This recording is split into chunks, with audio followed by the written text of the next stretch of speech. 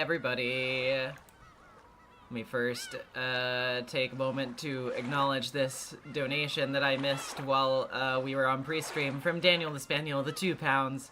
Hey champ, you reading Umineko? Yes, Hugh Neutron, I am reading Umineko, as I always do on a beautiful Frederica Friday.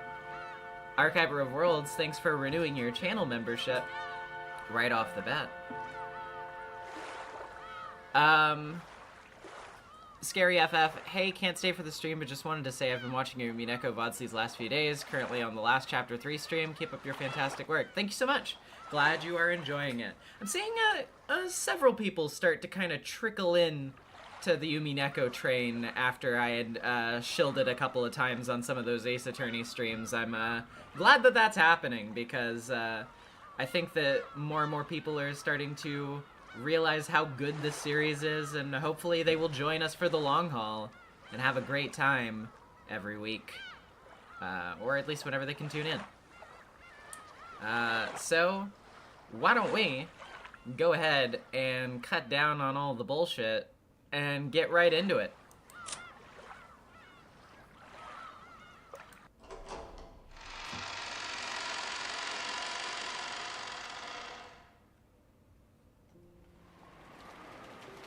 We've managed to make it through the first day. Natsuhi could be seen in the study. When she muttered as though to herself, gold butterflies appeared and formed into the shape of a person. Habaki Gaming with the $2. Happy Frederica Friday. Love those funky witches. Oh, don't we all? We can't afford optimism. I doubt that we will be able to make it through tomorrow by sitting around here. So you do think that saying Father is in a bad mood and refuses to come out won't be enough to fool them? Let me turn down the volume for myself a little bit so I can hear myself talk a little better. It seems they were already quite suspicious last year. Because of that, the toxin has expanded and is coiling itself around this study, growing ever tighter. I expect that the suspicion they've harbored since last year is not the only cause.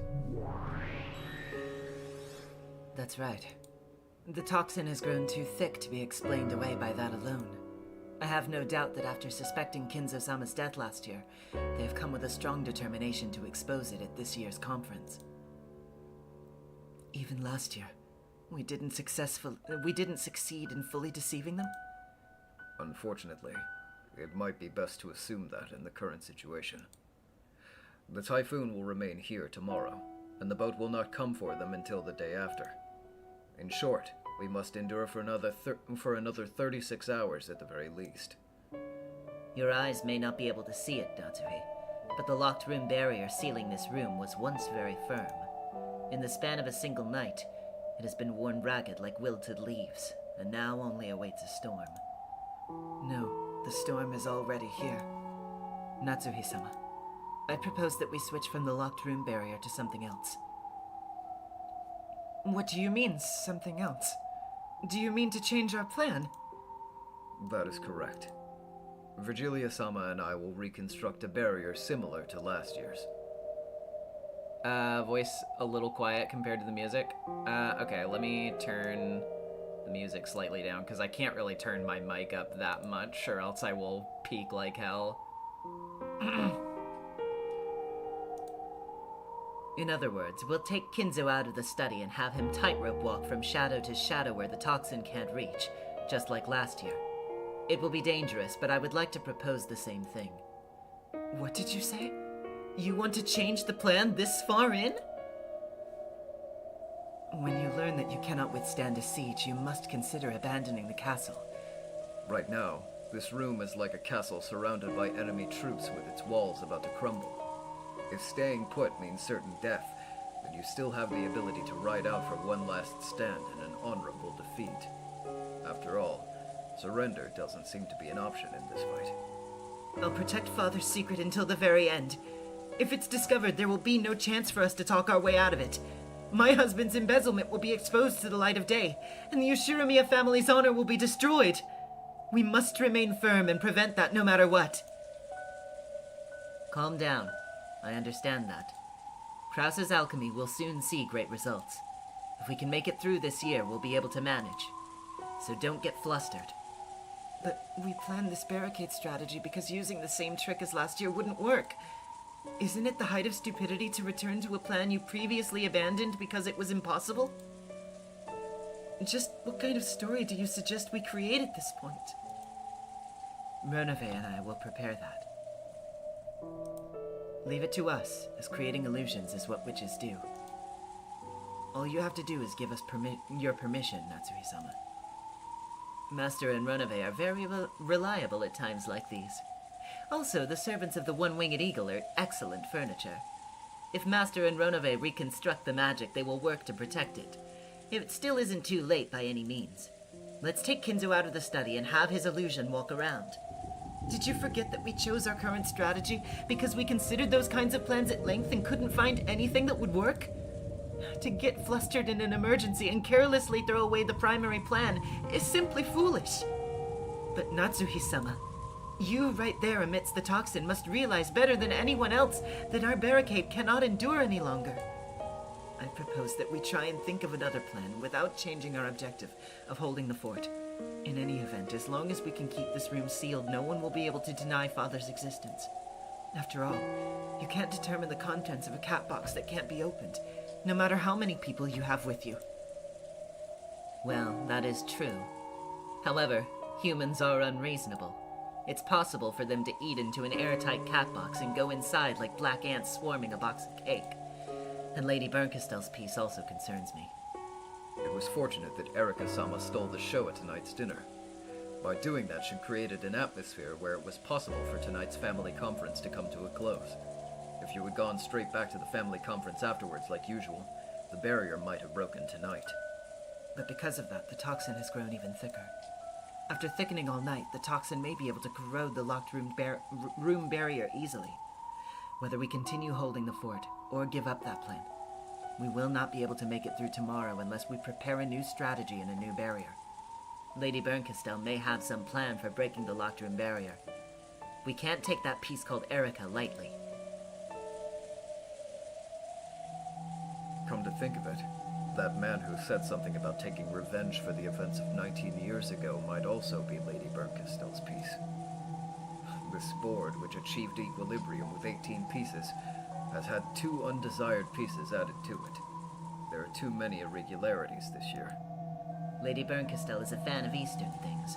They say that in shogi, Japanese chess, you're allowed to drop pieces onto the board in the middle of a game, do they not? Yes, that is possible. In shogi, even dropping a queen from the captured pile right in front of the enemy king is a permissible move that can serve as a trump card. What is that man who spoke of 19 years ago doing right now? Is he already hiding somewhere on this island? That girl called Erika was able to appear, claiming to have drifted here. That man might have also landed somewhere on this island despite the typhoon, and he might be hiding somewhere. And it's going to be hard to fully deceive the relatives any longer. Why? Why must there be so many irregularities? How can you explain this miracle of nightmares and coincidences? Natsuhi slammed the desk hard, held her head, and cringed at the pain from her overwhelming headache. Lady Berncastel controls miracles. There's no point being surprised at irregularities or miracles when that person is around. It may be true that a shogi is a game where an enemy piece can suddenly appear right in front of a king. However, that's why you build up a perfect formation that doesn't allow for that kind of weakness, artistically constructing a castle to protect your king. Then holding the fort is what we should be doing, isn't it? If we had a fort that we could hold, then perhaps. But we cannot hope for such a thing now. It's difficult to corner a king without a wall to his back, and even more difficult to corner one with open spaces in all directions. Think of a mouse. You can catch a mouse that's shut in a cage. However, catching a mouse in a field is like trying to catch a cloud. Natsui-sama, please allow us to explore this option. Of Kinzo-sama leaving his study and wandering around the mansion on a whim, avoiding the gazes of the relatives. We will think of a story that makes it appear natural before morning. Don't you see the danger? If we're willing to consider such a dangerous option, wouldn't it be better to continue acting as though Father is in his room in a bad mood? Tomorrow, the relatives will again crowd around in front of the study. They They will crowd right on the other side of that door.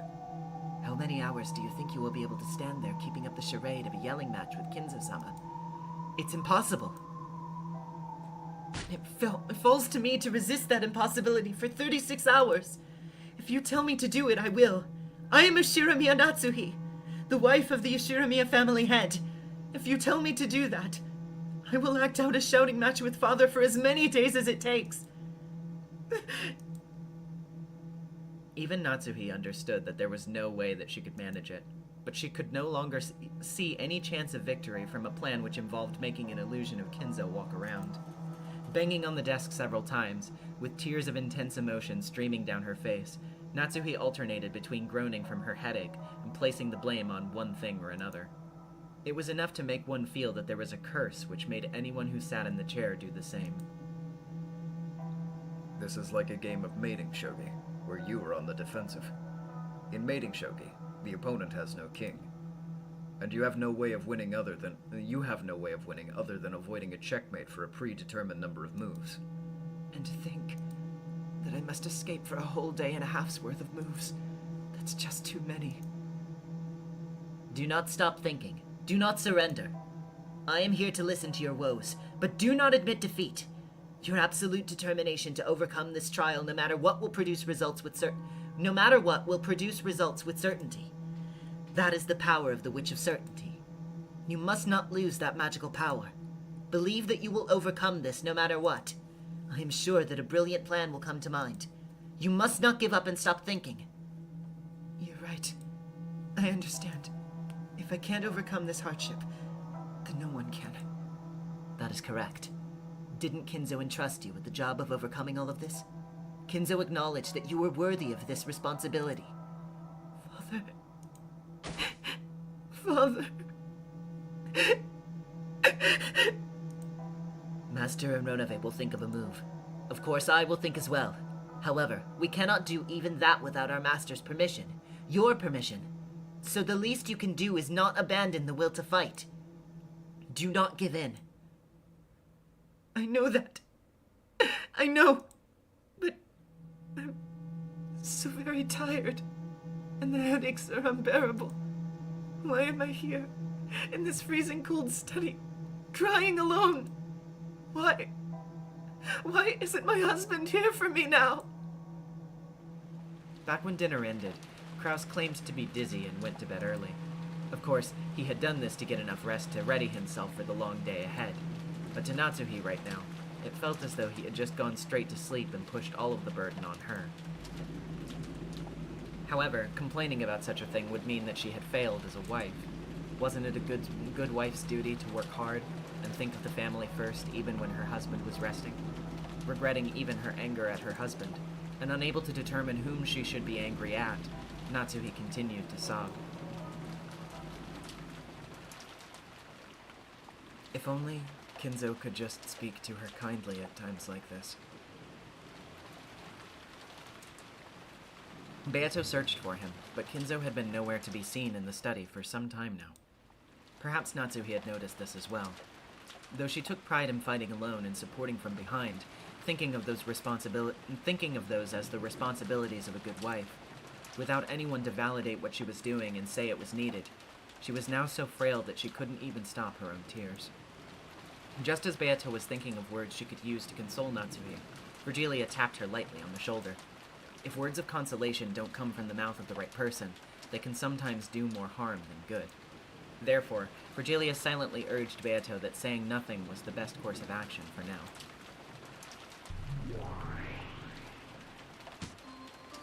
Hi, sorry to interrupt. I know I'm an outsider, but I wonder if you'd let me speak. Gap, please restrain yourself for the time being. No, as long as you're here, there's no distinction between outsiders or guests and the rest of us. You may speak. Thank you. Ronave said it himself a while ago. This is mating shogi with you on the defensive. How does one lose in mating shogi? It's because their king is checkmated, right? That goes without saying. And the opponent has no king. Therefore, all Natsuhi can do is have her king run away constantly. I see. So you're thinking of that move. Has that time already come? What do you mean? Are you saying that we have some sort of move? It's the first thing you suggested to conceal Goldsmith's death. I'm trying to say that the time has come for us to use it. You mean having him go missing? You mean to make that move right now during the family conference? That's too dangerous. After successfully resolving all of their problems, they would have to lay Kinzo to rest.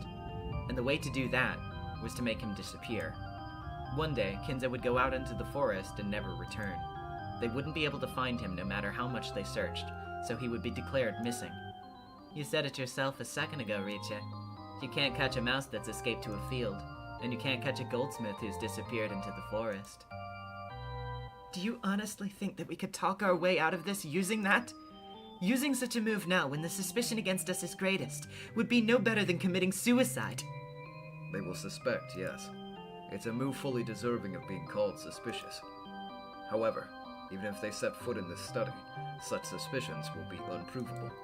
It will be impossible for them to capture Kinzo-sama forever after, and no matter how much they suspect him to be dead, they will be unable to prove it. Forget about 36 hours. You could protect Kinzo's secret forever this way, couldn't you? Of course, it'll mean taking on that much risk as well.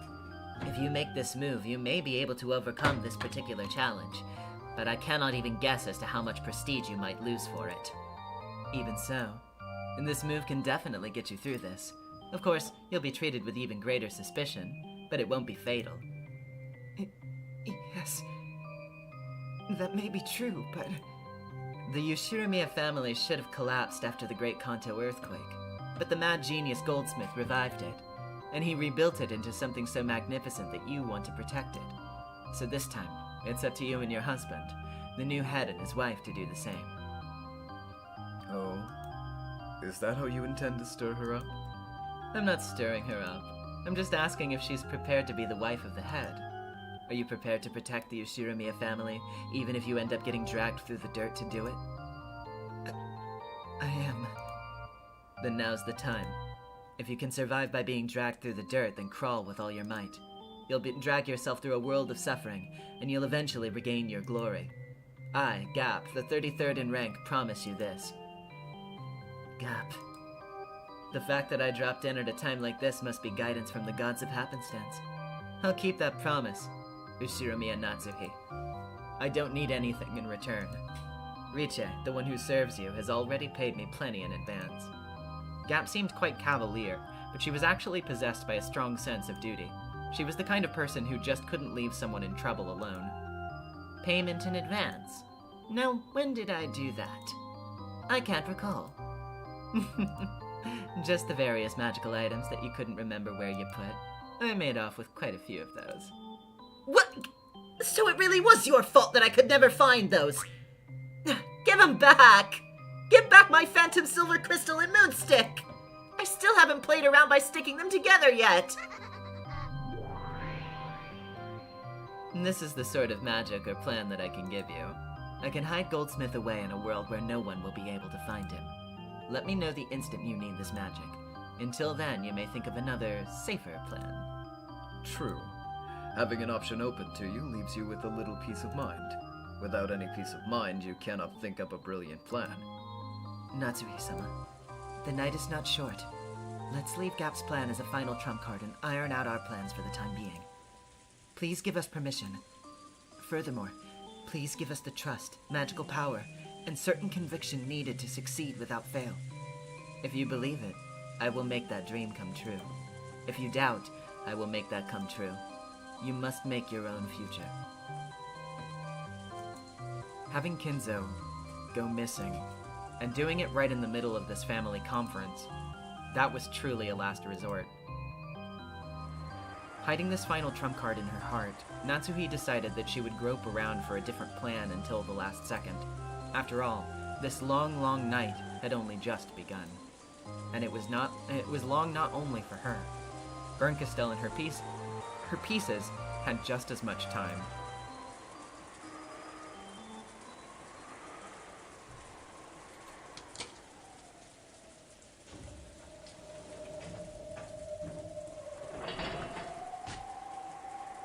Gouge the leg and kill. Now it's complete. I see. So that was what gouge meant after all. Once again, my reasoning was correct. The feel of the last one was clearly different from all the ones before, making the two of them almost certain that they had activated some sort of mechanism. However, as far as a quick glance could tell, there was no dramatic change, such as an entrance of some sort opening. Apparently, they would need to do just a little more before they could find it. You're something else. If this really does lead us to the gold, we'll have to split it between us. Enjoying the intellectual stimulation is enough for me. The only thing I like is solving riddles. Proof that I was right is all that I need for a reward. She shrugged it off, saying that just seeing the gold would be enough. Then she crouched down, peering fixedly at the gimmick that made up the key. It's no exaggeration at all to say that this girl really loves solving riddles. Her fondness for treasure hunting is fueled by a romanticism regarding the process of finding hidden things. And she has no interest whatsoever in getting the treasure for herself and becoming a billionaire or whatever. I see. You really thought such a gimmick would fool me. The mistake you all made was welcoming me onto the island in the first place. All it takes is the presence of the epitaph, and a deduction like this becomes trivial for Furudo Erika. Your thoughts, ladies and gentlemen? As she said this to the mechanism she had exposed, she grinned at it. That smile had a bit of triumph on it, but it was more fully characterized by the small bit of unpleasant disdain it contained. After solving the riddle, she was probably reveling in the pleasure of having won against the person who had proposed it, as well as the way she could now scoff at this person. If we find the gold now, the successor to the head won't be Kraus-san, but you. Well, I wonder. Kraus-san is a little bit arrogant, isn't he?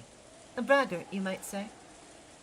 The thought of him waking up in the morning to find that both the gold and his position as successor to the head have been snatched away from him by his nephew. It kind of makes you smile, doesn't it? Erika was still crouched down as she spoke, her back to Battler as she toyed around with the mechanism. Jessica-san was her name, right? Rosalia Rosalini with the $5. If you, like me, didn't know that Burn canonically has a cat tail, you're welcome. Yeah, it's a often overlooked aspect of her design. Jessica-san was her name, right? The girl who spoke up against me? Yeah. She really was acting big about her father being the successor to the head. When she wakes up tomorrow and learns that you've inherited all the gold, and that her father is no longer the successor, I wonder what kind of expression she'll have on her face. I don't intend to keep all 20 billion for myself, you know. I mean, even 10% would be great. I wouldn't want any more than that. We can split the rest fairly amongst the family. I'm even less interested in being the successor to the head. I'd be glad to let Uncle Kraus deal with that. Will it really be so simple, I wonder? Instead of trying to predict that, I have a feeling that it will be much more fun to puzzle out what kind of expression Jessica-san will have on her face tomorrow. And what kind of sad excuses she'll try to make. You have a real twisted mind. Oh? Couldn't you deduce that from the moment I said I liked solving riddles? I'm an Yep. There's the term. There's the term that we were talking about. And unfortunately, yes, it is very pertinent to her character, and I can't exactly censor it. So, just so you know, she calls herself that. I'm an intellectual rapist who enjoys exposing things that other people hide. It was the same for solving the epitaph. You probably wanted to expose the gold grandfather had done everything he could to hide. Yes, that's how it was at first. But my goal changed halfway through. Halfway through? Changed to what? Jessica-san. She cast doubt on my deductions and contaminated my sublime and noble moment. I changed my goal into solving the riddle so that I could get even with this Jessica girl. Are you being serious?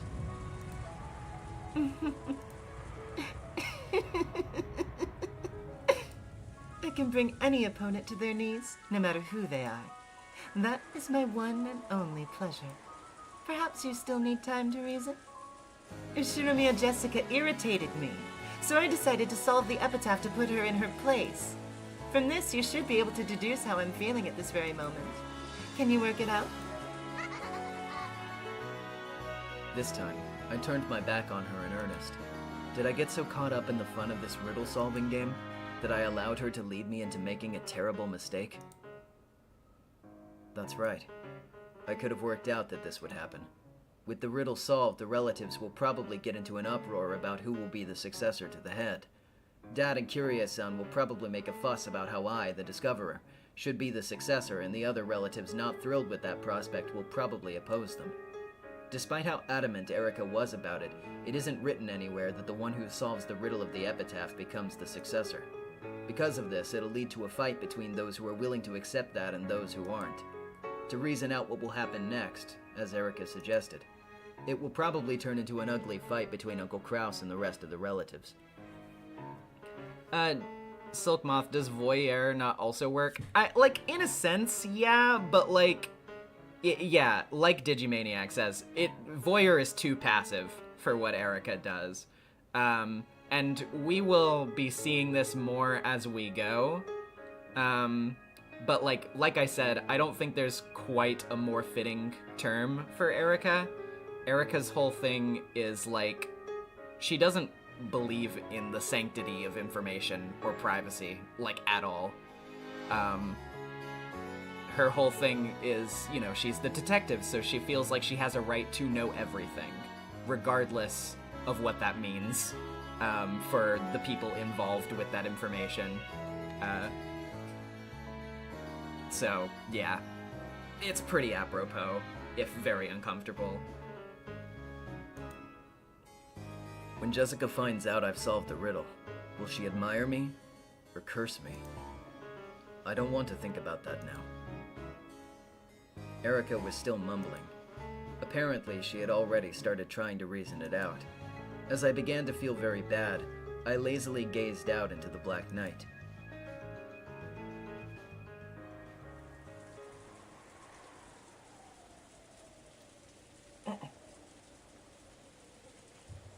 Wow. As I'm drinking water. Then, I looked out dimly at a dimly lit outdoor light, and saw the silhouette of a person in front of it. I thought I must be seeing things. After all, it was unthinkable that someone would have been standing there the whole time, pounded upon by the rain without even an umbrella. However, the silhouette didn't move an inch, and no, it couldn't be. It was looking at me. And it was...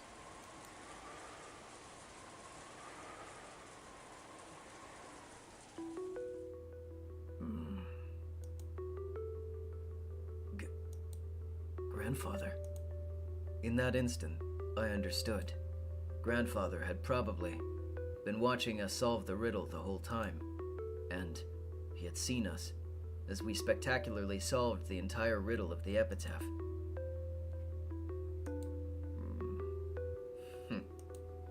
Without a doubt, Grandfather smiled faintly.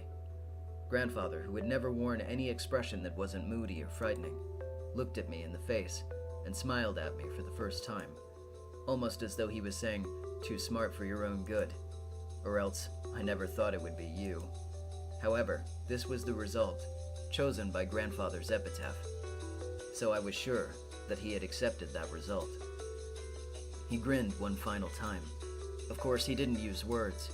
His smile seemed to be a silent expression of a single word: superb. I didn't know how I should respond. I couldn't do anything but stand there in shock, ignoring Erica as she crouched down, mumbling with her back towards me. Then, Grandfather stretched a hand out from the folds of his cloak and pointed at something. When I looked in that direction, what I saw there, the thing he was pointing at, was probably the guidepost to the Golden Land. Go. Grandfather had undoubtedly said that one word. I nodded to show that I understood. Seeing this, Grandfather nodded back, satisfied. Then, with a spin of his cloak, he disappeared, seeming to melt into the darkness. The expression on his face at the end was a truly and finally satisfied smile. Are you listening, Battler-san? Due to my deductions. I found it. That's the guidepost to the Golden Land. Huh? Oh, it's facing a different direction than it used to. I see. So it means go that way. You're very observant. Grandfather showed me the way. Huh? Kinzo-san? Where? Let's go. It's time we got a look at this Golden Land. We started to walk. The entrance to the Golden Land was right there.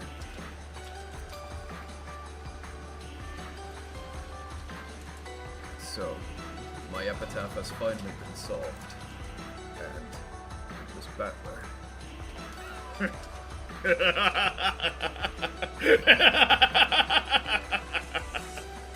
Entertaining beyond compare. When I think about it, I was also a head that no one else saw coming. How interesting that the one who will succeed me as a head is also a person no one saw coming. I now have no regrets remaining in my life. Beatrice, I'm coming to join you, along with a present, the miracle chosen by my epitaph. Battler of all people.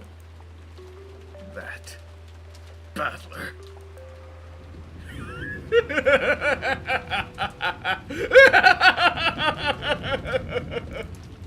At the very, very end of my life, I have witnessed a true miracle.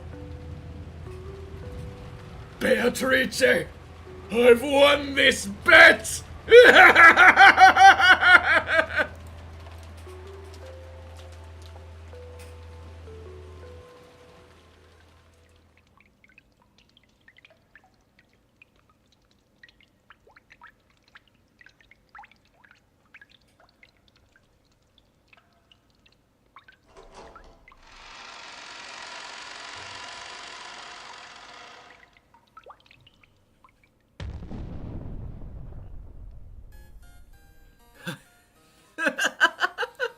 Yahoo! I can't see anything convenient about using gold as a store of value except for its non-corrosive properties.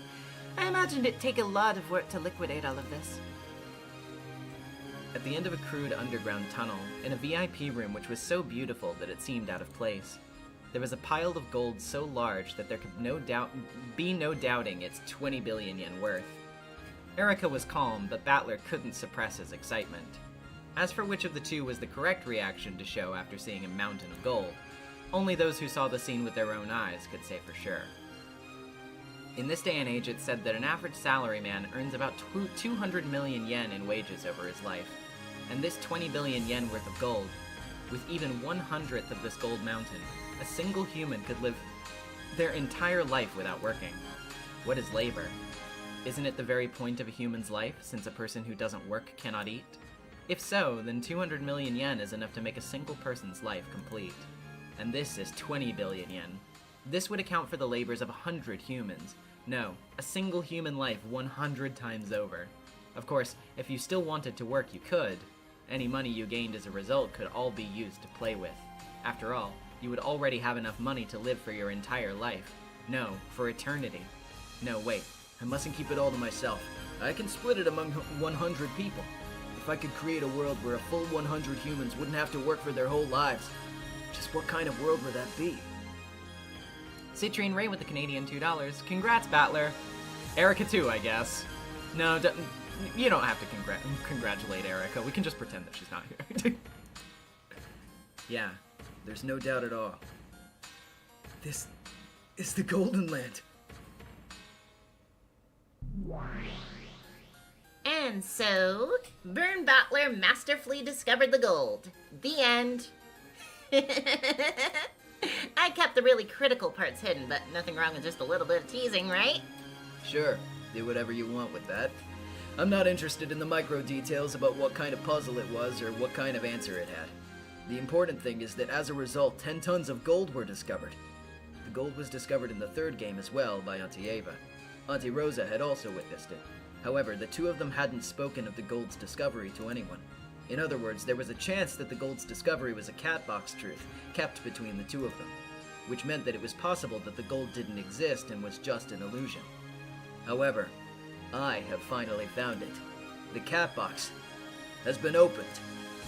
It'd be a waste of time to do that repetition game, so I'll give you a little bonus. This mountain of gold is the real thing. All of the ingots piled up here are real, pure gold.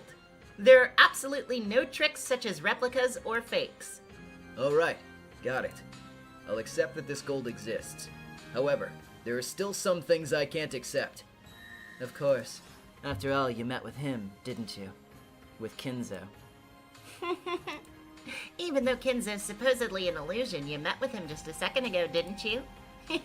I guess that really was magic, wasn't it? Ridiculous.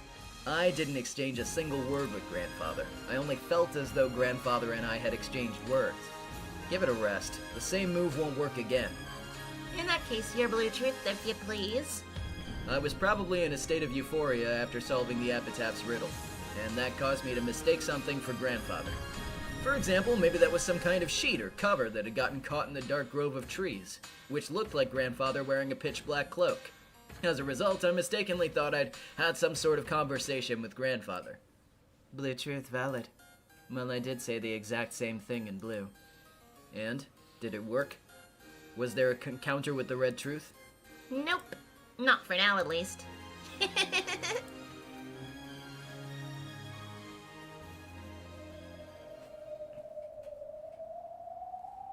The me who had let out a strange yell in front of the gold mountain was finally starting to regain his cool. Now that we'd found it, there was no covering it up. I faintly thought about keeping this discovery a secret. However, Erica wanted to prove that her own reasoning was correct by announcing this fact to everyone. Once again, literally, yes, she really is an intellectual rapist, just as she says. Again, this is a thing that there's not really. It's more disadvantageous to reveal this information than it is advantageous.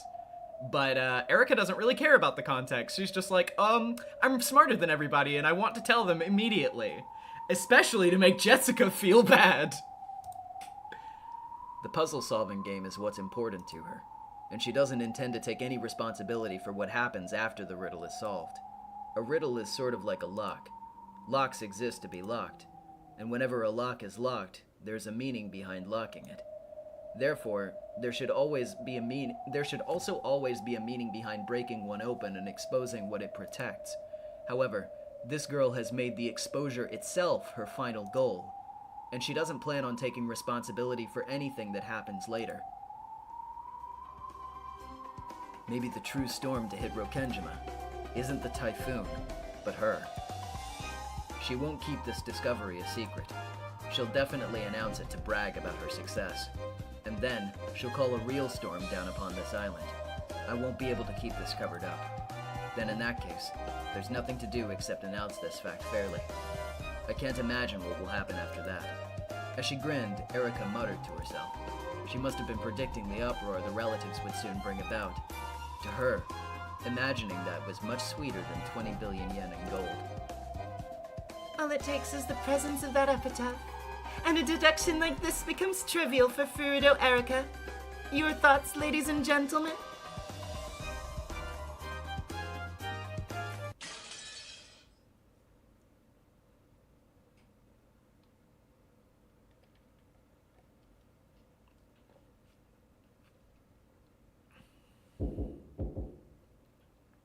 Knock, knock, knock, knock. The sudden sound of someone banging fiercely on the door brought Natsuhi to her senses. She had probably nodded off in the study while planning how they would overcome the next day. But what could it be? At a time like this? More importantly, the knock itself was strange. If someone had wanted to contact her, they could have just used the internal phone line. She had told them that she would be here. Realizing that something strange was going on, Natsuhi shook her head one more time, completely throwing off her drowsiness. Father! Father! It's Ava. I have something urgent and vital to talk to you about. It was Ava's voice. What is this? I thought I told them to lock the doors and windows of the mansion tightly after everyone left for the guest house. So why is Ava here? Natsuhi ran up to the door, responded with a small knock, and spoke through the door in a quiet voice. What do you want? Keep your voice down. Natsuhine-san, Why are you in Father's study at this hour? I told you to be quiet. Have you forgotten that the head treasures peace and silence above all else? Now's not the time to be saying that. Stop harping on that and open up quickly. Bring Father out. The head just went to sleep. I don't know what business you have, but I will listen to it tomorrow. I don't have any business with you. Just open up right now. Sometimes all one's schemes and assumptions can fall apart due to the most direct, simple, and emotional of strategies. This is bad. If I open the door, Ava will probably throw herself forwards and rush into the study. Now I can't even open this door. At that moment, the phone suddenly rang. It's all right. Both of the keys to the study are here. No one can open this door. Natsuhi inched away from the door and grabbed the receiver. Hello. It's me. It's Natsuhi. It's me. Things are bad. I want you to come down to the parlor, quickly. It was from Kraus. His tone was strained. What in the world happened? It seems the Battler-kun and the guest called Erika solved the witch's epitaph and found the gold. Is that true? Rudolph and the rest have forced their way in. They're saying that Battler-kun is going to show us all the way to the location of the hidden gold. Right now, Ava-san is just out... Anyway, right now, Ava-san is just outside the door yelling at me to open it. If I open it now, she might push her way into the study. I understand. I will be there soon. Don't worry about Ava. Just stay there and don't do anything. I'll give you a signal once I've gotten Ava away from the door, so leave as soon as you hear that. Be ready.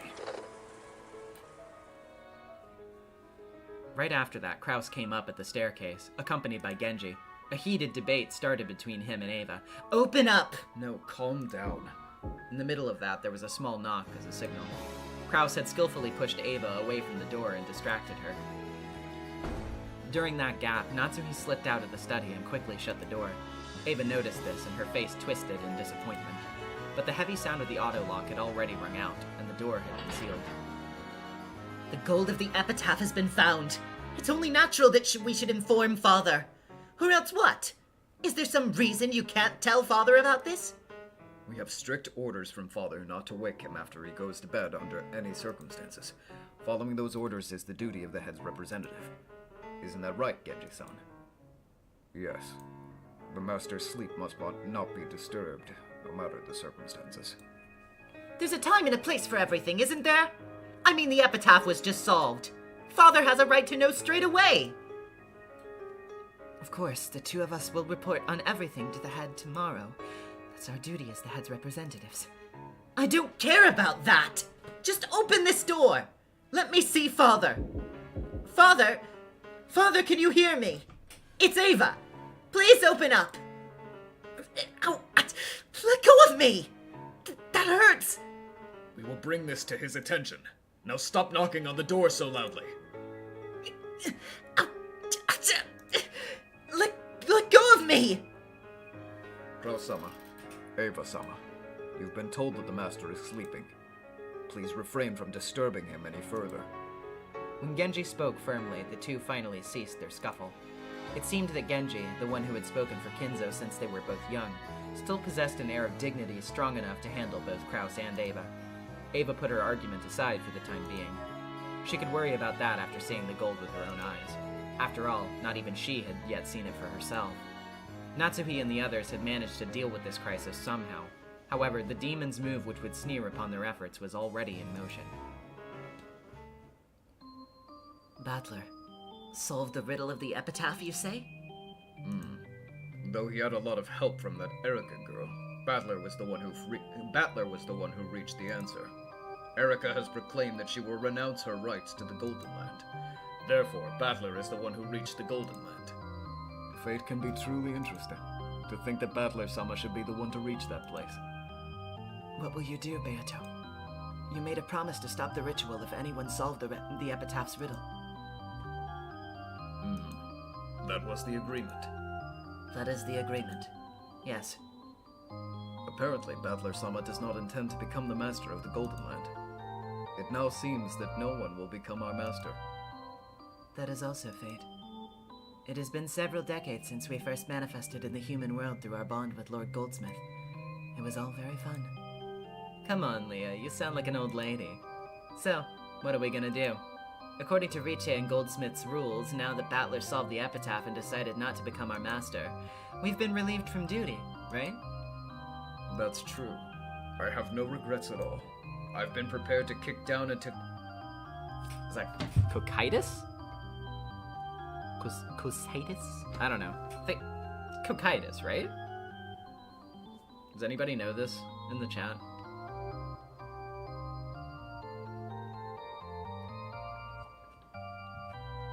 First try was perfect? Okay. Got it. I've been prepared to be kicked down into cocytus all this time. Wait. We can't let that happen. You might not have any regrets, but I still serve Natsuhi. To let ourselves be relieved from duty just because Battler solved the epitaph would be quite irresponsible. Witches aren't allowed to break contracts, but they also must not fail to show gratitude. True. We should serve her until the final family conference ends. In that case, you won't be relieved from duty for a while either, Lord Goldsmith. Perhaps you should wait until you've overcome the family conference safely, said goodbye to Natsuhi-sama at the very least, and if possible, rewarded her for all of her efforts. She has done well supporting my foolish son. Aren't you a fallen angel with one of its wings plucked off? Just leave the other wing as a parting gift and go. That is also fitting. Natsuhi might be worthy to bear my wing.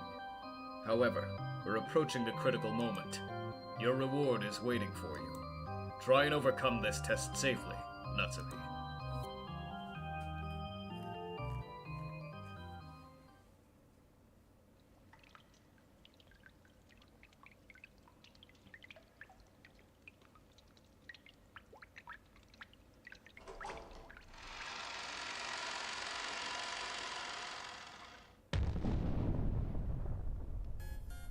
The Mountain of Gold left everyone speechless. Neon Roses with the $5. Erica has a point. Outside of its dual purposes of beauty and practicality, gold is too soft to be useful. Very interesting. Yeah, I mean, like, there's a lot of problems going around with, like, the gold here. Like, as much as it's like, oh, wow, big pile of money. Like, it would be very difficult to make actual practical use of this. Regardless of how strongly they had believed in its existence, no one could look at this much real gold and not be shocked. To think that a place like this existed. I can't believe it. But Dad... Everyone was stunned by the gold. The first one to break the silence and jump around in ecstasy was Hideyoshi. Letting out an excited laugh, he clung to the wall of gold, and he felt the cold, hard touch of it all over his cheek. This is incredible! It's the real thing! Damn you, old man, stockpiling all this gold in a crazy place like this. If we have all of this, there's nothing to be afraid of anymore. Anything life throws at us, we can overcome. Rosa! Nessa! Nessa! We'll be able to find happiness with this, right? Ava and Rosa started walking towards each other at the same time and hugged each other as they broke down crying. Ecstasy and shock, wonder and sighs. After stepping forward in front of the pile of gold that caused these mixed emotions, Erica spoke as though she were an announcer in some show. If money is everything in this world, then this gold is the embodiment of happiness. Congratulations, everyone. I pray with all my heart that this discovery enriches your lives. I take my hat off to you. To think that you would solve the epitaph within a single day of coming to this island. If it wasn't solvable in a single day, then it wouldn't have been solvable no matter how many days I spent on it. After all, it doesn't take more than an instant for your little gray cells to give you a flash of intuition. Also, I wouldn't have been able to solve this riddle on my own. But I ask that you praise Battler-san's achievement as well, everyone. I renounce any rights to this discovery. My reasoning was proven correct, and that alone is enough to satisfy me. Therefore, I want to give Battler-san the full credit for discovering the gold. I may be here, but please continue your discussion as though I'm not. Battler-san called all of the adults here, making sure that none of his cousins would notice. That can only mean one thing. he must wish for you all to conduct the true family conference. Erica, quit trying to run the show. Oh, how rude of me. In that case, I'll step down as the facilitator of these proceedings. So, who will take my place? Shrugging, Erica looked around at everyone. After a short period of silence, Ava made the first move. I assume none of us have forgotten the deal we made earlier today. Yeah. We divided between the four of us, 2.5 billion each. And then the successor to the head gets another 10 billion. Wait just a moment. Who decided that the one who discovers the gold becomes the successor? Hold your horses, you're not getting away with that, Natsumi-san. That's been the basis of our talking this whole time. Saying that now is shameful, don't you think? That's right. Weren't you the one worrying about how if the servants solve the riddle, they might consider themselves as the successor to the head? But nowhere is it explicitly written that that's the truth. You miserable coward! That was the way every single one of us interpreted it. She's right, Aniki. You really gonna do a 180 on that now? Though it was never written down, I believe it was most definitely common understanding between us. I don't see how you can say it's completely irrelevant. You can't just interpret the head's epitaph however you like. Where is it written that one who finds the gold will become the successor? The epitaph was decided upon by the head. You have no right to decide these things for yourselves. Calm down, Natsumi. How can I possibly calm down? I certainly find it very impressive that Battler can solve the epitaph. I do think it would be fair for him to receive some kind of reward. However, saying that reward should be half of everything here is clearly over the line. And the argument that the discoverer automatically becomes the successor is one that I absolutely will not permit to go unchallenged. That's low, Natsuhine-san. This is completely different from what you were saying earlier today. I agree. It may not have been written down, but the fact that the guy who solves the epitaph becomes the successor has always been our greatest unwritten assumption. It's not exactly fair to start complaining about that at the last second, is it? Yeah, not fair at all. At any rate, this gold belongs to Father. We're not to decide how it will be split up without Father's permission. No way. That's real low, Natsuhi-san. We were talking about this on and on earlier. Are you saying the whole conversation today was a bunch of bull? That's just not right. Why don't we just all vote on it? Battler-kun, the one who found the gold, is the successor to the head. My husband and I have no objections. What about you, Rudolph and Kyrie-san? Rosa? No objections here. Nice going, Battler. I have no objections either. Battler-kun is the true successor, chosen by the epitaph. If you aren't satisfied, then why don't we just ask Father directly? That's right. Like you said, Natsuhine-san, Father is the one who wrote the riddle of the epitaph, and he's also the proper owner of this gold. In that case, we should raise the matter with him, wouldn't you say? What kind of treatment should Battler-kun receive as the person who discovered the gold? I believe Father is the only one with the right to determine that. But... I told you to calm down. Rosa and Kyrie-san are right. Let's ask Father. It's time for you two to step aside. Darn right. Bring Father down to us. We won't get anywhere with just you two. Let's get the real family conference started. You think this looks like something you can put off because he's tired? We don't do this properly and we'll have a massive problem on our hands. Hey, you listening to me? I'm saying we're through with you two. Get off your asses and bring Father down right now! Are family conferences always like this? How the hell would I know? They're probably always feeling like this on the inside.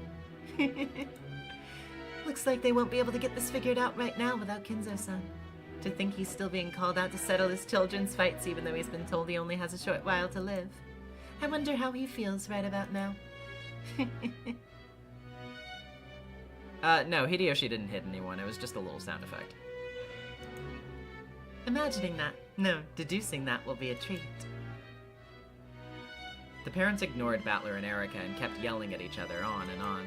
Even though Battler had more or less imagined that this sort of thing happened behind the scenes, this was the first time he had seen it.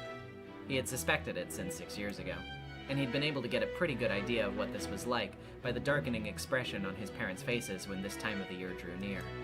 However, this argument his relatives were having before his very eyes was much more ugly than he had imagined.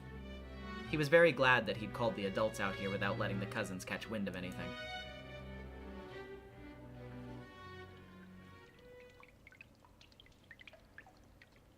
Perhaps because everyone was tired out from this seemingly endless argument, they took a short break. It was decided that this family conference inside the Golden Land should be moved over to the mansion. This place may have been gorgeous, like a VIP room, but there was no ventilation, and it was a little cold. It wasn't well suited for a long conversation. They thought of the possibility that someone might carry the gold away while their backs were turned, but it wasn't as if anyone could manage much with just human hands in a small amount of time when they had 10 tons of gold to deal with. In fact, it even seemed as though making this mountain of gold in the background was robbing them of the ability to make sound decisions. So they agreed to return to the mansion, in part so that they could regain their composure and continue the conference more ruthlessly.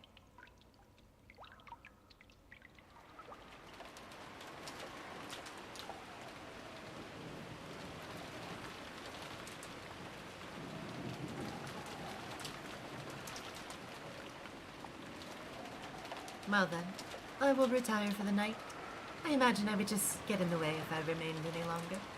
Yeah, sorry about this. Did we bother you too much? Please let us show our gratitude again tomorrow. Sorry for letting you see such an embarrassing side of us. I know that you said you were turning it down, but we'll still prepare a fitting share out of gratitude for you, as one of the first to discover the gold. Right, Nissan? We know what you're capable of. I think you can grasp our current circumstances. 20 billion yen in gold wasn't something they wanted out in the open. They didn't want an outsider like Erica telling people about it. Of course, Erica had already deduced that much. She wore an unpleasant smile on her face, as though she understood all too well. It's quite unnecessary for you to worry about me. I have no intention of telling anyone about this, of course. And even if I did, no one would believe me without proof. I had the pleasure of witnessing something very interesting tonight. It was truly a feast for the eyes, so let me assure you that I'm more than satisfied. I see. Yes, it's not every day you get to see 10 tons of gold. Getting to see the gold was the feast for the eyes? Of course not. From Erica's dark nature, it was easy to guess what she was so happy about seeing. I thought about telling her to get the hell out of here already, but I wanted out myself. I tried to head back to the guest house along with Erica. However, Curious-san grabbed my shoulder. Not you as well, Batlican. You come with us, please. Darn right. You're a real successor to the head now. You gotta go see Father and make it official. Father is the only one who gets to decide that. Don't make things up on your own. Battler, I know it's a pain, but you're gonna have to stick with us for a little while longer. Don't say a word. Just stay quiet, keep your head down. Got it? Just do whatever you want. It would have been easy to say that I had no interest in being successor to the head, but I was sure that that would only add more oil to the fire. Even if I hadn't been ordered to keep quiet, I was certain that staying shut up like a clam was the wisest thing to do. In that case, would it really be so bad if they just let me go back to the guest house? Dad put his arm firmly around my shoulder and I told him to quit crowding me, but it didn't make any difference.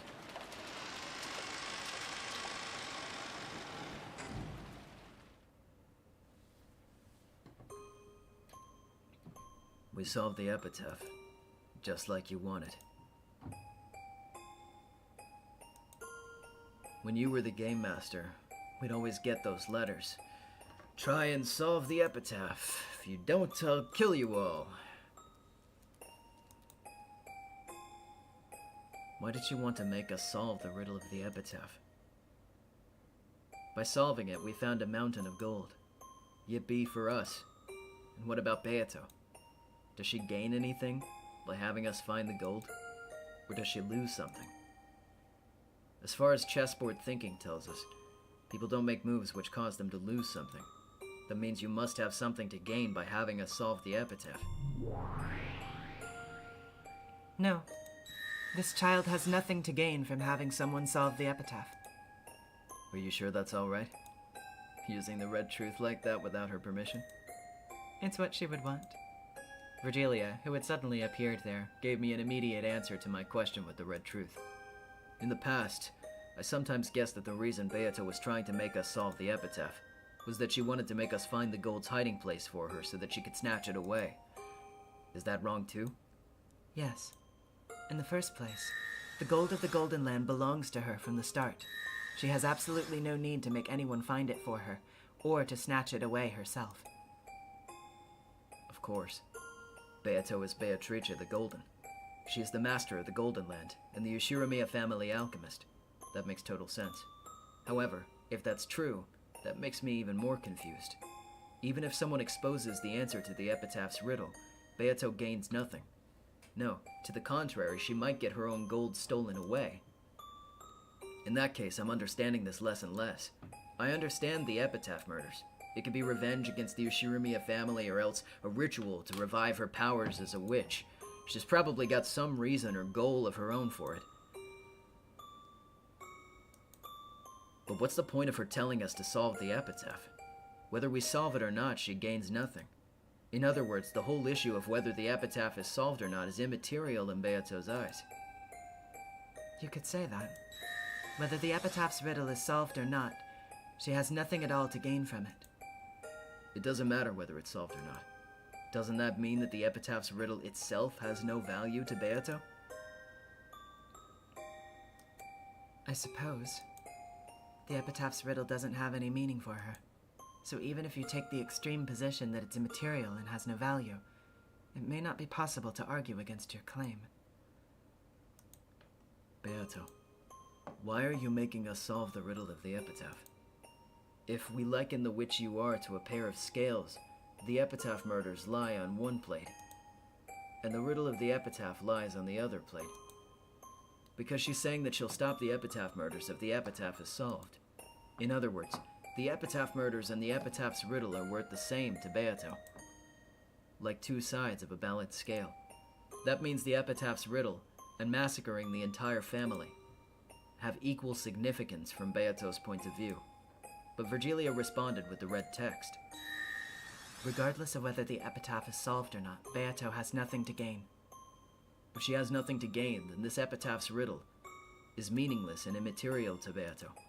In that case, how much are the epitaph murders, which lie on the other side of the scales and are equal to the epitaph's riddle in value, worth to her?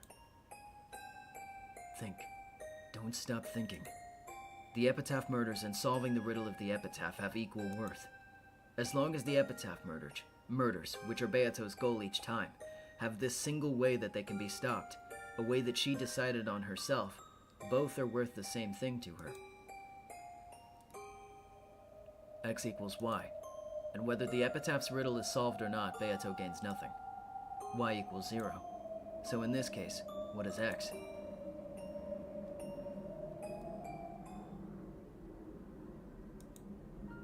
Wait a sec. That means the epitaph murders are also meaningless and immaterial. Beginning with politely sending us an advance notice, she's been willing to spend an incredible amount of effort killing us one by one, following the epitaph steps in order without getting exposed. Every time she performs that bizarre serial murder. So all of that is meaningless to her? I flipped over the chessboard many times, exploring Beato's moves. That was the first place I stumbled. The significance of the epitaph murders. Why did she have to commit serial murders in a way that reproduced the witch's epitaph?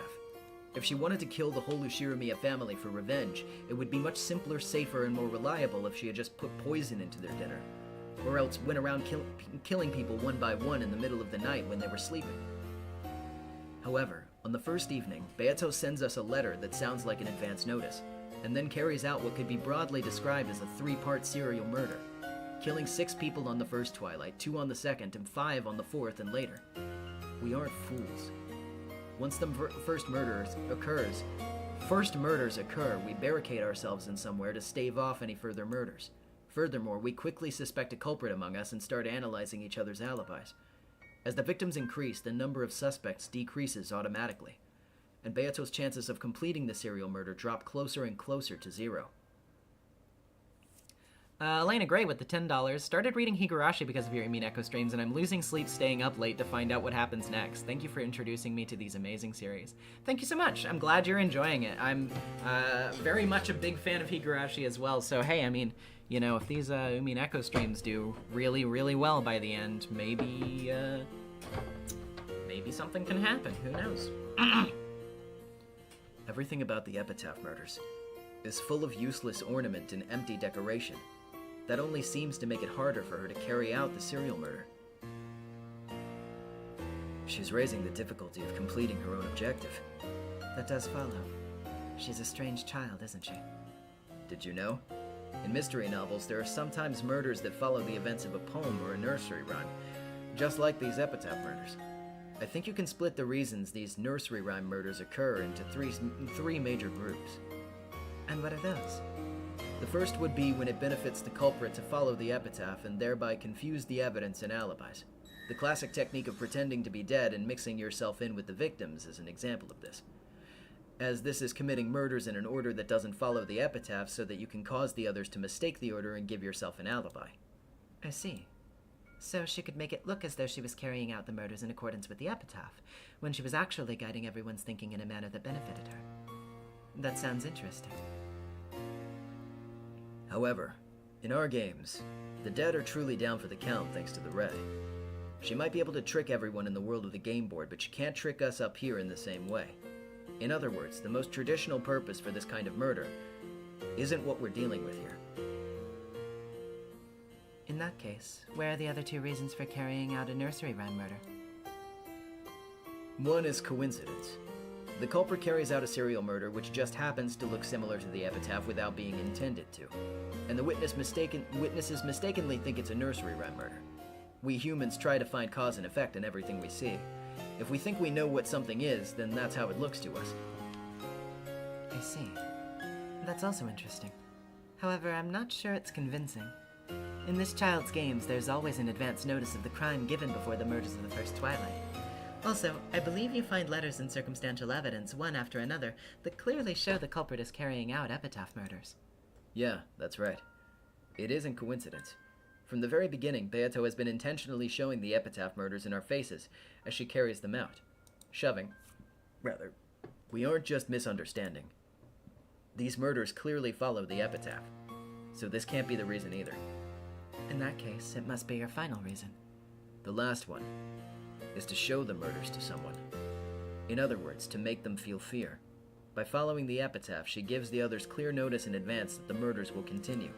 The survivors are in constant fear of the murders, which they're certain will continue. In other words, this child performed these epitaph murders to create a feeling of mortal terror? At least, putting it that way, everything makes a surprising amount of sense. Bailey with the $50. Holy crap, thank you so much. Finally caught up and I'm now here live. Thank you for these streams. It's been really cool seeing people's blind experience as well as hear your voice work. Never stop thinking, chat. Very true words indeed. Thank you so much. I really, really appreciate this. This helps a lot. Thank you. I've been having a bit of a tight month money-wise, so genuinely that really helps. Thank you so much. The grotesque mutilation of the bodies and the disturbing displays were all a show to terrify us. To terrify whom? Huh? Like I said, us. After hearing that one line Virgilia spoke so casually, my thoughts clouded over once again. Is it really enough to just use the vague word, us? There are a lot of people in the Ushiramiya family. There's the head, and the one who holds the rank of his successor, grandfather and Uncle Kraus. Our parents who have some pull in the business world. On the other side, you have the young cousins, who usually visit at most once a year, and the unfortunate servants who just happen to be on duty. Even if the culprit hated all of us, they probably didn't hate all of us equally. In other words, they might have made it clear which of those among us they particularly wanted to take revenge against and terrify. If we liken this to a kid eating dessert, isn't the strawberry on top of a shortcake the part you should eat last? No one tells you shouldn't eat it first, but our mentality leads us into saving it for later. In that case, the culprit would want to leave the person they hated the most until the end. Yeah, similar to what was said by my favorite character in this novel I like. Something about how if you start killing the people closest to someone, make them feel that sadness, then kill that person last of all. That's the worst way to kill someone. Oh my, that must have been quite a terrifying novel. How frightening. In that case, you could argue that the people who stay alive until the end are the ones that Beato hates the most. But the order people are killed in gets totally changed every single time. I mean, we all die in the end. But if you go through looking for someone who lives at least until the last twilight every time, then there's...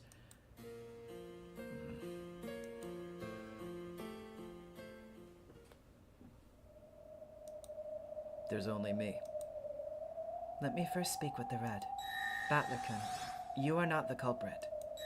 You haven't killed anyone. This can be said of all games. Then that just makes it even more likely that it's about me. It means the sole reason she had for bringing about the Epitaph murders was to show them to me. Beato's always making out that she chooses who to kill next by roulette. But I'm an exception. The only exception. Though she does kill me in the end, she always leaves me be until the very last moment. In all of these supposedly random games, there's only this one unchanging constant. Damn, some of you in chat really just got sniped with the red out of left field, didn't you? Sorry. She wants revenge? Against me? So is she performing the Epitaph murders to make me feel fear? That's wrong. Her goal is not to make someone experience fear. And it isn't to have revenge on someone either. In that case, that means the Epitaph murders really don't mean anything to her. The riddle of the Epitaph is meaningless, and the corresponding Epitaph murders are also meaningless. X equals Y equals 0. But even so, she's clearly trying to show these meaningless things to me. What could she want from me? Which is worth the same to her as something meaningless. I don't get it! The more I think about it, the less I understand what she's thinking. Beatrice, the fickle witch who committed a meaningless, worthless serial murder. Even the bottle of the epitaph, which she made into a condition to suspend the serial murders, is meaningless, immaterial, and she's thrusting this meaningless, immaterial thing in front of my face. What is it that you want from me? Or else, what is it that you want to give me? My idea that Beato must have been taking revenge on me has already been refuted in red by Virgilia. Both X and Y. Both the Epitaph murders and the Epitaph's riddle mean nothing to Beato. X equals Y equals 0. However, since she's thrusting that in front of me, it must have some meaning. She presents us a pair of scales representing if you don't solve the Epitaph, I'll carry out the Epitaph murders. Neither the Epitaph murders nor the Epitaph's riddle have any significance by themselves. However, it becomes meaningless when she puts both halves on the scales and thrusts it out before us. No, before me. In other words, it should be like this. X equals 0. Y equals 0. X plus Y are greater than 0. A scale with meaningless, but weightless things on both sides. However, it has a weight itself, and gives the rest meaning. It's almost like playing. Like kids playing rock, paper, scissors. Rock, paper, scissors is the most immediate method of randomly determining a winner and a loser. You usually bet some sort of privilege on the outcome, but kids often do rock, paper, scissors just to play, without betting anything in particular. Unless you bet something, nothing but a feeling of joy or disappointment will come from a win or a loss. In other words, the two sides of the scale, winning and losing, are both valueless. However, the very act of seeing which way it will tip is the reason kids play rock, paper, scissors. After all, the kids are enjoying the communication that surrounds the game, and they aren't just purely interested in the value of winning or losing. They aren't overly concerned about who wins and who loses. That would mean that it doesn't matter to Beato whether the Epitaph murders succeed or not. It almost feels like she's just enjoying the process. In the past, I would have cursed her, deciding that she was a heartless witch who kept murdering people for no reason. But now, I can't imagine that that's true. Thank you. In that case, I'll give you one more, Red. Beato never committed murder for the sake of pleasure. She didn't do it for pleasure, and she didn't do it to make anyone feel fear. She has nothing to gain from the Epitaph murders, and she doesn't care whether they succeed or fail. It's almost like a random game kids would play. No. It must have meaning. To her, And what is this meaning? I don't know. Even though neither side of the scale has any value, the scale itself has some weight to it in her eyes. Of course, it isn't meaningless. Some meaning definitely exists. In the previous game, she urged me to remember my sin of 6 years ago. Was that meaningless too? No. There's no way that's the case. I clearly remember the serious look in her eyes at that moment. Unfortunately, I didn't have a clue what she was talking about. And she was devastated. That's right. At that time, I'm sure she even went so far as to say that the crime wouldn't have occurred if I hadn't come. There is a meaning to her, and she wants me to provide it. I laughed softly and poked Beato lightly on the head, then patted her head. Next time you want to send a love letter, I suggest you just write I love you. If you make it too roundabout and confusing, no one's going to be able to figure it out. I still don't have a clue what she's thinking, but even so, I won't stop thinking. I've only just started flipping over the chessboard. I definitely won't give up on this journey through your thoughts.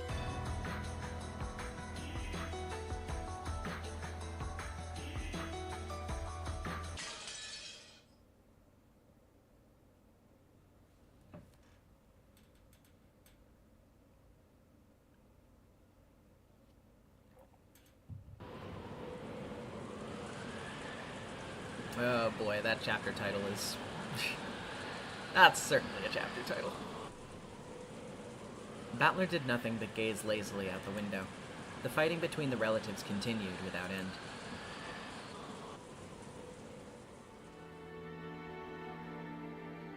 At first, the relatives had crowded around the study.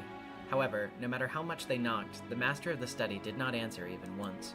Ava and several others said they should open the door with the second key, the one the Genji held. However, in a flash of brilliance, Natsuhi said that Kinzo had been in a particularly bad mood and had taken back the key he'd previously given Genji, meaning that he now had both keys himself. She claimed that it was therefore impossible for them to open the door. After she promised to let them meet Kinzo tomorrow morning no matter what, they finally returned to the dining hall. But of course, the argument continued on even after they returned there. Ava's group wanted a lot of cash very soon, and they were trying to threaten Kraus somehow and make him pay up. Apparently, Battler's solving of the epitaph, which threatened Kraus's position as the next head, had given the others a huge tailwind. On the other side, Kraus and Natsuhi denied the very basis of their argument, claiming that it had never been specified that ownership of the gold would be handed over to the person who solved the epitaph. They asserted that it hadn't been hidden gold, but just Kinzo's stockpile. And it was still Kinzo's property, which meant it was only natural for it to be distributed after Kinzo's death with the rest of the inheritance. After hearing this, Ava's group once again started demanding that they be allowed to see Kinzo. It had probably been clear as day from the beginning. This sibling fight could only be settled by Kinzo. It was obvious that this confrontation was between Ava's group, which wanted cash fast, and Kraus, who was hiding his lack of funds, but still didn't need money right away. As Battler listened vaguely to this exchange, he marveled at how, despite their usual affluent airs, they were all surprisingly deep in debt. Didn't you already say that a short while ago? That's enough. Let's take a break. We're all repeating the same things over and over again. According to the clock, it was almost midnight. It certainly was a perfect time for a break. The atmosphere relaxed just a bit. I agree. It'd do both sides some good to take a breather. Listen, why don't we take a record down for the rest? I've had enough of fighting over what was or wasn't said. Seriously. We really can't do without a record of proceedings, not when Nissan can so easily deny something he said before the words stopped bouncing off the walls. With a written record, just writing it would be a pain, and it'd be open to forgery. Right. Aniki, does this thing work? The tape set?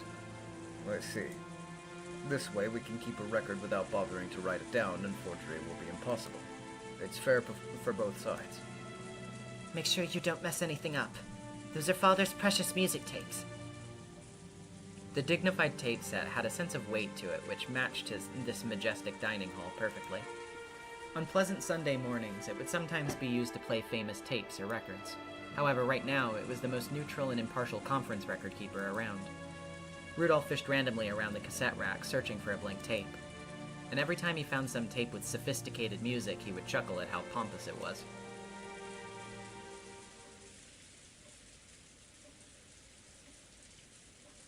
Excuse me.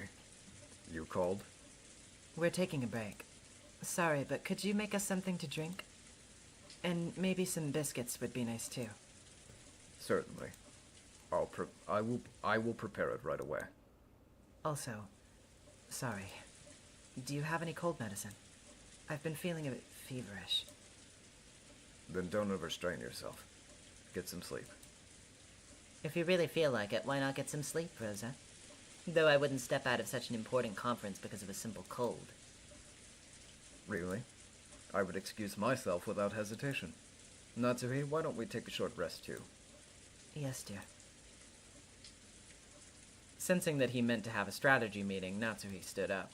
Even if that wasn't the case, she was so desperate to get out of the room even for a moment that she'd have taken any excuse. Kraus and Natsuhi left the dining hall, and the tension in the room truly relaxed.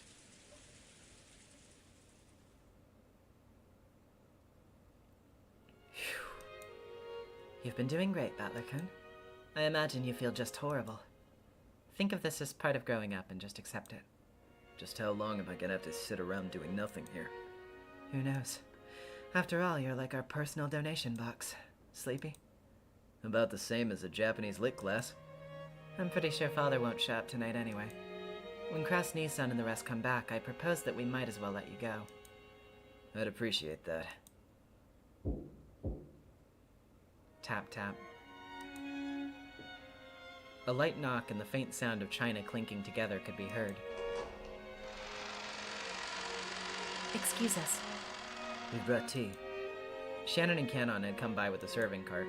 The pleasant smell of black tea relieved their tension all the more. Hey, did you hear? What are you talking about? We didn't hear anything. Stop it, Rudolph. There's no reason to tell them. We're furniture, so we have no interest in the family conference.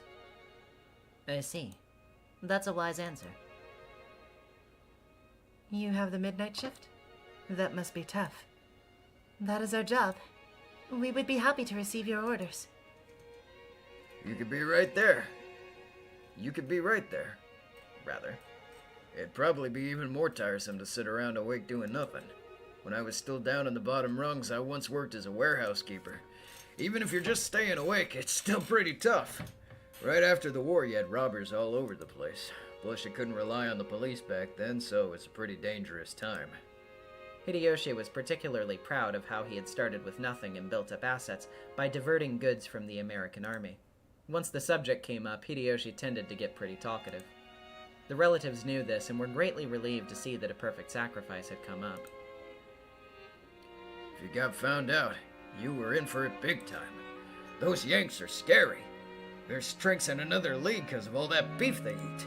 Get caught and that'd be the end of you. Firing squad or death by hanging. You know the one? Death by hanging? Oh yeah, and then I figured it out. It's all about the meat.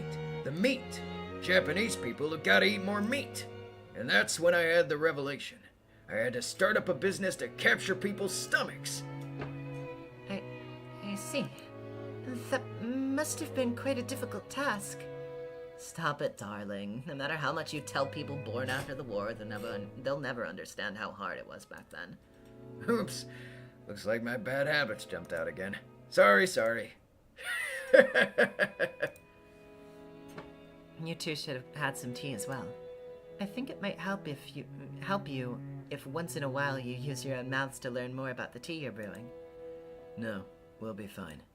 There's no need to be concerned for our sakes. Hang out with us for a bit. Being surrounded by only adults makes me feel like I'm gonna suffocate. Hear that? That's an order for Battler-sama, successor to the head. Sit over there and have some tea with us. And tell us about what's been going on recently. Your hobbies, TV shows you're watching, and whatever it is that's popular with young folks these days. There's a lot we could learn. That's a brilliant idea. Come on, sit down, both of you. and become our sacrifices now that we're starved of things to talk about. That's right. The only way I'm getting to talk to young folk at this age is going to cabaret club. How long are you planning on standing around there? Rudolph told you to sit. Go on, sit down. I give you permission as well. After getting Ava's permission, Shannon and Canon looked at each other and finally obeyed nervously. For a while, the two were pounded by questions and became the relatives' playthings. Tap, tap. Another reserved knock could be heard. All of the servants tended to knock in a similar manner, so no one noticed anything strange. However, Shannon and Canon turned around with surprised looks on their faces. The servants here today included the two of them, Genji, Kumasawa, and Goda. Goda had the midnight shift at the guest house. Kumasawa had gone to bed in the servants' quarters in the guest house. And they were in here, so Genji was the only person left. But they knew very well that Genji wouldn't knock like that. Who is it? It's not locked, just come in. Rudolph didn't recognize the knock either. And when he asked who is it, everyone came to the same realization that they too had no idea who would knock like that. After that, the same knock repeated just once more. Could it be that someone had their hands full and was asking that the door be opened for them? As a slightly odd feeling began to encompass the room, the sound of the large clock in the hall could be heard. It was the sign that October 4th had ended and October 5th had just begun.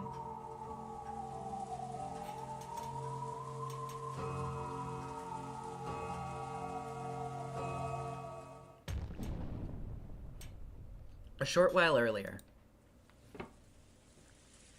Kraus and Natsuhi were well away from the dining hall in a deserted corridor on the second floor. So, we no longer have any other options. Yes. I do not think that the same trick will work again tomorrow. If we hesitate any longer, there's a chance that Ava-san and the others will claim that we have Father locked up and call the police. This is as far as we can go. Battler-kun finding the gold was completely unexpected. If only that hadn't happened, I'd thought of a plan which might have managed to get us through this somehow. Just like every other bet I've made. Something unexpected always arises and the guaranteed outcome is thrown off course. We'll have Father's room be empty starting tomorrow morning. Let's plan it out with Genji and have him say that he saw Father heading out into the forest early in the morning. I doubt Ava and the others will swallow that story of his disappearance. I'm fully aware of that. However, we have no other options. If we do such a thing, Ava and the others will doubtlessly make a fuss about it being suspicious. They aren't worried about appearances as long as they can squeeze some money out of us. They might strike a deal with some odd magazine and cause serious damage to the confidence placed in me. We can live with damage. If by chance Father's secret is discovered, it won't be a matter of mere damage. There's nothing wrong with persisting until the last second tomorrow. If we're able to make it through safely, we won't have to lose anything. There's no need to get impatient and use our trump card. You want to wait until after they start accusing us of locking Father up, and then reply that he's gone missing? That's far more likely to draw suspicion.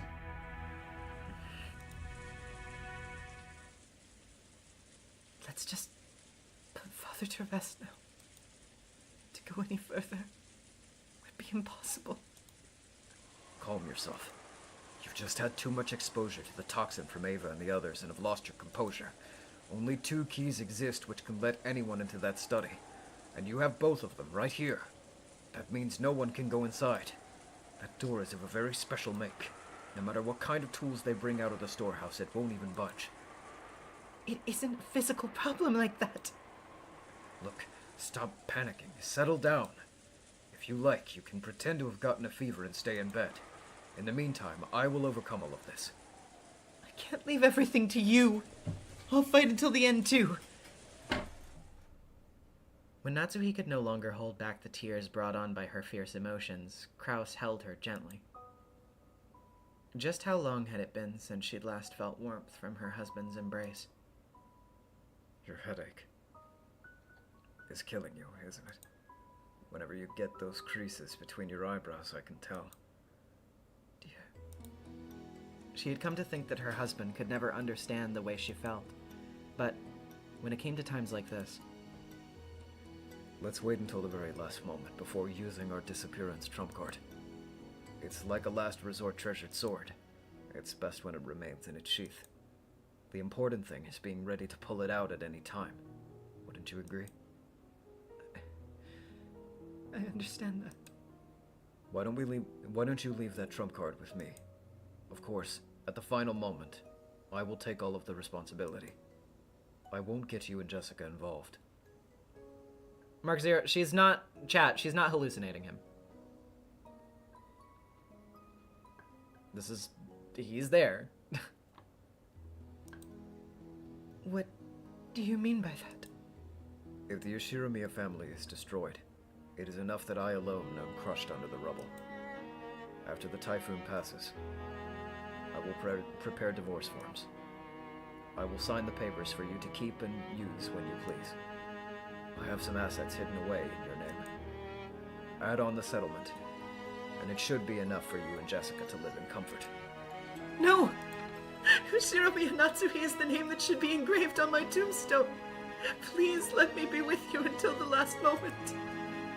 Even if it turns out that you are the last head of the Yoshiramiya family, please let Natsuhi be the name of his life. Krause's existence was based solely upon the power of his assets and his trustworthiness as a financial fixer. If those were both undermined, nothing would remain. Using the trump card of Kinzo's disappearance would mean losing one of these two essential supports. It was like offering your right arm to save your head from being cut off. It was probably better than losing your head, but you still might die from the blood loss. And even on the off chance that you did survive, you would have to bear a heavy wound that wouldn't heal for the rest of your life. Krause was prepared even for death. Natsuhi understood this, buried her face in Krause's chest, and cried.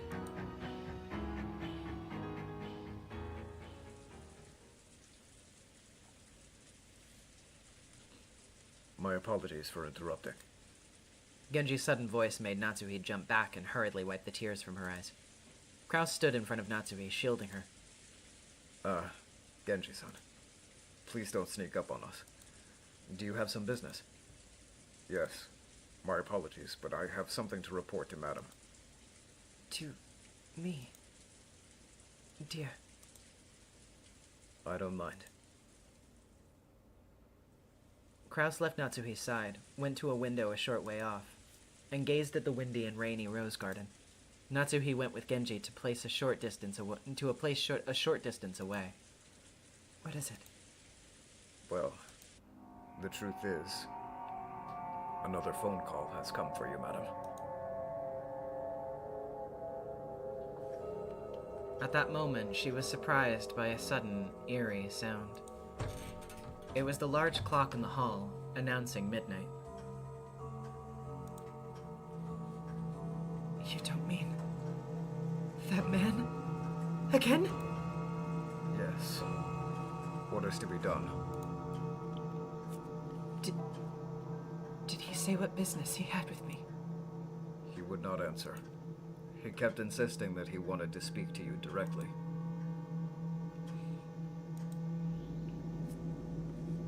Again, a phone call from the man who claimed to be taking revenge for what had happened 19 years ago. 19 years ago. That was just 1 year before Jessica and Battler were born.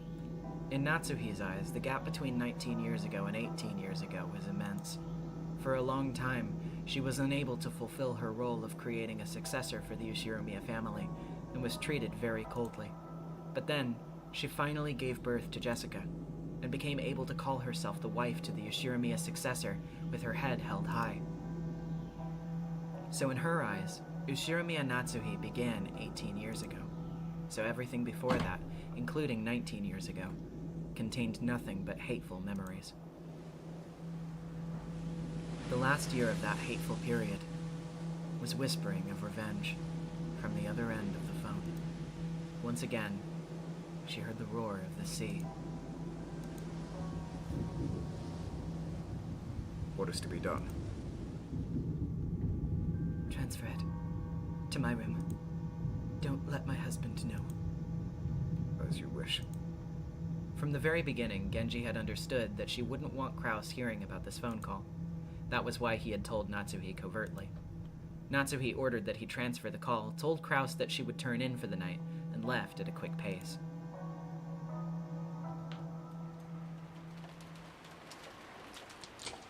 She returned to her room and locked the door. There's nothing peculiar about that. In the Ushiramiya family, hallways are like public roads. There's no special meaning in locking the door when you enter your own room. This is what she told herself. Then, as though it had been waiting for her, the telephone rang. Genji must have transferred the call. She took a deep breath, righted herself, and picked up the receiver. Hello.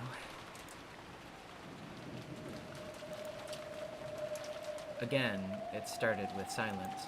She realized that the person at the other end was trying to keep her in suspense and make her feel uncomfortable, and she got angry. Why are you silent? I'm hanging up. Don't hang up, Mother. I want to hear your voice a little longer. Again, that unpleasant voice. Are you trying to mock me? State your business! I want to play with you, Mother. What? What are you talking about? I have no desire to play with you. You're tired from the family conference, right?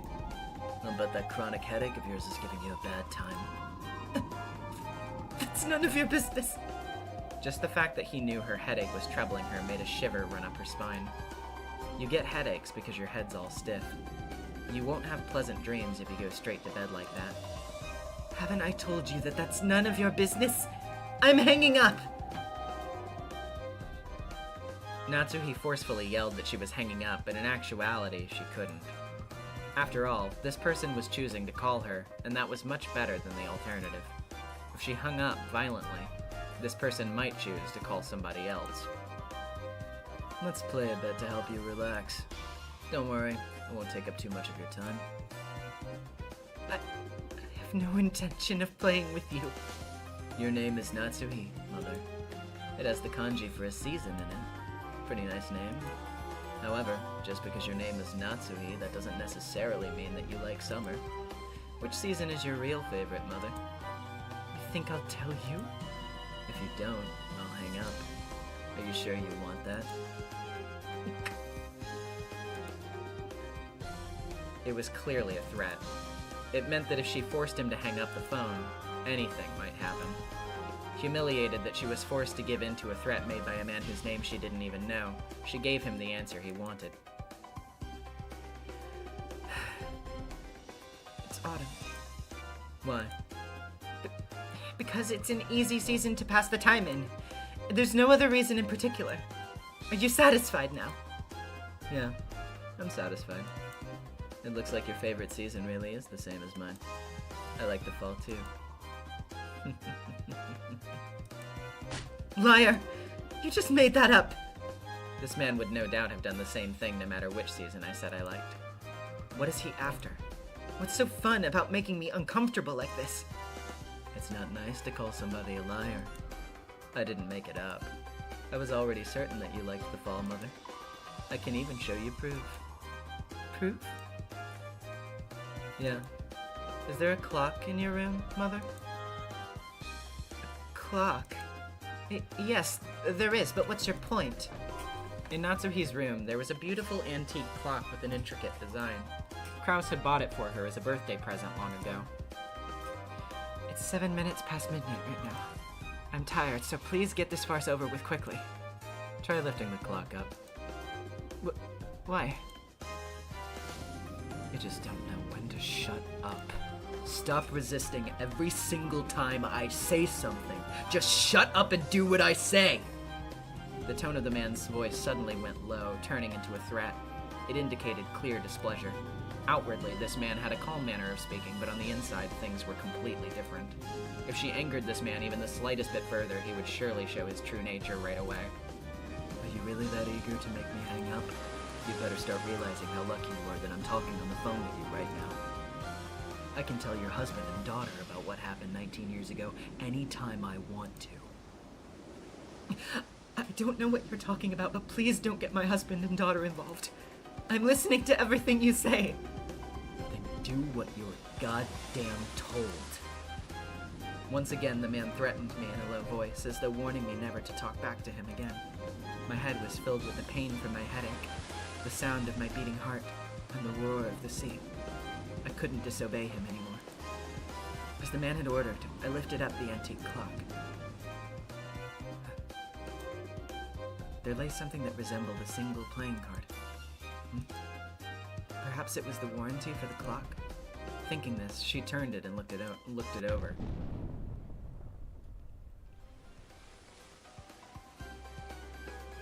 Are you wide awake now?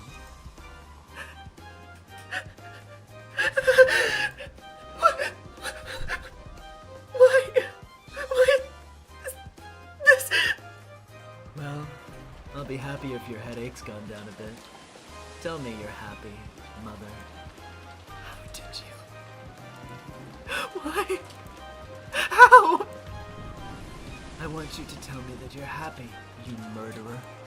How dare you act like a normal, neat freak mother? You make me want to vomit. Do you want some of it to land on your husband and daughter as well? You don't, do you? You want me to keep quiet, don't you? Yeah, I'll keep quiet. See? Aren't you happy? Aren't you happy? Happy. I'm happy. Please, stop. Don't burden my husband and daughter.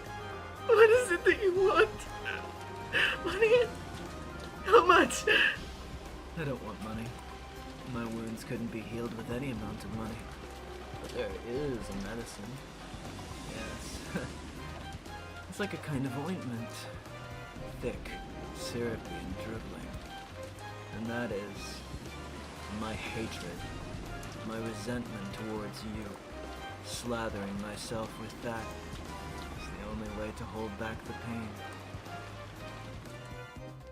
Natsuhi had never had anything so hateful said to her in her entire life, so she suspected many times that she must be having some sort of bad dream. However, this definitely wasn't a dream. You couldn't possibly be on this island right now, could you? I am. Didn't I promise you? I said I'd be at the family conference. That's impossible! There's no way you could have come during this typhoon! That's no problem if I came before the typhoon reached here.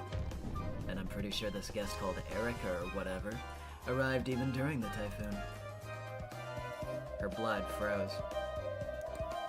Furuto Erica had been brought here by coincidence. If he knew that name, he would have to be very close by. Where are you? I won't appear in front of anyone until you introduce me. Don't worry. Oh yeah, it's useless to try and search for me. Your mansion's huge.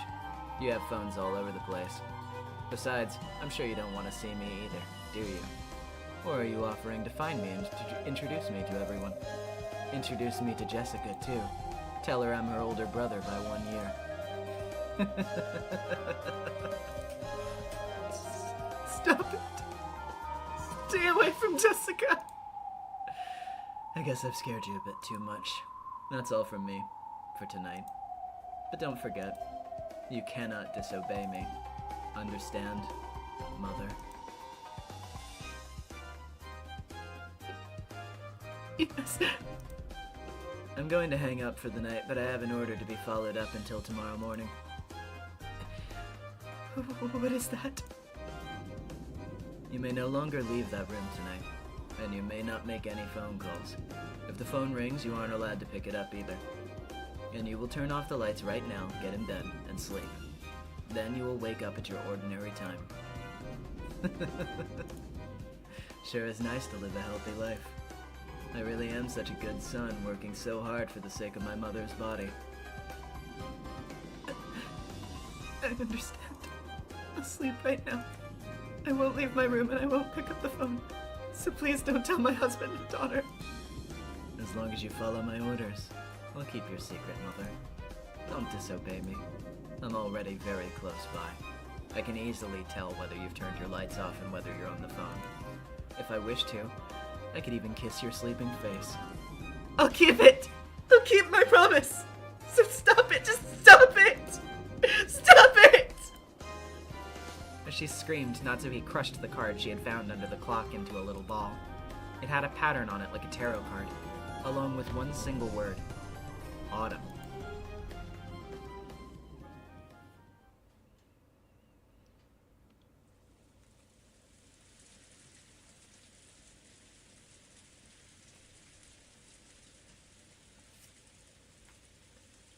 We go back in time once again. Iconic Laser with the $2. Sorry, Natsuhi. Enjoy the fall while you can. Oh, I don't know.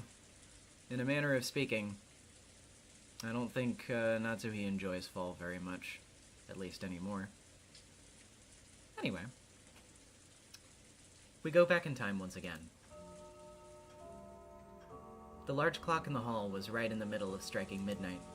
Wondering who the person who had now knocked twice was, the relatives in the dining hall stared at the door. Rudolph told them to come in, but there was no answer.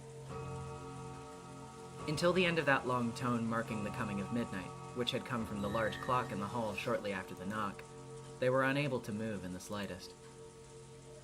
Maybe their hands are full and they can't open it. Maybe. But it's a little creepy that they won't say their name. Should I open it? Do it. Canon nodded back, then slowly opened the door.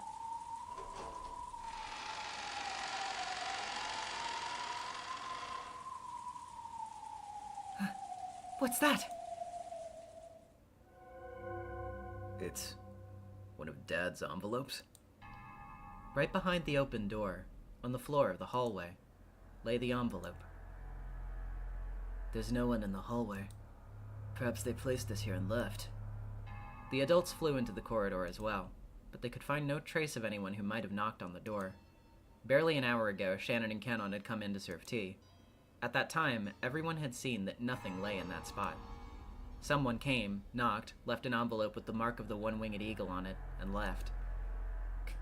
Could it have been the Master? It's not unthinkable.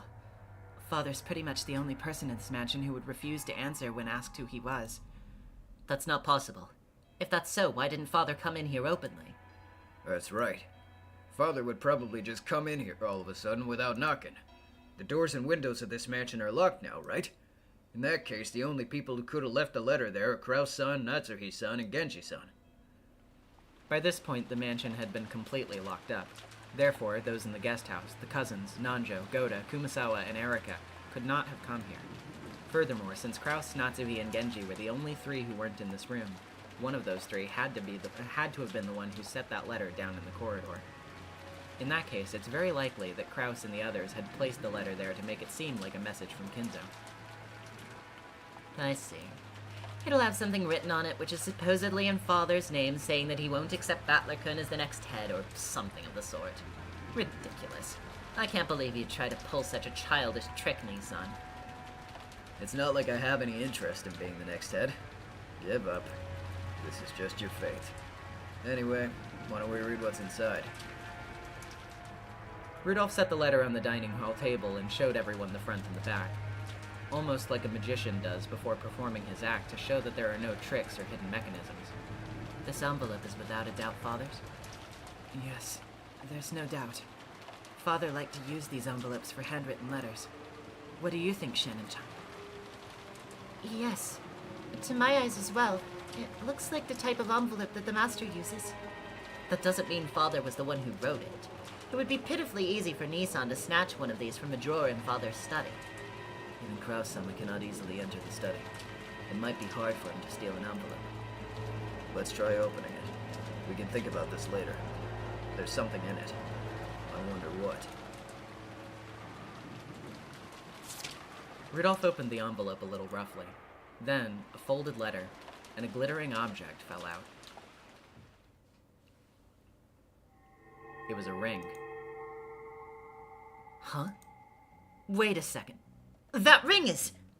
Ava noticed it immediately and grabbed it. This is...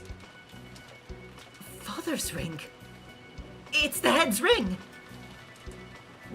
What in the... Seriously? Are you sure it's Father's ring? Could it be a replica? No, this is the real thing. I've always dreamed about wearing this ring on my finger someday. Even though Father wore this on his finger, I know more about it than anyone else. This is Father's ring, no doubt about it. Why is it here? Then it really was Father who wrote this letter? The sender isn't Dad. It's someone much more interesting. Then, who's the letter from? It's from the NezumiVA family alchemist, the Golden Witch Beatrice-sama. Rudolph showed everyone the part of the letter where that was written. It really did say that. It's from Beatrice? What does it say? I'll read it. Congratulations. I acknowledge that Battler-sama has spectacularly solved the riddle of the epitaph and reached the Golden Land. The gold belongs to him in its entirety. Furthermore, he's also the new head of the NezumiVA family. As proof, I send the head's ring which Kinzo-sama left in my charge. Battler-sama, I beg that you put on this ring, become the new master of the gold, and lead the NezumiVA family into the future. I pray with utmost sincerity that you flourish as the new head. What the hell?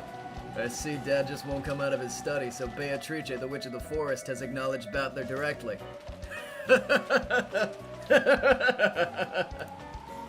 Battler-kun, you should hold on to this ring. This is a special ring to be worn by the family head. And I don't know who this Beatrice is, but she's watched the whole thing and sent you this ring after acknowledging you as the true successor. Is that alright? It's such an important ring. Yeah, it's fine. You should wear it proudly on your finger. Got it? Even if Aniki and Natsui-san tell you to take it off, you better not do it no matter what.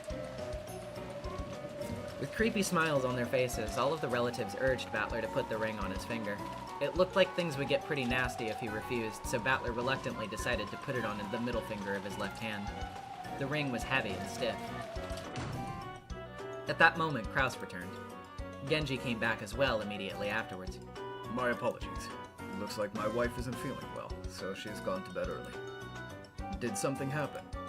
You all seem incredibly flustered. Battler-sama. That's... Immediately, Genji keenly spotted the thing that Battler had just put on his finger. Your eyesight's pretty good, Genji-san. Looks like you know whose ring this is. What? What are you talking about? From Kraus's questioning look, it was very difficult to imagine that he could have been the one who set that letter there. Furthermore, his expression quickly changed into one of shock. That's right. It's the ring of the NezumiVA family head. The family conference took up this new topic, and the storm came once again.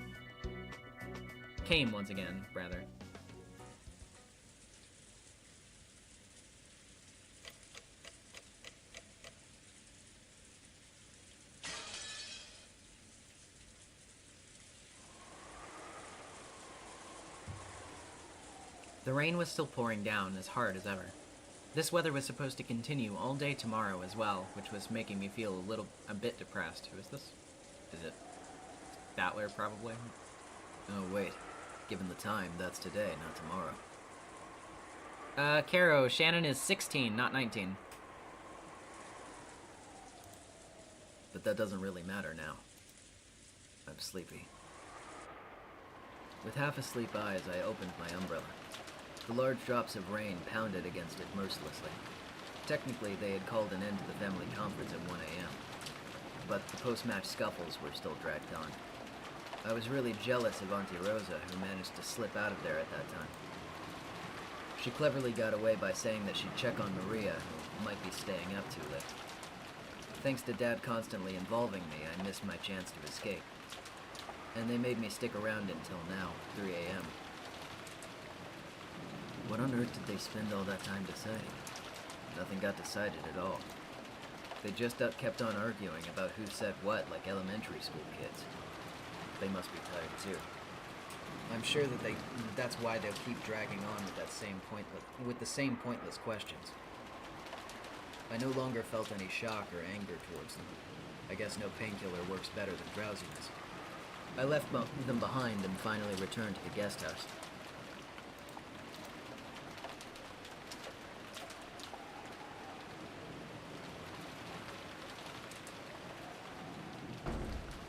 When I returned to the guest house, the lights were on in the lounge downstairs.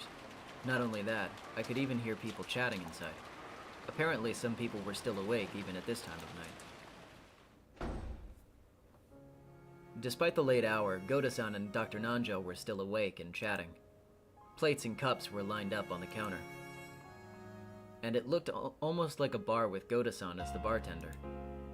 After noticing I'd come back, it looked as though Dr. Nanjo finally realized how late it was. As Goda-san made to top off his glass, he declined with an exaggerated gesture. No, that's enough. That's enough. It's already too late to be up. Look at how late it's gotten. You were such a good person to chat with, I hardly noticed. No, it was your skill at entertaining that made the difference. We'll have to do this again sometime. Yes, gladly. Battler-sama, welcome back. Is the discussion with Kraus-sama and the others still continuing? The way things were going, they'll probably drag it all the way out until dawn. None of my business. I spoke carelessly with a big yawn. You all have more stamina than I expected. It's quite a surprise. Oh, so you're here too. Yes, a humble little night gathering had begun to form quite naturally here, so I took it upon myself to join. Don't worry, I haven't said a word about you know what. Erica could be seen on the sofa. She had taken her shoes off and was lounging around as though she owned the place. And you too, Erica-sama. You're very knowledgeable on a variety of subjects. I enjoyed listening to you immensely. Your knowledge truly is extensive. Very impressive for one so young. You're very welcome.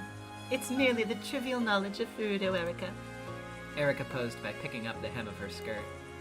She was lounging on the sofa with her feet up, so it didn't look remotely elegant. Where's Auntie Rosa? She returned around 1 a.m., but she went straight upstairs to sleep. That was probably the right choice. She had been going along with that conference for so long. I feel like flopping down in bed right away myself. I've had it. I'm tired enough that I might flop over right here. Well then, let's call it a night. Or don't you have to get up early tomorrow morning to make breakfast, Goda-san? Preparations for breakfast have already been made.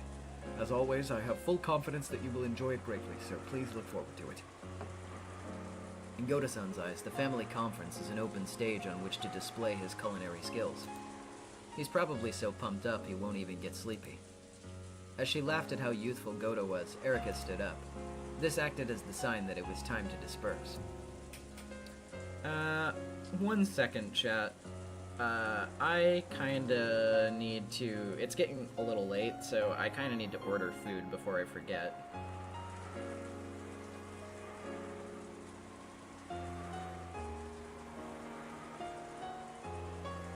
Okay. That closes pretty soon, so I should just go ahead and do that.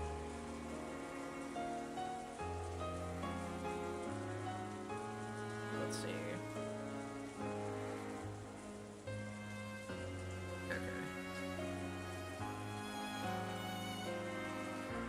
Okay. Processing, please. Hello? Please? Okay. Very cool, very based. Hopefully they won't have any trouble with that, because the place closes in like 30 minutes.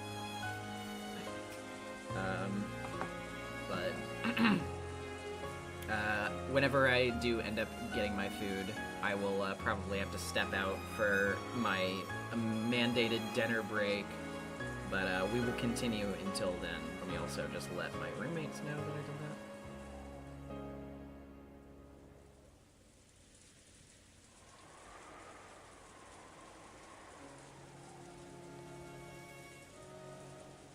that. Okay. Let's continue.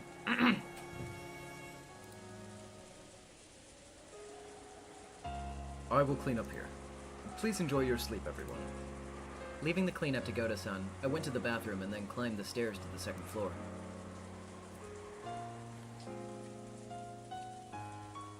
Good night, everyone.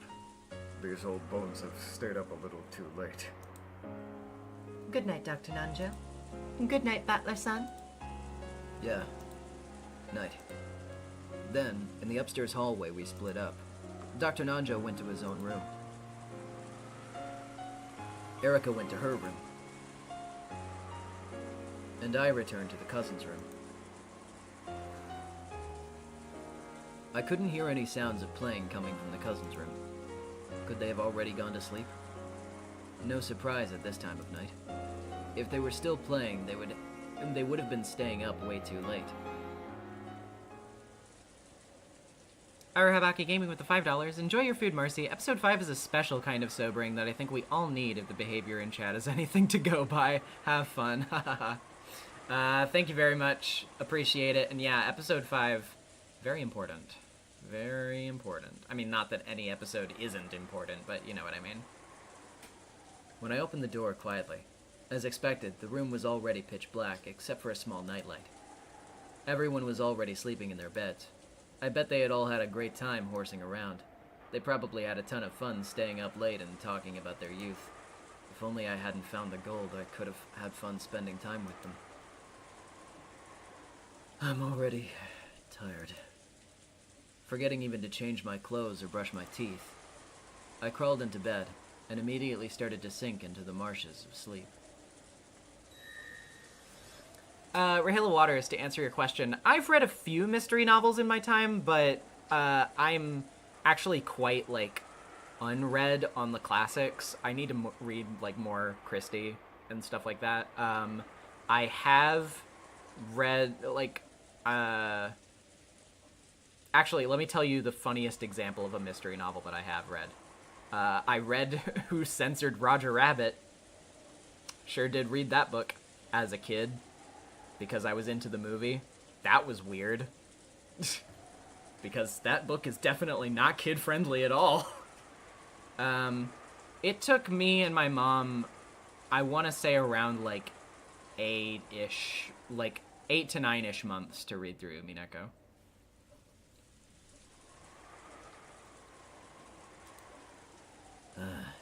Today's been so insane.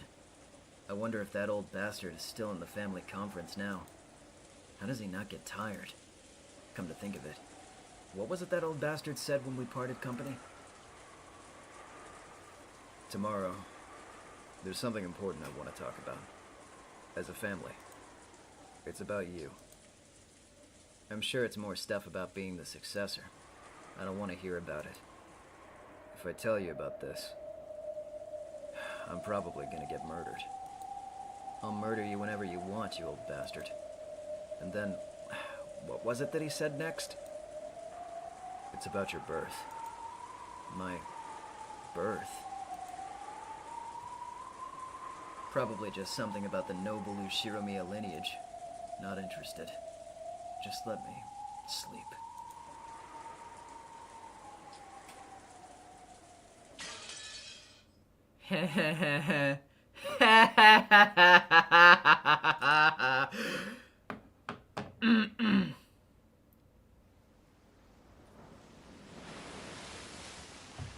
Oh boy, this fucking chapter title.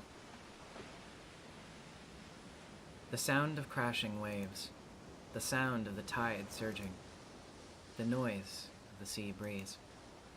Whenever my headache torments me, these are the sounds that fill my head. My inability to bear a successor placed me in a very difficult position within the Ushiromiya family. I tried every medication that was said to promote fertility, every incense or herb, fuck. Words, please. But nothing I tried had any effect. Until I was blessed with Jessica 18 years ago. I was ashamed to even call myself a wife. The creation of a child depends on the efforts of 2 people and the whims of heaven. It's not fair to place all the blame on yourself. I still don't know what caused my inability to become pregnant. I even went to see noted physicians. I underwent humiliating examinations. But I was always just told that they didn't understand the reason. Even though quite some time had passed since your marriage, you still couldn't bear a child. I see. It's only natural that Ava, who secretly aspired to become the next head, would start getting ideas. Ava tried to convince Father that I was a failure as a future head's wife. It was a time when Kinza was also very disappointed in my husband's repeated business failures. On the other hand, Ava's husband Hideyoshi's business was growing well, completely the opposite of my husband's business. He was the only person who could bring Father good news. In that case, perhaps there could be no blame placed on Father if he decided to lend an ear to Ava's words, or even accept them without question. It was all my fault, because I couldn't bear a child. You were sinless. Aren't babies of this country carried here by storks? If anyone is to be judged, it should be the stork. Thank you. However, even though he was still in good health then, the head was well past his prime. And it's not hard to imagine that he wanted to see his grandchildren's faces as soon as possible. Actually, chat, give me just a second. I'm not gonna switch to the BRB screen. I just have to turn on the lights outside real quick.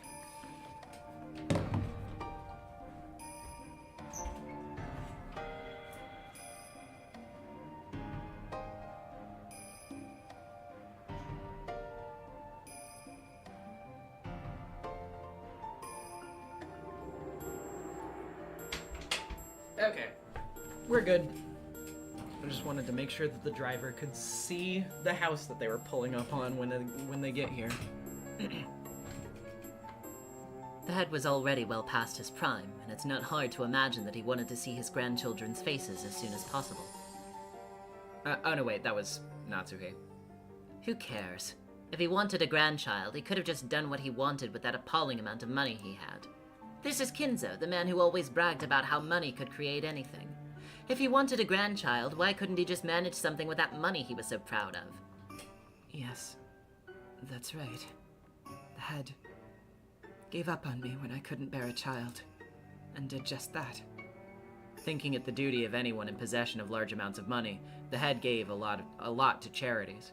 One among these, the facility known as the Gospel House, had been given an especially large donation, possibly because he had old ties with that place. The Gospel House. Furniture came from that place quite often.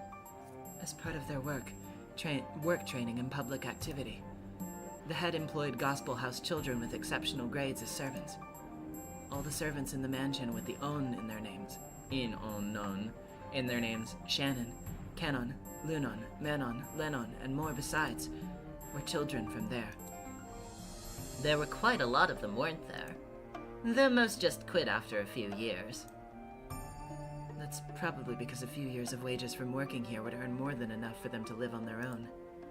Experience as a servant for the Ashiramiya family is a wonderful thing to add to one's resume. I'm sure it was also the head's desire for them to gain this for themselves and then spread their wings in society. I see. So, an adopted child.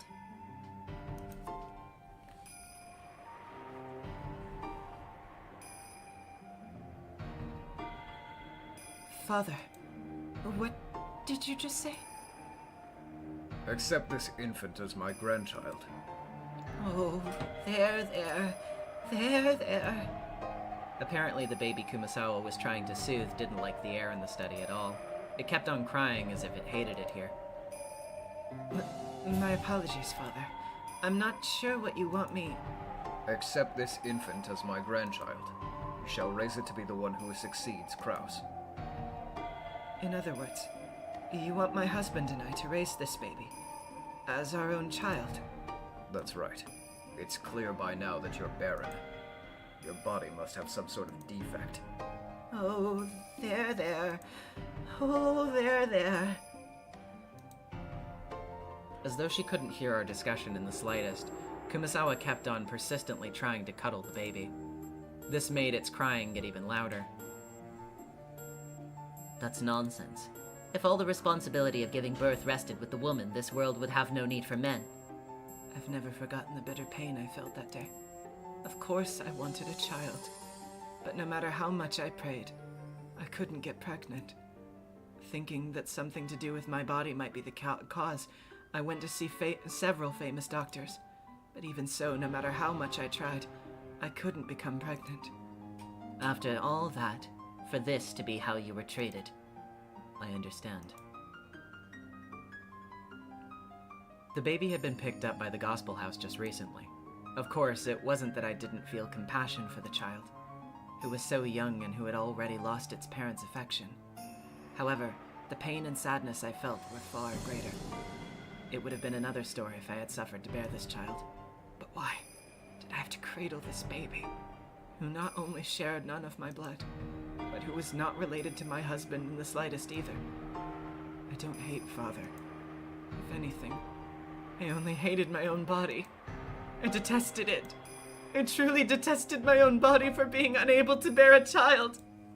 So I prayed. I prayed to both angels and demons, and my wishes were granted by both. What did you pray to the angels? I prayed for a miracle in my body. If there was something wrong with my body, I could accept that. But I wanted to overcome that defect and somehow be granted the miracle of my husband's child.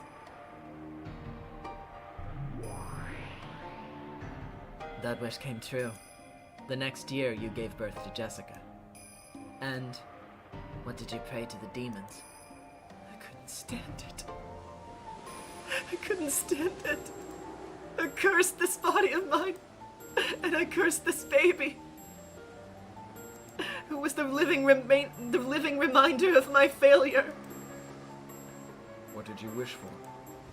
For the first time in my life, I prayed and wished to demons. I wished that this baby would simply disappear. Of course, that wish was also granted by demons. On that day, I left the baby with one of the older servants and went to think about the future in the rose garden. No, that's a lie. I just wanted to clear my mind of everything. The baby's cries were aggravating, so I ordered the servant to take the baby to a place where I couldn't hear. By a place where I couldn't hear, I meant somewhere far away. Yes, I wished. I wished for the servants to take the baby far away and never return.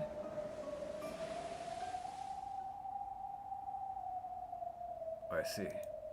So, a passing demon heard your wish, Natsuhi-sama. And then, what happened next? After that was a bizarre accident that could only have been granted me by a demon. The woodland path from the rose garden to the harbor is certainly well suited for a pleasant walk. And from time to time, if the mood took you, it would undoubtedly feel good to veer off the path and take a walk through the trees. However, wouldn't that be venturing a little too far for a walk with a baby in your arms? There was a cliff on the other side. It was about 10 meters high, I think. It was rocky below. There was even a fence there. Are we to suppose that the servant deliberately walked all the way over there, holding the baby, and then leaned against the fence? The only conceivable explanation is that she was lured there by the beckoning of a demon. So she was lured there. A demon who heard your wish lured that servant there. So then, the servant and the baby.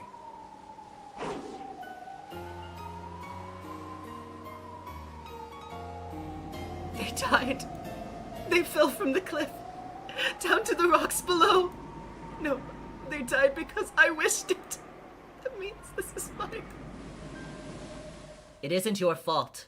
There's no need to think about it any further. But it happened because I wished it. No, that's wrong. Making wishes is one thing, but it is only at the whims of gods, demons, and witches that they may be granted. You bear no sin. Humans bear no sin. You can even claim that I killed them if you so desire. No, I did kill them. I took pity upon your misery, and I lured the servant with the baby to the cliff and led them down it. It was simply an unfortunate accident. If you cannot accept that explanation, then blame it on us. That's why demons exist. That's right. We're here for your sake. It's not like you killed them. We killed them. So you are sinless. Please don't blame yourself, Natsuhi. Is that true? Am I truly sinless? Yeah, you are. Young ones who claim revenge for 19 years ago. Young one who claims revenge for 19 years ago. If you're going to curse someone, curse me. However, witches have a patent on curses. Let me take on this fight you're trying to pick with Natsuhi. I am the NezumiVA family alchemist, Beatrice the Golden.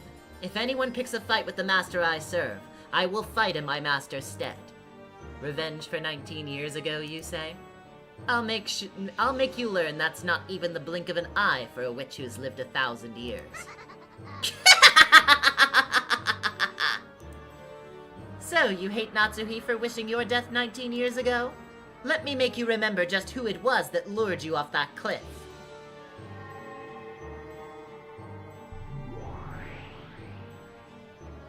As the middle-aged female servant cuddled the sobbing baby, she walked on a small path through the trees. Natsuhi had told her that the baby was too loud, so she tried to get as far away from the rose garden as she could. She was completely unaware as to why she'd gone out of her way to head in this direction. However, the sobbing baby suddenly stopped crying. Something was reflected in its eyes, but the servant couldn't tell what. However, thinking that the baby had stopped because it had taken an interest in something, she headed in the direction of the baby's gaze. ERA, you're thinking of the servant that fell down the stairs. This is a different servant. The baby had seen a group of gold butterflies disappearing off into the trees, and on the other side of the trees, the servant saw a woman. Who? It was someone she didn't recognize, someone who couldn't possibly have been there. The baby stopped crying and stared in that direction. Then, the servant's legs started to automatically carry her that way. Come this way, woman. Bring that cursed baby with you. The woman couldn't disobey. She was completely overwhelmed by Beato's gold-glowing eyes. She walked lightly, as though through a dream world. At some point, the scenery around her changed, but she did not notice. She could not notice.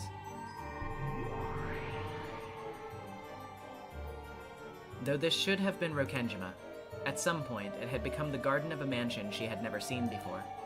It was a garden she had never seen before, even grander than the great rose garden of the Yoshirimiya family, a garden of gold roses. There stood an arbor, and a woman wearing an elegant dress beckoning her. There was a man who looked like a butler, and the tea he poured with a beautiful gesture had a very nice and enticing smell. It was as though they were telling her to join the tea party. She couldn't disobey. She had to go to the master of this golden rose garden, and give this child as an offering. Forgive me, woman. Curse your bad luck for being entranced by a witch, and surrounded by these gold roses which you would never be able to enjoy in this world. Sleep. Gap. Yes, understood. When Gap snapped her fingers, a pitch-black hole opened at the woman's feet and she was swallowed up along with the baby. The sight that this woman and the baby witnessed in the very next moment probably burned itself into their eyes forever. The two floated in the air and looked down at the gold rose garden spread out beneath them. Below their feet was not the ground, but an unobstructed view of a golden rose garden which stretched as far as the eye could see. Hey, chat. I have to go pick up my food. Sorry to cut at a very awkward moment, but we will be back soon! Stay tuned for more backstory.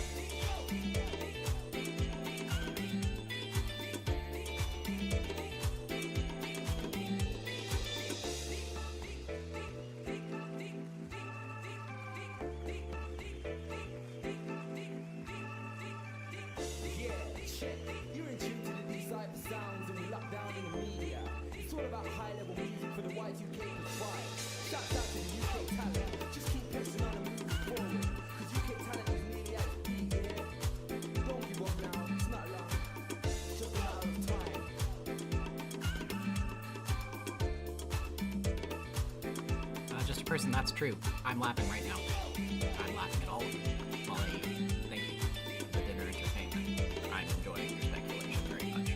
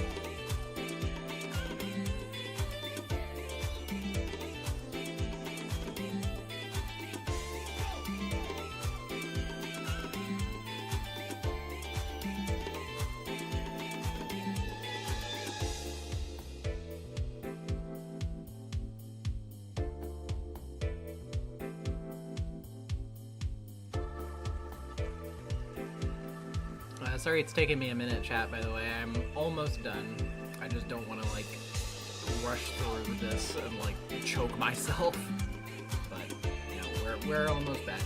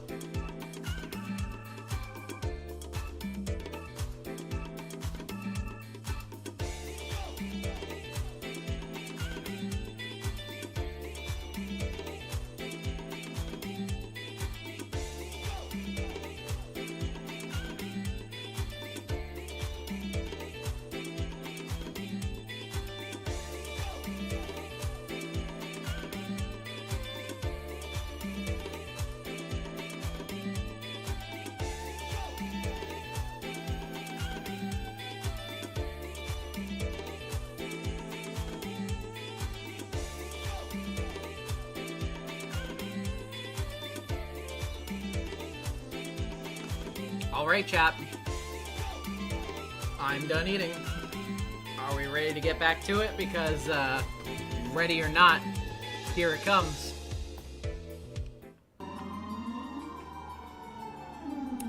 Below their feet was not the ground, but an unobstructed view of a golden rose garden which stretched as far as the eye could see.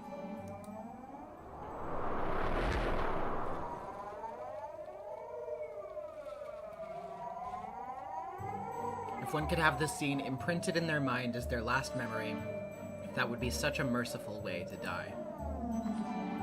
Then, the woman and the baby were swallowed up by the golden sea. The thud was remarkably plain, and remarkably quiet for the sound of two lives being taken. However, it was just a perfect fit for the entertainment at a tea party of witches. Darkness swallowed the woman and the baby, and slowly expanded to engulf the entire rose garden. The sound of the wind grew stronger bit by bit. Was that TV static? What was that noise? It was the roar of the sea.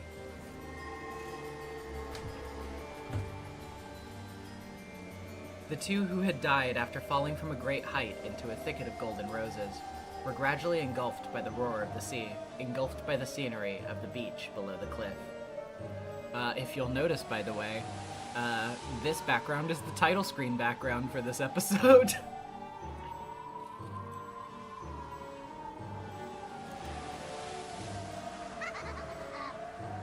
I guarantee it. You are completely sinless. If someone wants revenge for 19 years ago, they need look no further than me.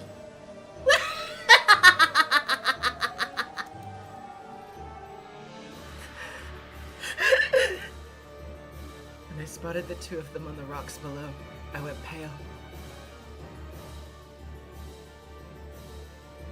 Then I dashed back to the mansion, and there was a great uproar.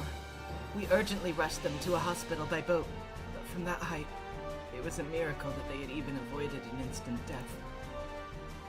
Both the servant and the baby died. In less than 3 days from the time Father had entrusted me with the baby, I had killed it. My husband was on a business trip. Rosa-san, who still lived on the island at the time, was away traveling with her friends. Father and I were the only ones on Rokenjima. And before anyone except Father and I knew, a baby had appeared out of nowhere and then disappeared again. That's right. It was a dream. A nightmare. I was convinced that Father would blame me. However, his reaction was somehow strange.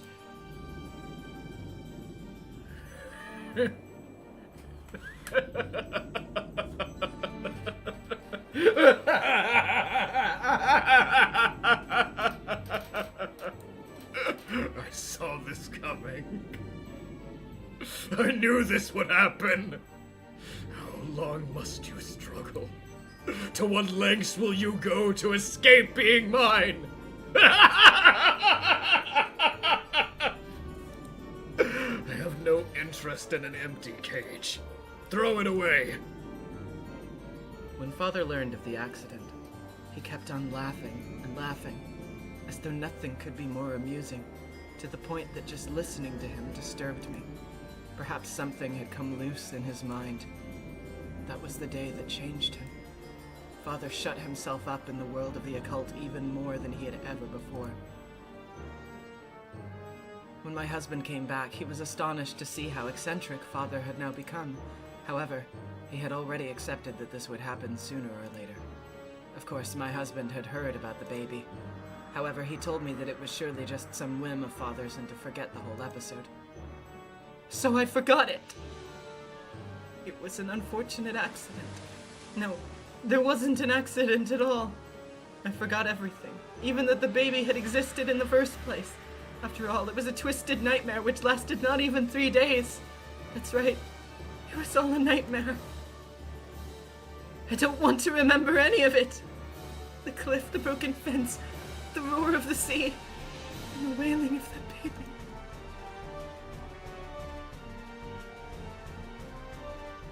So that baby is the baby of 19 years ago? Of course not. I killed that baby. It no longer exists in this world. However, there's no red truth in the human world. In the human world, nothing can be trusted. That's right. Beato, you definitely killed that baby. But in the human world, it might still be considered alive. Whether it's really alive or not. Catch my drift. Are you saying that it actually was alive? After falling to the rocks from that height? I don't know, but calm down. No matter how much that person hates you, the truth is that it was an accident. If he does hate you, that hatred is completely unjustified. But, even if I didn't lay a finger on him, inside my heart, Calm down. No matter who the man from 19 years ago hates or what he yells, there's no way the sin he's after actually occurred. So calm down. Why don't I welcome the man from 19 years ago as my guest? And just when the riddle was solved and I thought my job was finished, I've got to entertain this final guest of mine. It's getting interesting. Not only are you protecting Lord Goldsmith's secret, but you also have a 19th guest and a man from 19 years ago. That's right. To us who claim that Kinzo is alive, Erika is number 19. In addition to that 19th piece, we have a man from 19 years ago. Interesting. I'm getting all excited. We have no lack of opponents, and I was just thinking it a shame to have only one guest at my tea party. Come, you fools!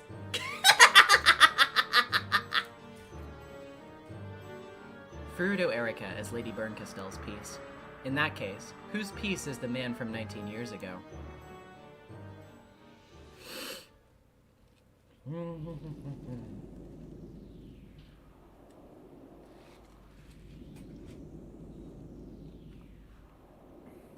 The voice, which could be faintly overheard through the receiver, was Natsuhi's. I understand. I'll sleep right now. I won't leave my room, and I won't pick up the phone. So please, don't tell my husband and daughter.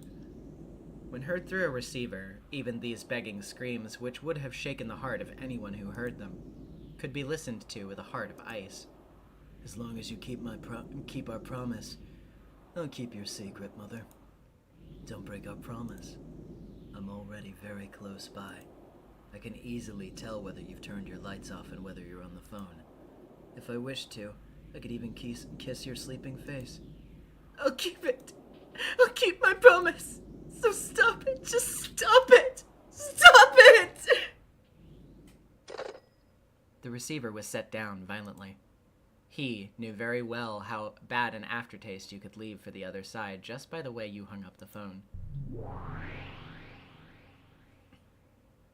Okay. Good night, Mother. And there you go.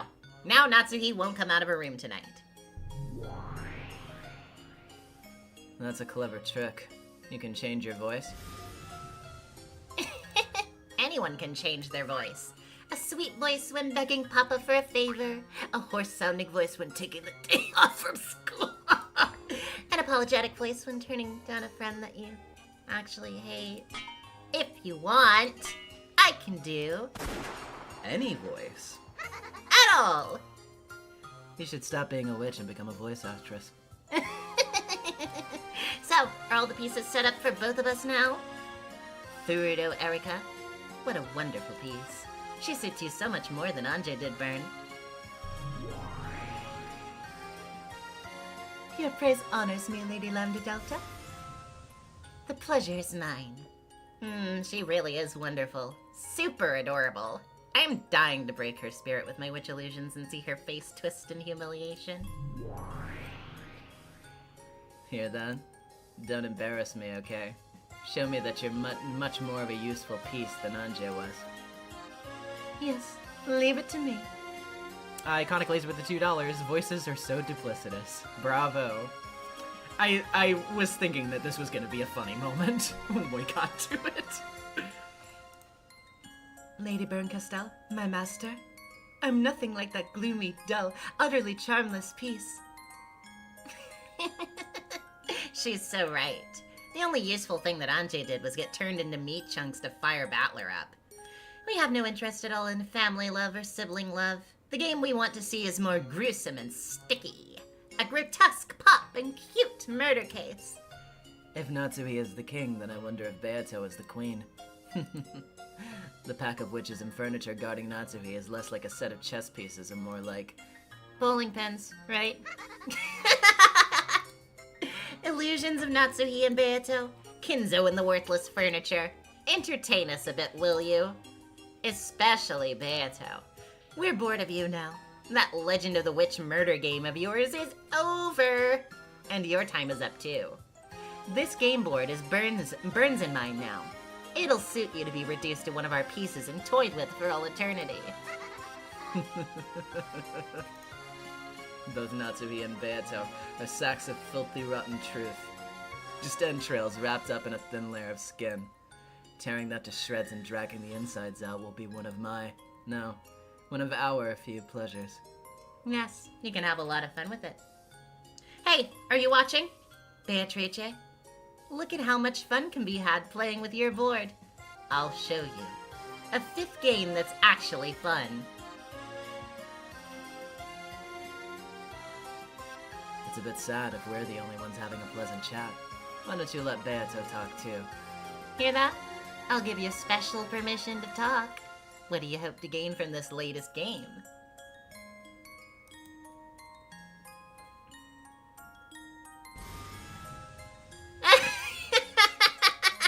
Nothing, she says. That's right, that's right. You're the loser who got crushed by Battler. Leave it to me, okay? I'll put the witch side on top in a snap. But I'm gonna be sacrificing you as a piece in the process. What a dreadful loss of face for Beatrice, keeper of the gold, to have her epitaph so easily solved before the first twilight. Isn't it great that you've been left as a piece as part of Natsui's fantasy? Well, except that we're treating you as a pin now instead of a piece. The Golden Witch Beatrice is out of the picture now. In my game, you and your furniture only have a teeny tiny role, a loser's role. You can enjoy getting tossed and thrown around and made into toys for me and Byrne. If that's not what you want, just tell us to stop, and we'll stop.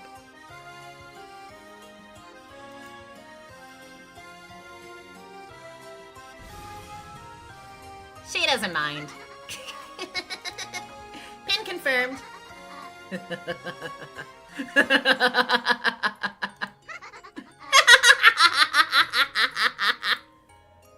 There's no need for a golden witch anymore. All that's needed is a sacrificial doll so that we two witches can enjoy some time playing. Die, disappear. Confess to your filthy past and your crimes. Pour out your sob story of regret and repentance as you throw yourself off a cliff and die. There will be no more appearances for the Golden Witch.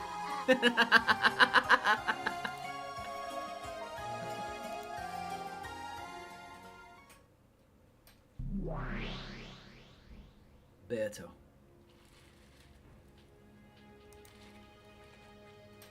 This will be a most horrible game. On the surface, it does look very similar to the usual tales. However, there is no respect given to the true main character of this tale. This is supposed to be the tale to which the Golden Witch Beatrice invited Ushiromiya Battler. However, the host has been lost and there is no longer a guest. With both inviter and invitee now gone, only the worst kind of tale remains. Welcome to the 5th game. End of the Golden Witch. Welcome to a party with neither hosts nor guests, hijacked by wicked witches. Ready, Battler? The second day's about to start. I hate Beato's kind of slow plotting storytelling. Do your worst. No matter how much you mess things up, I'm still gonna reach the truth of this game. As you must, for the sake of your little sister, if nothing else. Don't worry. Lady Lambda Delta may be a far more terrifying opponent than that fool Beatrice, but I'll be giving you plenty of support so there won't be any problems. Let's work together, and this time we'll expose the witch illusions for what they really are! I don't give a damn about you. I won't accept anything or anyone that wasn't part of Beato's games, and I don't need your help. Is now really the time to act tough? Oh well, let's both give it our all, okay? Together, let's tear the witch illusion to shreds!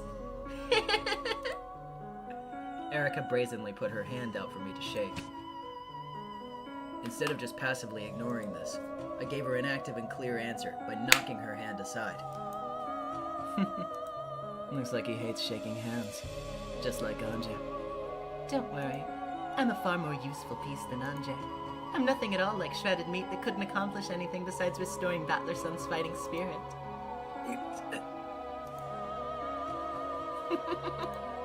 Isn't it great that you've been blessed with such helpful-looking allies? In the past, it was Virgilia and Ronavang.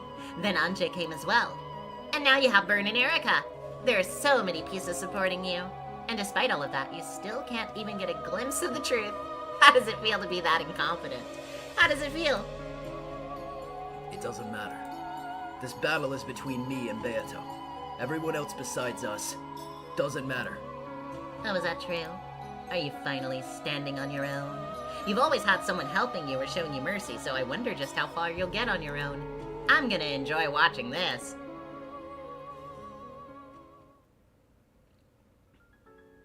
I'm taking it back.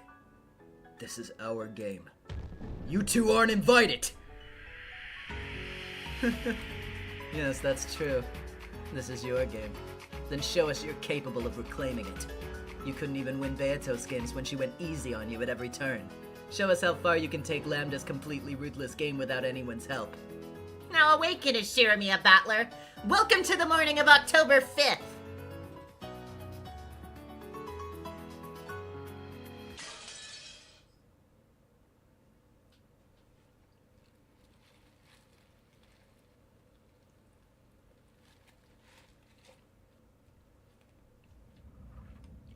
The second day, October 5th, 1986.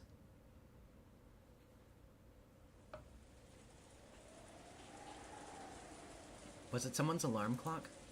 A repetitive electronic beeping noise filled the room. Battler, who had gone to bed late and hadn't had anywhere near enough sleep yet, covered his head in his blanket and waited for someone to turn off the alarm. But no matter how much time had passed, the beeping didn't stop. I see. The point of an alarm clock isn't just to be loud enough to wake you, but to be annoying enough to keep you from wanting to fall back asleep. Hey, guys! Alarm's going off. Get stopped, please. Why do we always sound so annoyed when first waking up? No, it does make sense. After all, we're still sleepy and in a bad mood. However, there was absolutely no sign that my annoyed voice had caused anyone to turn over in their sleep, much less crawl out of bed to stop the alarm. Letting out a deep sigh, I flung the covers off of me and got up. With the shutters down on the windows, there was almost no light getting in, and the room was as dim as it had been earlier. Though even if the shutters hadn't been down, there's no way that this dull weather would have been let in enough sun to make this a pleasant morning. My cousins were still wrapped up in their beds, sound asleep and taking no notice whatsoever of that beeping. Normally, once any one person gets up, the others tend to automatically follow. Annoyed that the law of consecutive summer camp awakenings that I'd come up with had just been broken, I drowsily searched for the source of the sound. I could hear it coming from a wristwatch set on a table. Judging by the style of watch, it was probably George Aniki's. Taking a random guess, I pushed a small button on the side of it and the sound stopped. Apparently it had been set for 7 in the morning. Is it already 7? Sorry, but I don't really feel like I slept at all. Playing cards had been left on the table as though they had stopped mid-game. The game looked like 7s.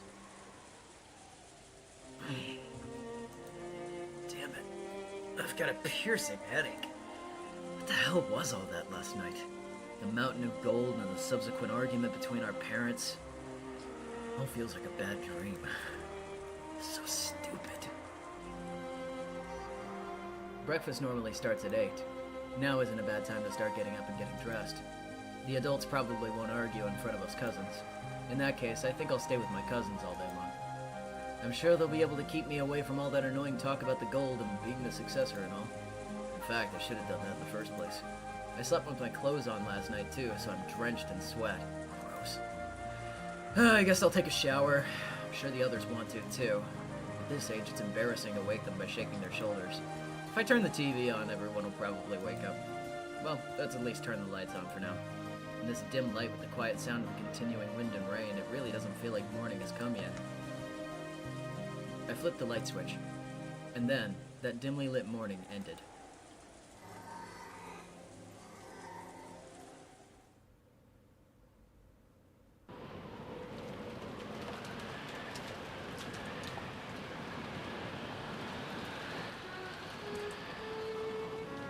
Yeah, he was sleeping in a room with corpses all night, dude. What the fuck?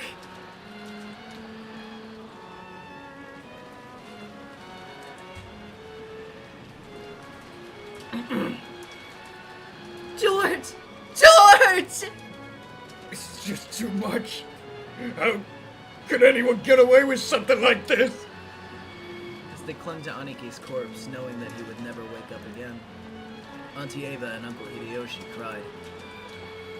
Please, let him go now. Do you think George-kun would like the two of you to see him this way? Of course not. Aniki, I know how you feel, but let's have Dr. Nanjo handle this. How could you understand? George was killed! George! George!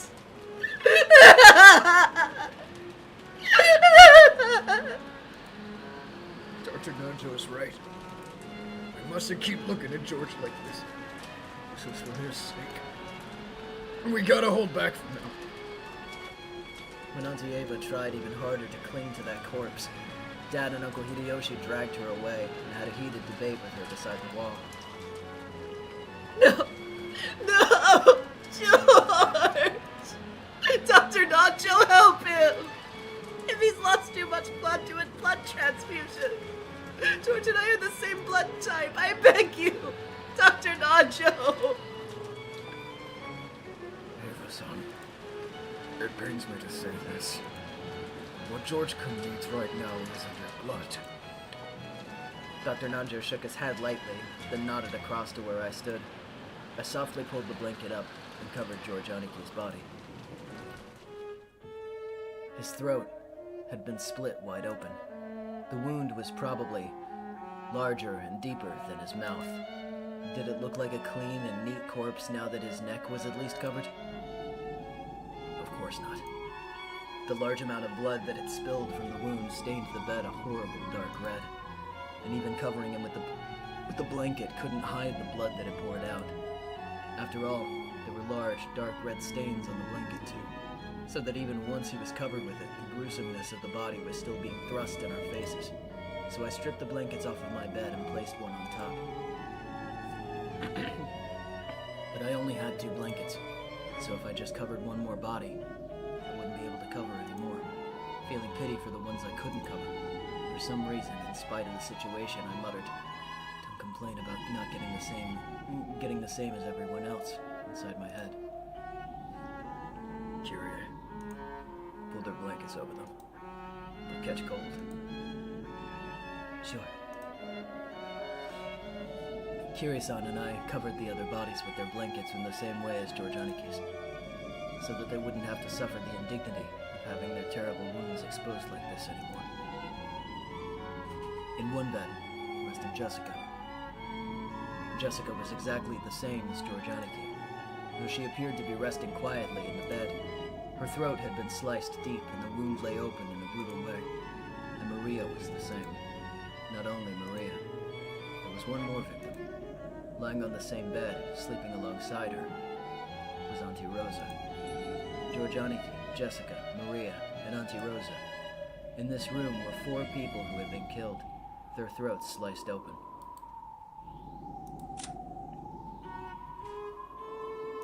And we already saw these descriptions in the last stream, so no need to sort of retread that.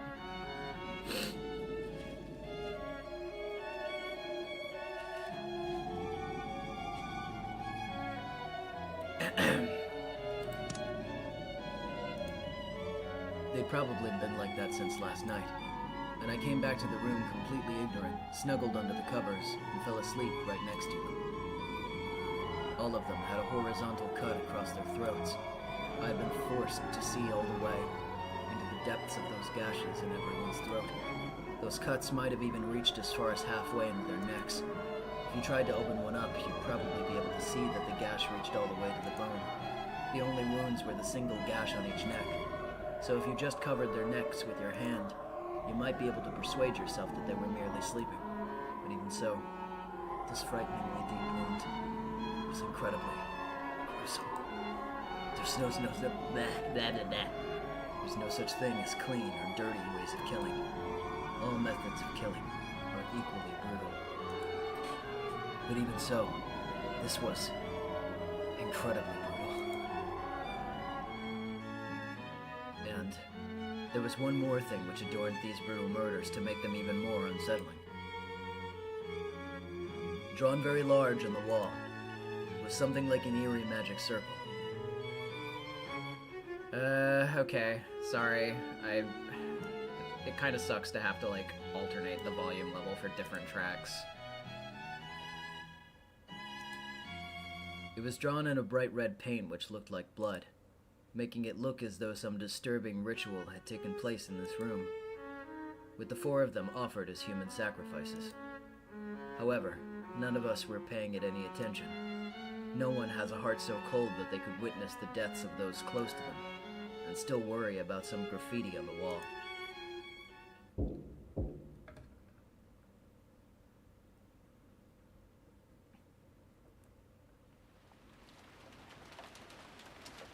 Good morning, everyone. Oh, what a wonderful magic circle. The girl who bragged that she drew more pleasure from the process of exposing the truth than from the truth itself, and who went so far as to call herself an intellectual rapist, appeared in the hall. When she saw the extraordinarily creepy magic circle in the gruesome room, I heard what was unmistakably a sigh of admiration escape her lips. You... Don't come in here! I overheard the details from the corridor. Is it 4 people who have passed away? Allow me to express my sincere condolences. On Erica's face. No, that's not it. It was in her eyes. In Erica's eyes I could see a shameless smile that was hard to describe. She found this entertaining. She found the outbreak of a crime entertaining. It was like the smile of a kid waiting in the wings at a school play, moments before she was due to come on stage. Sorry, Erica-chan. We're busy at the moment. Could you wait in your room? I'm afraid not. It's the detective's right to investigate the scene. We said we don't want you here! You're not one of the family, so have the respect to back off! It is a disappointing, third-rate mystery in which the suspect blocking access to the murder scene turns out to be the culprit. At least in my humble opinion. Who gives a damn about what you want? Get out! No one needs you here! Erica-chan, I'm real sorry about this, but could you return to your room? We're busy here. George. George.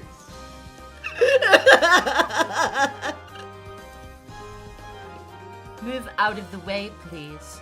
I can't investigate the crime scene. If there's a need for that, we'll do it ourselves or leave it to the police. Like hell you have the right to defile their bodies even further.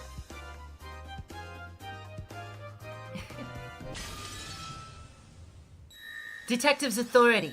The detective has the right to investigate all crime scenes. Move out of the way, Ushiromiya Battler. This is my legitimate right within the game as granted to the human side. Those words, which seemed to be utterly ridiculous at first, were words of power that had come from a world much higher than theirs. Okay, that's just regular narrator. Battler was thrown back by an unseen power and landed on his butt. Struck silent by Erica's quiet intensity and the bizarre, suffocating atmosphere, nobody was able to prevent her from entering the room. Rest assured, my goal is not to profane the dignity of the deceased, and I have no desire to peer into the ghastly gashes in their throats. What I wish to ascertain is something completely different. Namely, who committed these murders? Dr. Nanjo and the rest of you, and particularly Battler-san, the first to discover the bodies. I have a number of questions for you, so I hope you will oblige me. Are you listening? What gives you the right? Because I am the detective. Battler couldn't argue against this incomprehensible nonsense. No, he wasn't permitted to argue. It was a restriction placed on pieces. Erica summoned Dr. Nanjo and got him to tell her in detail about his preliminary findings. Normally, he wouldn't have spoken of that to an outsider so casually. However, for some reason, the atmosphere about the place had begun to make it feel as though nothing should be hidden from Erica. Okay, let's enjoy this first twilight of Lambdas. 4 corpses? That's 2 corpses short.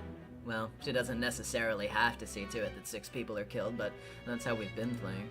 That girl isn't completely clueless, so she must have killed 2 more people somewhere.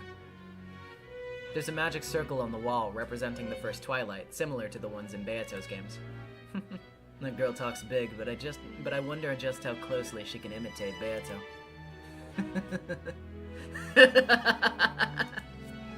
Your Hebrew sure is crappy, Lambda. You got this part slightly wrong. What the heck? What's going on? Why is there a magic circle? I bet someone wanted to try imitating Beatrice-sama. What a crappy magic circle. This isn't some funny imitation. Some human deliberately drew this to make it look like Beatrice-sama's own work. Anyway, let's report it to Beatrice-sama about this. Even though we're already up to our eyeballs just protecting Goldsmith's secret. What a pain. These murders have no beauty to them at all. It isn't a locked room or anything, and there's nothing impossible about it. Sloppy murders like this aren't worthy of Beatrice-sama at all. Furudo Erika. An unexpected woman for an unexpected crime. And there's that unexpected man from 19 years ago. And if you add on the fact that Battler's already solved the epitaph, this game is completely different than normal. What the heck is going on? Let's go. Yes, One-sama!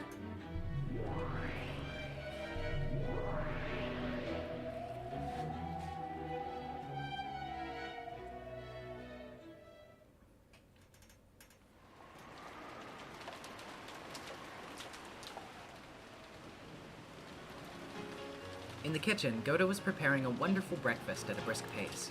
The main dish would be... Oh my god. Fucking... Why do I always, like, stun lock on this fucking word, depending on... It's because... Okay, listen, chat. There is lore behind this. There is a reason why I always fucking lock up on the word herb. Or herb, or whatever. It's because some, like, a close family friend has the name Herb spelled exactly like this, but you do pronounce it Herb. So, like, every time I see that word, I just think of his name. Yeah, the official Herb, that's me. Yeah, of course. But, like, so, yeah, it always fucking gets me. The main dish would be herb omelette. Even simple foods could become an invigorating feast under Gota's skillful hands. He was planning to complete all the other preparations for the meal here beforehand, and then cook their individual omelets fresh before their eyes in the dining hall, serving them up one by one. Pam, pam, pam. Goat. My goat, am I right? Gota hummed as he continued his preparations in high spirits. When Shannon, who was helping out, saw Gota like this, her mood also brightened. She arranged the salad in a neat little pattern and showed it to Gota. How is this? I think the tomatoes look a bit cuter this way. Very nice. You're really getting the hang of this, Shannon-san.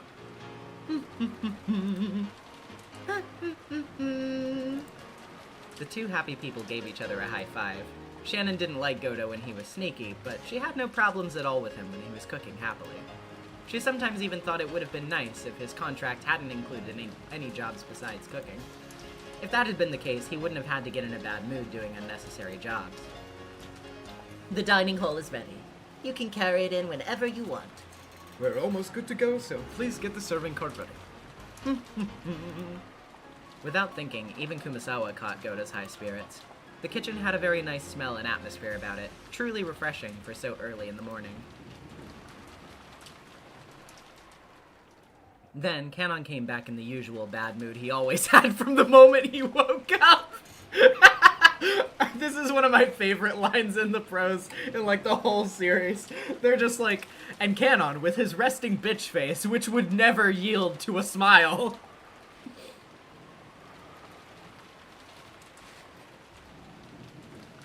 So funny. Kanon and Genji were in charge of getting many things ready for the morning, such as opening the curtains. However, Kanon had been alone today, so it had taken much longer than usual. I'm done. Where's Genji-sama? He still isn't here. That's unusual for him, isn't it?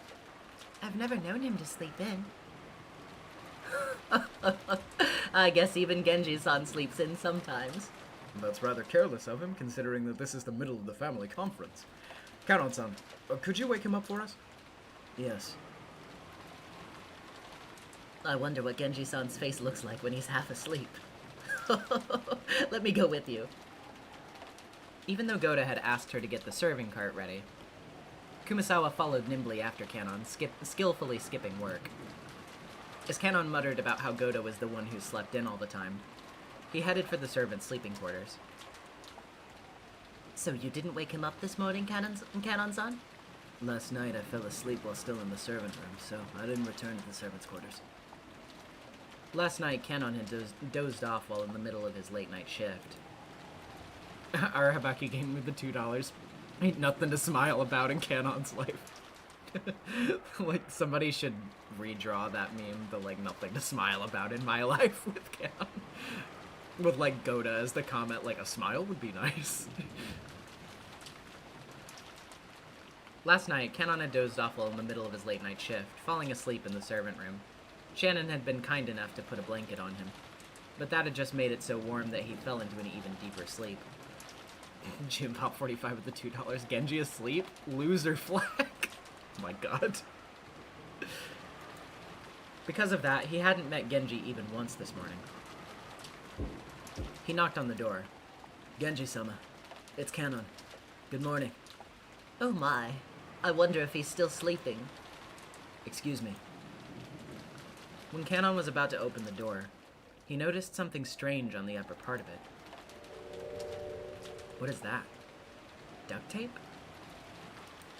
A small strip of duct tape was stuck along the frame of the door, almost as though it was sealing the door shut. Furthermore, there were small slits made with scissors along the center of the duct tape, so that if you opened the door even a slight amount, it would be torn in two. Also, written sloppily across the duct tape with a fine pen was what appeared to be someone's signature? It was written in a very elaborate and decorative manner, and if it was a signature, Kenon had no idea whose name was written. I wonder if it's some sort of prank. I don't know, but there's no point in worrying about it now. Genji-sama, excuse me. He opened the door, ripping the duct tape. Nothing in particular happened when it was ripped, so the strange piece of duct tape was quickly forgotten. The room was dimly lit. The bunk bed's lower bunk still had a lump under the blanket.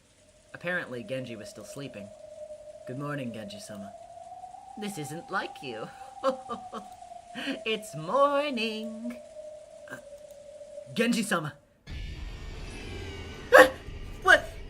What is this? What is this?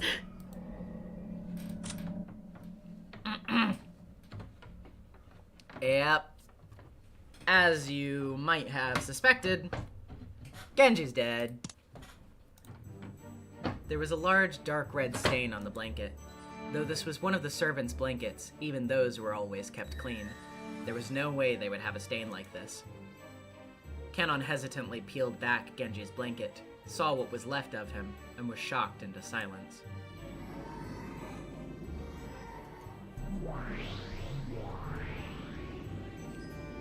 What the heck? His throat's been cut right across.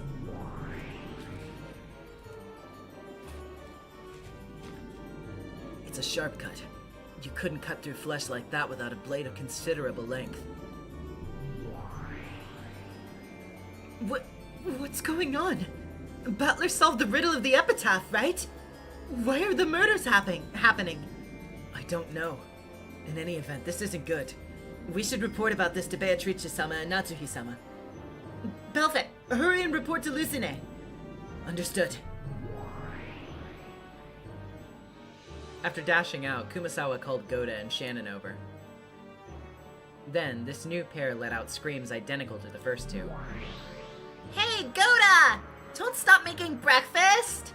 Is now really the time to be saying that? There's no chance they'll be having a quiet and peaceful breakfast on the second day. I have a bad feeling about this. Genji might not be the only one. Let's check the entire mansion. Something else might have happened. Yes, One-sama.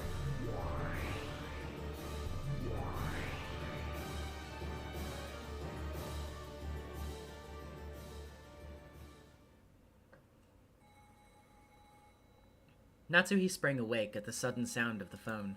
To Natsuhi, the fact that she'd woken up was surprising in itself.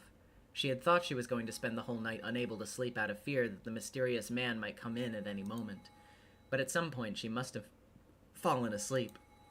Of course, she still didn't feel rested at all. As she groaned from the dull pain in her head, which hadn't gone away once since last night, she managed to get out of bed.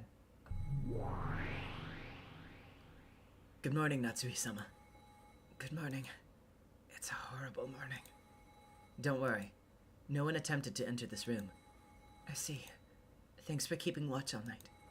Even so, that didn't mean she had been able to sleep peacefully. The continued ringing of the phone made her headache throb even more strongly. I believe it would be wise to answer the phone. Also, I have some bad news to report from my sisters. Let's leave the bad news for later. I'll answer the phone first. Natsuhi shook her head to wake herself and picked up the receiver. Then she regretted not listening to Lucifer's bad news first, because she wanted the first thing she heard about this horrible morning to be something better than this. Morning, Mother. Sleep well? That voice told her that this horrible morning, this nightmare, was still not over. I kept my promise. I've been holed up in this room the whole time. Of course, I haven't been on the phone either. But you did pick up this phone call, didn't you? Well,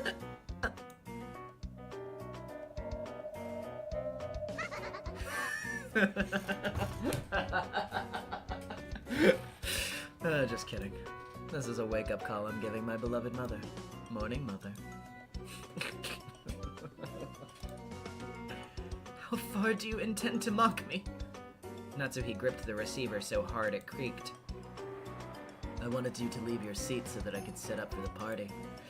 Thanks to you behaving yourself, everything's ready now. Of course, you're the main guest, Mother. What are you planning to do? That's for you to look forward to. Don't worry, I won't keep you waiting. It's already begun. Oh, that's right. Wait a sec. There's someone I want you to hear. Huh?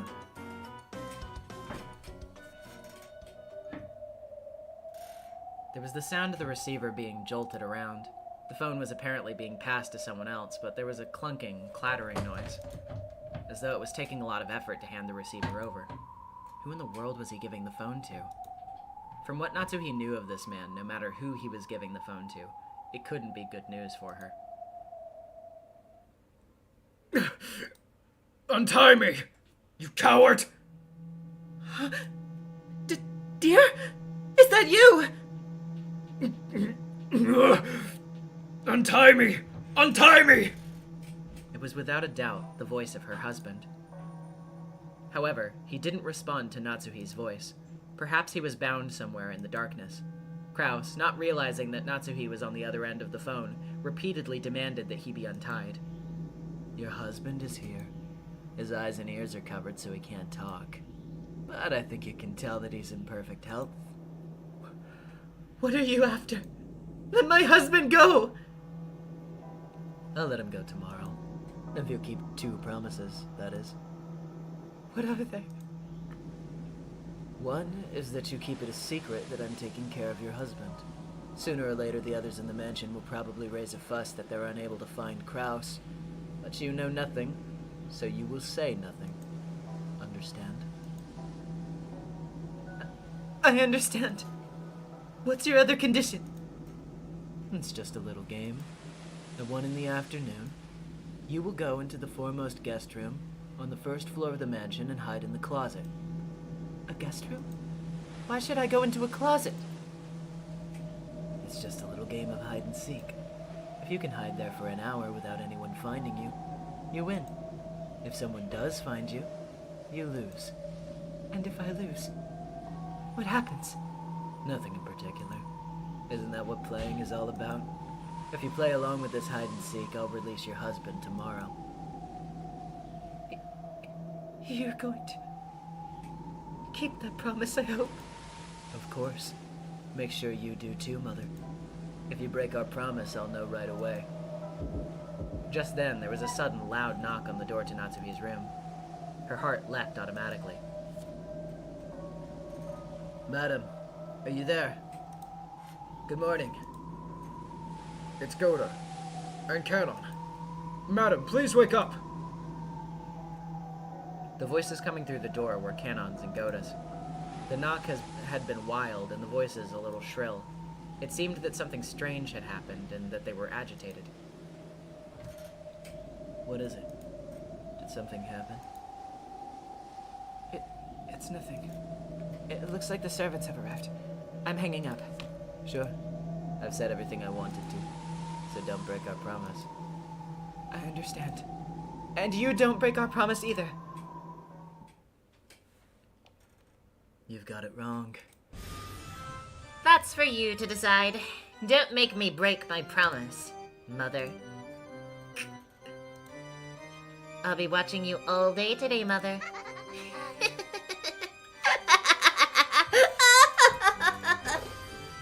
Clack,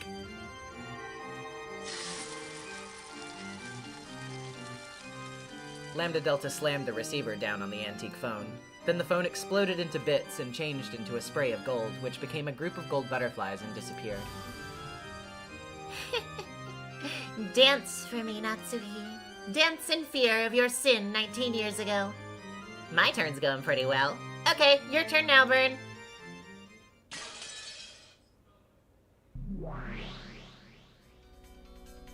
Oh fuck, it's Toad and Bloom. I fucking love this track. I'm sure this is a waste of time, but confirm for me whether communication with the outside world is possible through calling the police. The external line is unusable. The internal line seems like it can be used, though.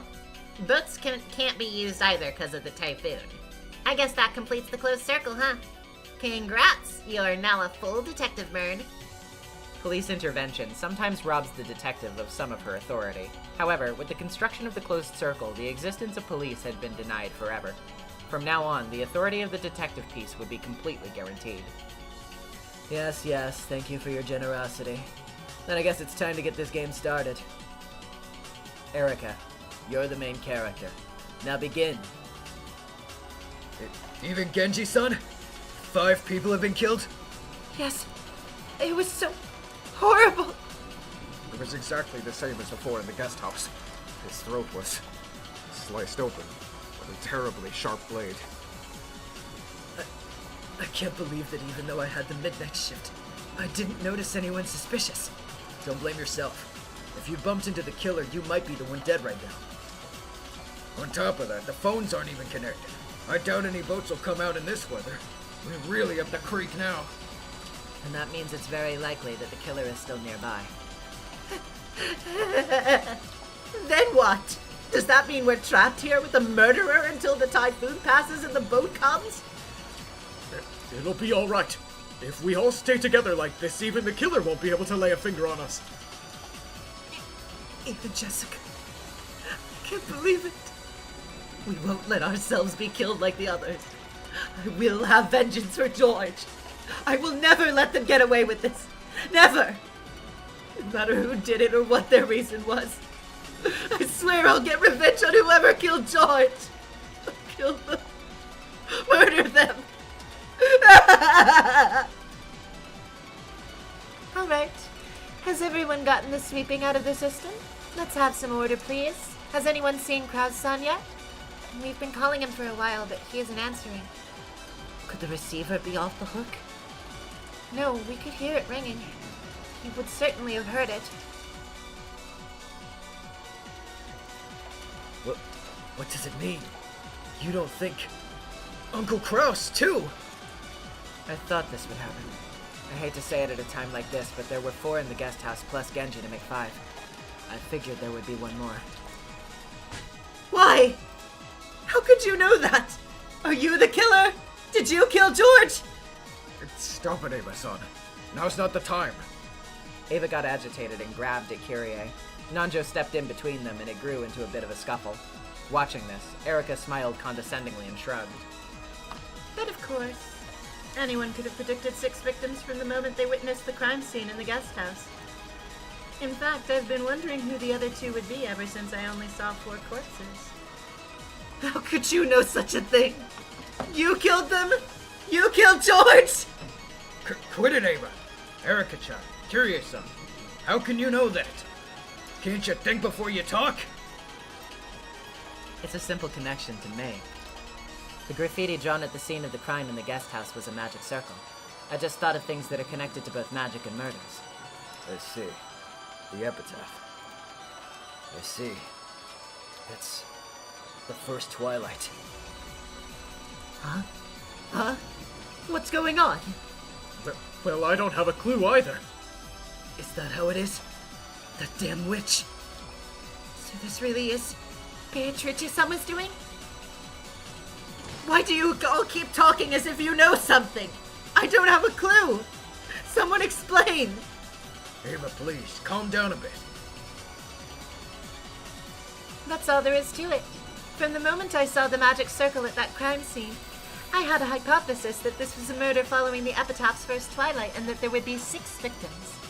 All it takes is the presence of that magic circle, and a deduction like this becomes trivial for Furudo Erica. Your thoughts, ladies and gentlemen? Then, you're saying Uncle Kraus was killed as well? We can't be sure of that.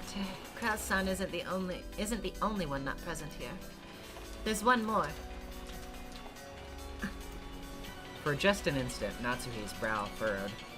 As she feared, she wouldn't be able to avoid the topic of the study. You don't mean... Dad! Hey, someone must have contacted the study, right? Of course, I placed a call and even knocked on the door. But, there was no response. The head is completely immersed in his own research.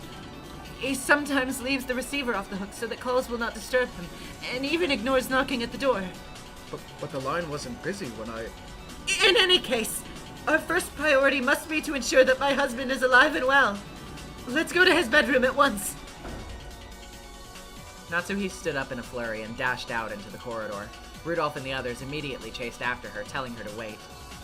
Come now, everyone. You'd better follow her. In both third-rate mystery and splatter films, the people who act alone tend to die first. So, of course, that must also hold for this game.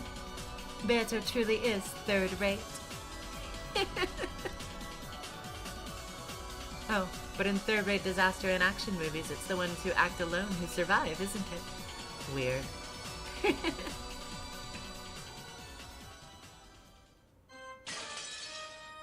Even though the epitaph has already been solved, who is behind this farce? It might be the work of this man from 19 years ago who's thought to be Lady Lambda Delta's piece. Ah, yes, that can't be true. Beato already stated in Red in previous games that with Kinzo's disappearance no more than 17 people exist and no 18th person exists. And now that Erika has been added, it's been stated that no 19th person exists. There's no room for this man from 19 years ago to appear on the island. Then the identity of the man from 19 years ago is either one of the existing humans, or else. Even if a 19th person isn't permitted by the Red, slipping in a 19th person there is no trouble for me. No trouble for witches. Now it's getting interesting. Why don't we watch how things unfold for a little longer? Still about Lady Lambda Delta and Lady Berncastel. They've finally started to do whatever they like with my game board. Didn't you know what would happen when you invited them? As a witch, I have the same dislike for boredom as they do. Even the unexpected brings the kind of joy a witch expects. So be it. Bring it on! It's great that you're so eager, but things have taken a nasty turn. You know that, right? I concur. I would hesitate to call this a good time to wait and see what happens next. I know that. At this rate, Kinzo's existence will become a problem once again. And the barrier around the study won't last long. That's not all. Things are going to get even worse. Imagine this. Move 1. Move 2. Move 3. Cornered. Natsuhi. Gap whispered something into Beato's ear. Beato's mouth slowly widened into a crooked smile. That Erika has brought everyone together is actually convenient for us. All darkness outside the range of observers belongs to us demons. This may be the only time to make that move. Natsuhi is the king. She can't move far, but we cannot allow her to be taken. Let's make the first move.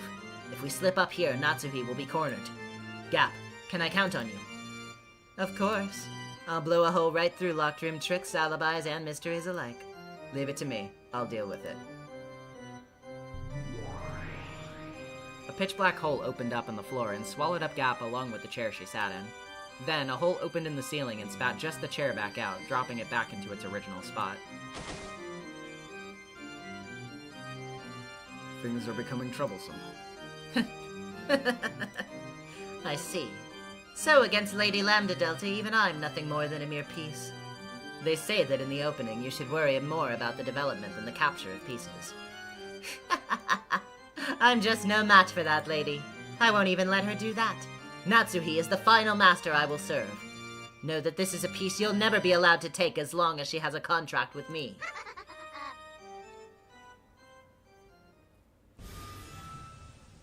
Krause's room was empty. The bed was also empty. But massive bloodstains similar to the crime scenes where the other 5 were murdered remained there. But there was no corpse. Nope. Then he isn't dead. Maybe not.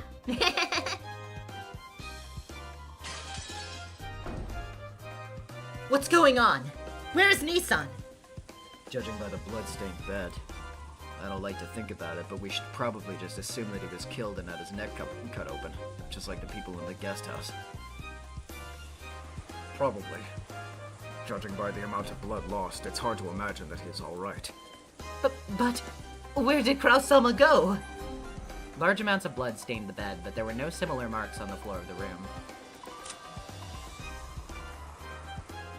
Ushirimiya Kraus went missing from his room on the second floor of the mansion. There were large amounts of blood on the bed, making the situation bear a strong resemblance to those of the other victims. He is the only victim of the first Twilight whose body was never witnessed. Whether Kraus had run to safety somewhere after being seriously wounded, or whether he'd been killed and carried somewhere, they had no clue where this somewhere was.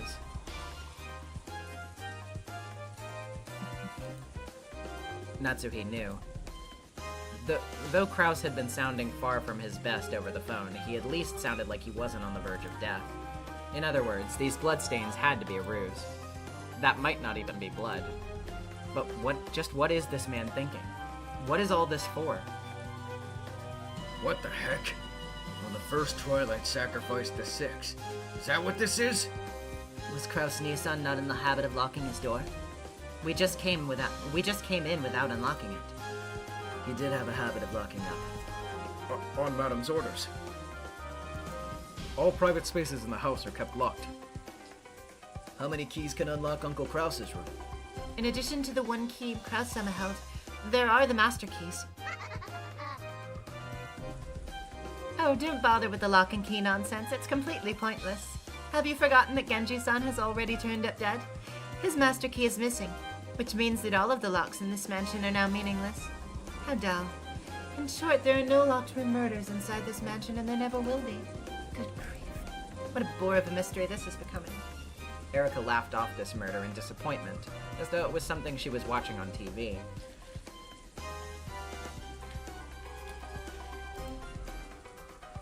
I can't understand her. Why is her world so different from ours? It's almost like she's a being from another dimension. Was Jessica also like this in a bed? Yes, that's right. Just like George, her throat was cut. Jessica. Let me see Jessica. I haven't even seen her face yet. Jessica! Jessica! Wait up, Natsuhi-san! The culprit might still be hiding nearby. It would be dangerous to let her be alone. Natsuhi flew out of the room and dashed towards the guest house this time. It was only natural.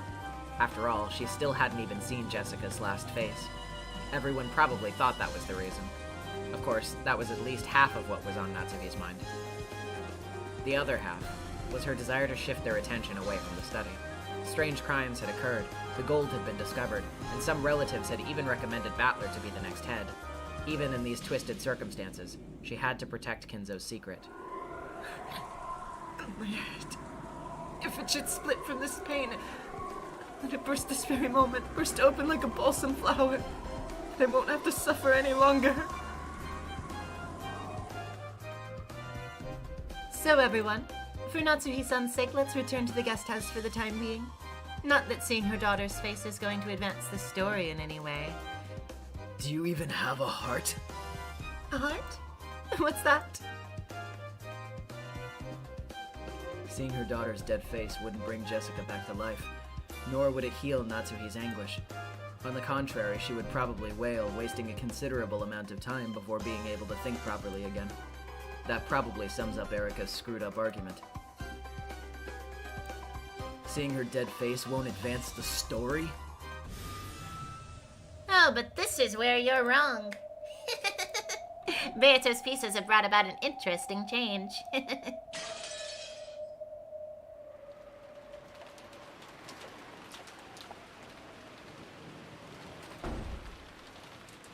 What in the... Natsuhi flew into the cousin's room on the upper floor of the guest house, and was struck dumb by the blood-stained beds in the eerie magic circle which looked like it might have been drawn with the victim's blood. Where is Jessica? Where is Jessica? Jessica! In that bed. Bed? Where? Huh? George? Where is he? Wait a second. What the hell is going on here? This room was locked up tight when we left. We can now be certain that the culprit has a master key. Once again, my reasoning was correct. Who cares about that? Where did they go? Where did all their bodies go? Nice trick. See? Look, it's magic. That gap who's with Beato hid the corpses somewhere with her magic. All of us move together. You're trying to say that this gives everyone an alibi? Your reasoning goes like this, right? The 4 of them weren't actually dead, they were just playing dead. Then, when no one was around, they hid somewhere. Am I right? You don't intend to declare any of their deaths in red now, do you? Of course I won't. Unlike that dolt Beato, I don't give out red for free. In that case, I'll gladly use the blue truth. I can think of any number of ways to work around something at this level. Sure, go ahead. Blue truth time. Here's the first one that I can think of. The victims aren't actually dead. They pretended to be dead, then secretly hid themselves somewhere. After all, you haven't declared anyone's death with the red truth. Even if I showed you their gaping wounds, you've still got to try that one if it wasn't in red, right? That's like the basics of the basics. But don't get your hopes up. I'm not giving you a freebie red truth. Because all I need to do is refute one teensy little part of that theory at the end of the game at midnight on October 5th. The witch side has such a big advantage. If that stupid battler was my opponent, he'd be done after that blue truth, but you aren't like that, right, Fern? Of course. Anyone could have thought of that ridiculous move. I have more. Second one. Kraus carried the bodies off and hid them. You're making it look like you've kidnapped Kraus and locked him up somewhere, but he might actually be free. Kraus has no alibi. Kraus hid their corpses. Right. Of course you'd say that. It's not like I declared with the red truth that Kraus was being confined. They do say that you've got to trick your friends before you can trick your enemies. So you're saying he lied to Natsuhi, making it seem like he'd been captured. Any others? Third one. The corpses were different people in the first place.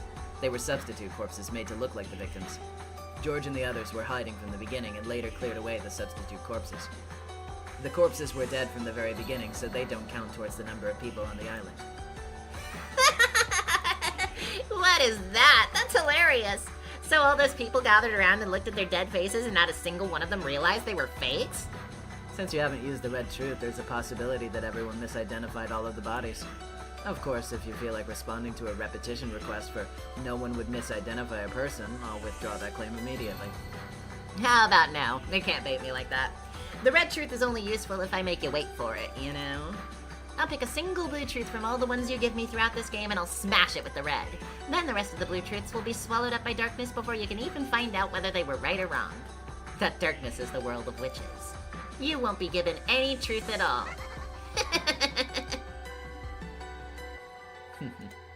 This girl acts like she's stupid, but she's not bad at all. She'll never rise to provocation. Looks like she understands the thing called the darkness of witches even better than the true game master Beato. And apparently Gap has a very good understanding of it as well. That move of hiding the corpses. It worked out pretty well for both Lambda and Beato. In any event, I've thought up a full 3 theories about the disappearing corpses. 3 blue wedges for a single riddle. That doesn't mean that she can just refute one of those 3. Unless she pulls out all 3 wedges, this riddle has been defeated. That's the ironclad rule of witch hunting. A single wedge isn't nearly enough. Only vampires die from a single stake.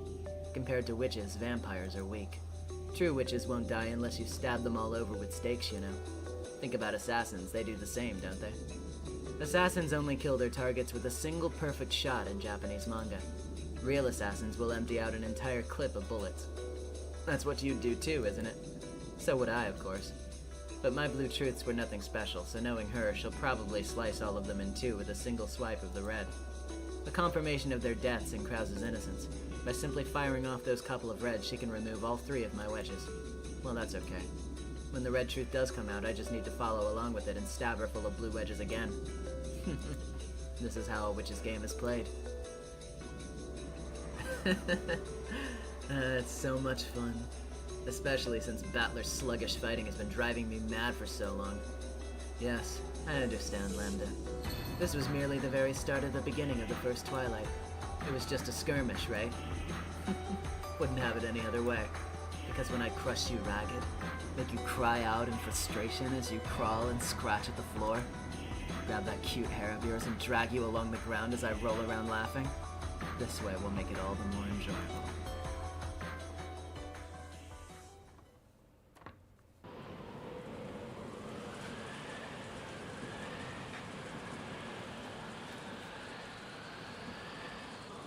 The servants' quarters in the mansion had once again gone silent.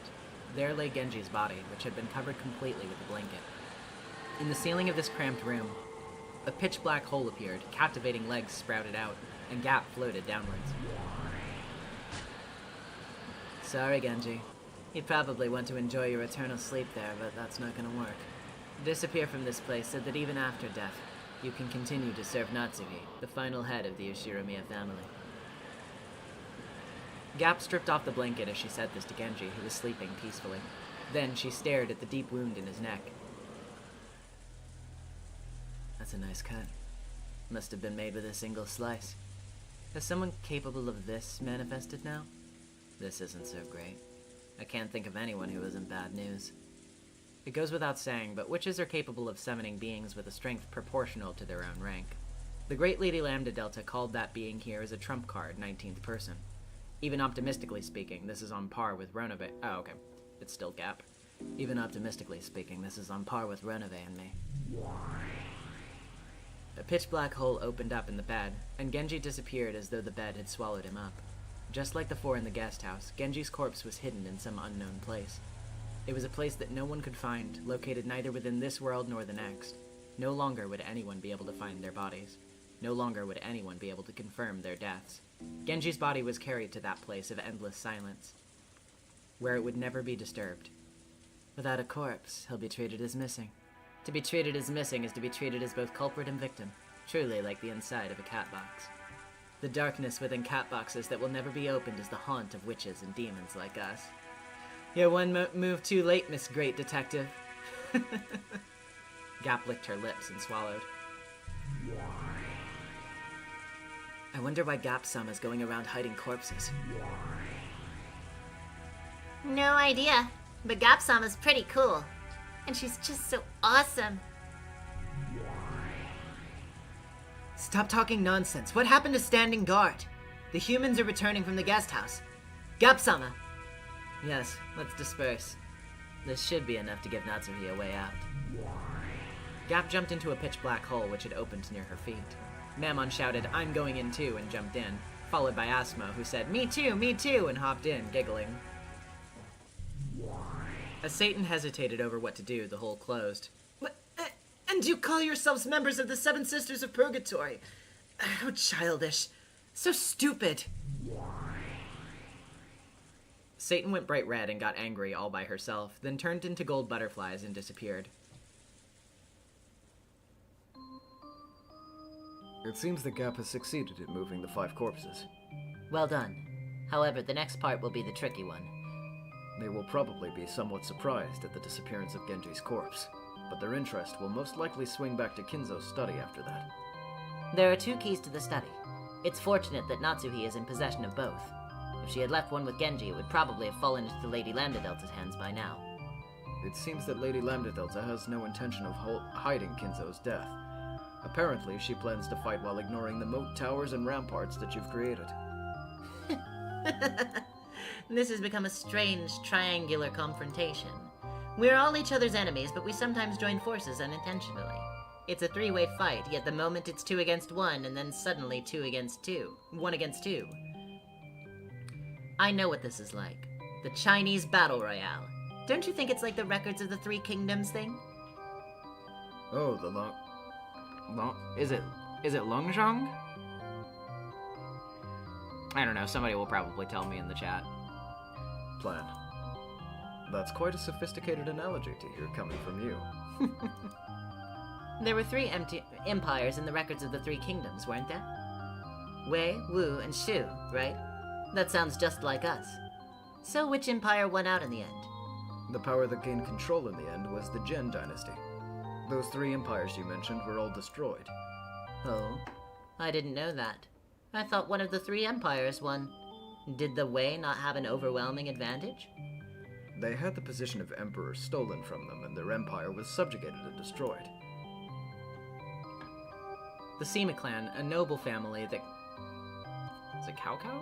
Invited in as advisors, eventually gained central control in a power struggle and took over the country. So they were invited in as advisors, and they seized control. Very interesting. That Lady Lambda Delta. ERA, I'm gonna be aiming to go for like maybe another hour-ish, hopefully. And my food was great. Thanks for asking. I am actually going to step away for just a second though, because I do need to check up on something in the house, but I won't be but like a couple minutes. So I will be right back.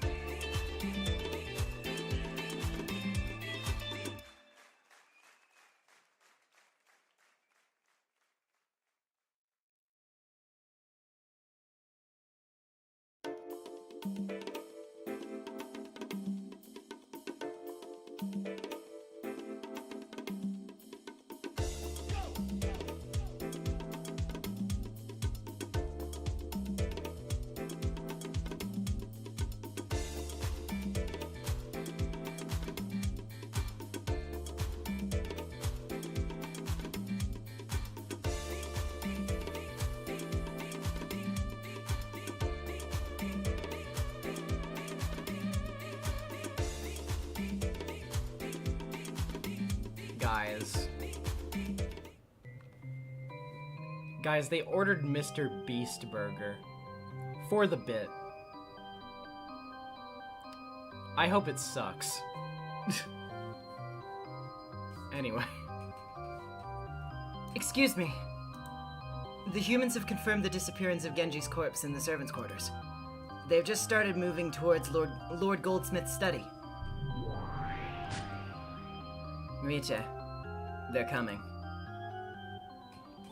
Let them come. The humans, the witches of certainty and miracles. If this is a three-way fight, then the three sides are the humans, the witches, and what are we? If the object of our protection is Kinzo's illusion, We must be the illusions, then.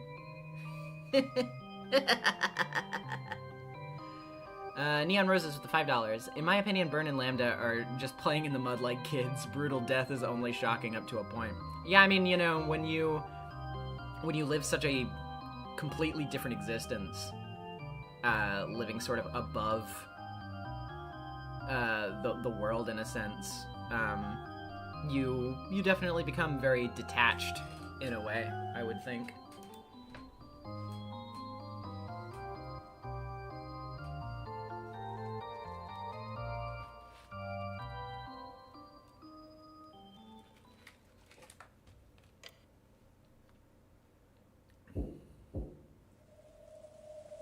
Father, it's Natsuhi. Oh, we might actually get to the cool cliffhanger moment that I think would be a cool cliffhanger moment. We'll see. Good morning. There's no way he'll wake up if you do it like that. Father, it's Ava. Please wake up. It's an emergency.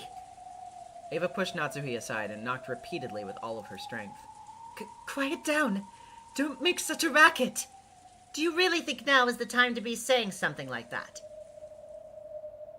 So he isn't picking up the phone and he isn't responding to knocking either. What a quandary. He might be in a foul mood again. Kinzo-san sometimes detects omens in the slightest of changes, and gets into a bad mood for reasons only apparent to him. Yes, that's true. This isn't something that started today. Does grandfather really shut himself away in his study that hard? Yes. It's not uncommon for him to stay in his study for over a month at a time. Privately speaking, even though I work here, I sometimes forget the master even lives here. Goda, that is not the sort of statement I expect to hear from a servant. My apologies, madam. I'm truly sorry. Anyway, isn't it bad if we can't get in touch with him? I mean, Father might not even know there's crimes going on, right? I'm not sure. Keenly noticing that people were starting to doubt Kinzo's existence, Kanon mumbled his words. Who was the last person to see Father? And when? It was me. Last night, up until moments before all of the fuss of Battler confining the gold, I was reporting the day's events to him in the study. So around 11 o'clock last night. No way around it. Let's open it up. What did you say? This is the family head's precious study and research room. No one is permitted to intrude without his permission. No one. Who here holds the highest rank? Me, remember? I'm the third in rank of the Ishirimiya family, and if someone must be scolded by Father for opening this door, that will be my responsibility as the highest ranked as well. As this is an emergency, I am opening this door. You have a key, right? Open it. I believe you know this, but the study door cannot be opened with the master keys. The master recently took away Genji-sama's key as well. He has both keys on his person now. So, Both of the keys that can open this door are inside the study. A locked room. Good. Things are finally starting to get a little interesting. If inside that room, Kinzo-san is lying on the bed with his throat cut, that would be pretty neat. That is incredibly inappropriate, Erika-san.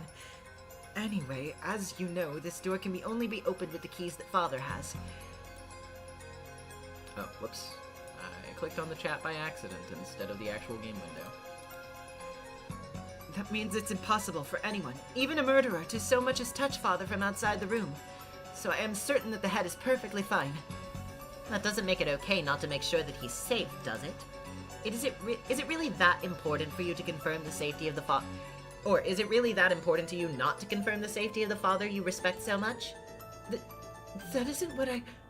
The atmosphere, which had been so agitated a second ago, suddenly went cold, and an eerie feeling filled the room as everyone stared at Natsuhi.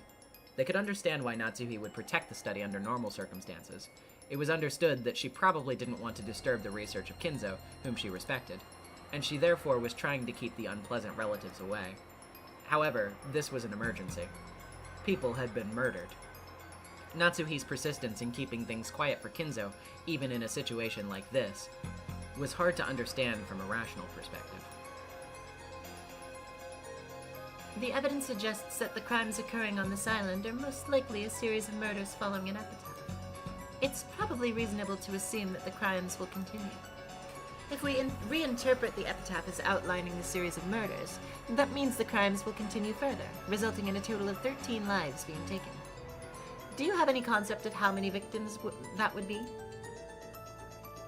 Wait a sec. How many people do you think are on this island? That'd be almost everyone. No, you have it all wrong. To my knowledge, the serial murder resulting in the most deaths in mystery novel history was 10 people in a well-known work from England, in which everyone, including the culprit, died. As far as Japanese mysteries go, it's probably that famous novel in which an astrologer served as the detective, though there were less than 10 deaths in that one. Do you realize? If this continues and 13 people die, it will lead to the most prestigious and gruesomely spectacular accomplishment in the annals of mystery writing, the completion of a 13-person serial murder case. And if everyone on this island is killed, why, that would even give it a greater number of deaths than the world record for serial murder mysteries and Japan's record added together, making it a historical achievement in the world of serial murder mysteries. Well, did you know that, ladies and gentlemen? The culprit of this crime is undertaking an incredible challenge, one that stands to rewrite the record books of mysteries throughout the world and throughout history. But I'm sure all of you were well aware of that, weren't you? Any mystery lover worth her salt will have read the words of the works of the Queen of Crime. And it goes without saying that any Japanese reader has covered the works of the Shin Honkoku genre of mysteries. We should definitely look at that real quick. And I would like to talk a little bit at the end of this episode about Erika's ties to the Japanese mystery genre as well, because this is a sort of interesting topic. So, Shin Honkaku is New Orthodox, a genre of Japanese mystery novels intended as pure logical puzzles to be solved by the reader, taking inspiration from the works of Golden Age detective fiction and the ideas of S.S. Van Dyne. The rise of the New Orthodox movement, which revived and revolutionized the genre of orthodox detective fiction in Japan, can be attributed to Shimada Soji's The Tokyo Zodiac Murders in 1981, and Ayatsuji Yukito's seminal work The Decagon House Murders in 1987. Shin Honkaku is the third wave of detective fiction in Japan, preceded decades earlier by less well-known works such as The Case of Murder on D Hill, Edogawa Rampo in 1925, and the non-serial murder case Sakaguchi Ango, 1949. The latter was part of an earlier movement known as Shin Geisaku, New Burlesque, which bucked the trends of pre-war Japanese literature.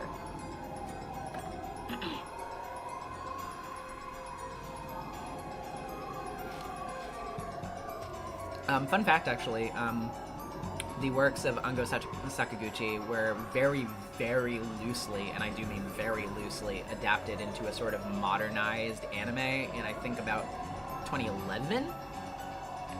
Called Ungo, UN-GO, and was made by Studio Bones, but it came out around the same time that Fullmetal Alchemist Brotherhood did, so nobody watched it. Are you sure that you've been reading enough, everyone?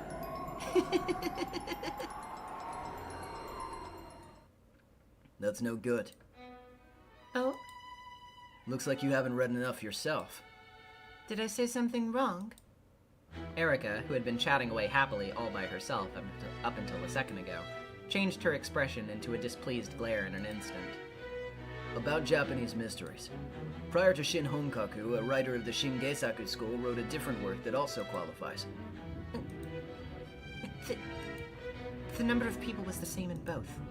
They tie for the record, but if you pay attention to the fact that the Shingesaku novel asked its readers to search for the culprit, it's a far more fitting example. If you know so much about this, shouldn't your examples have been based on more than simply the number of victims? Like perhaps the approaches of each work?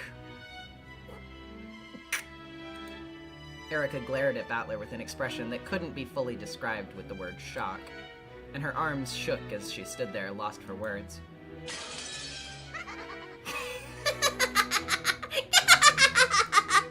Oh my god, she's so lame. This is priceless. Well, I mean, who can blame her, right?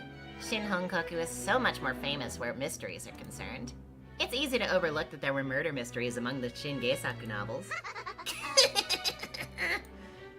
Lambda Delta kept on hitting the table with both hands, overcome with laughter. Even Bernkastel, who had been enduring the humiliation, suddenly snorted and started pounding the table and laughing in the same way.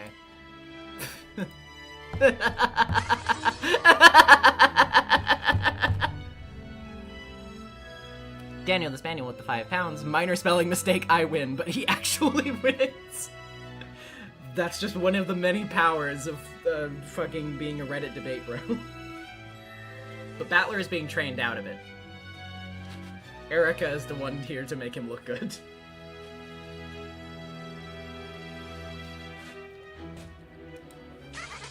This is just too good. Not bad, Battler's piece.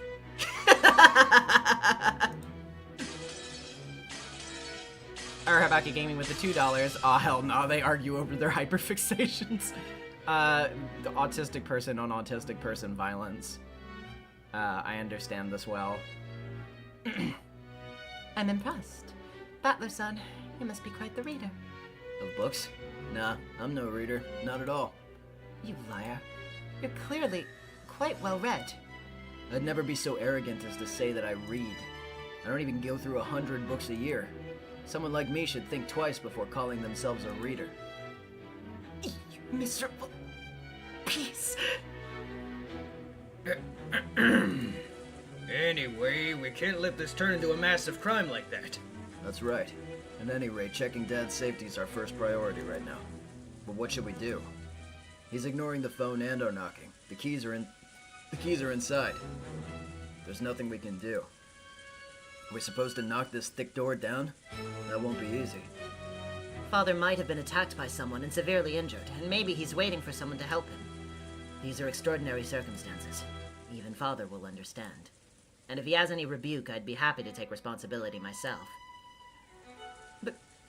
But breaking down the door would be altogether too rude.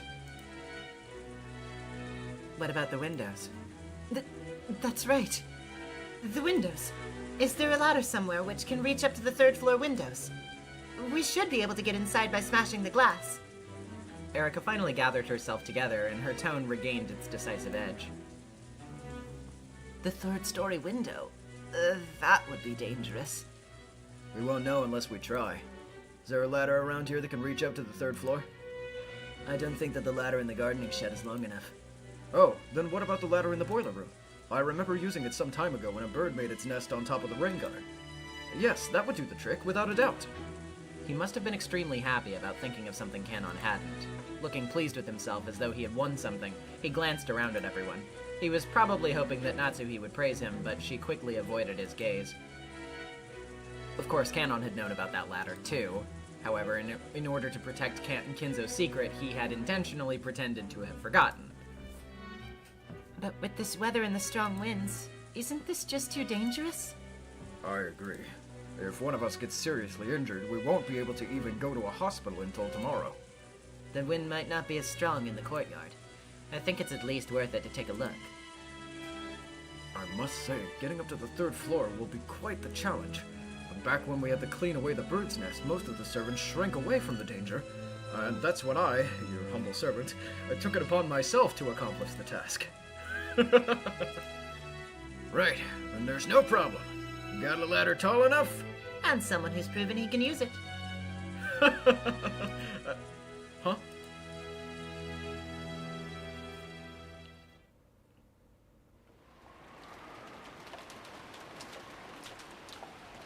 And before Goda, like, fucking Hanna-Barbera falls down the ladder.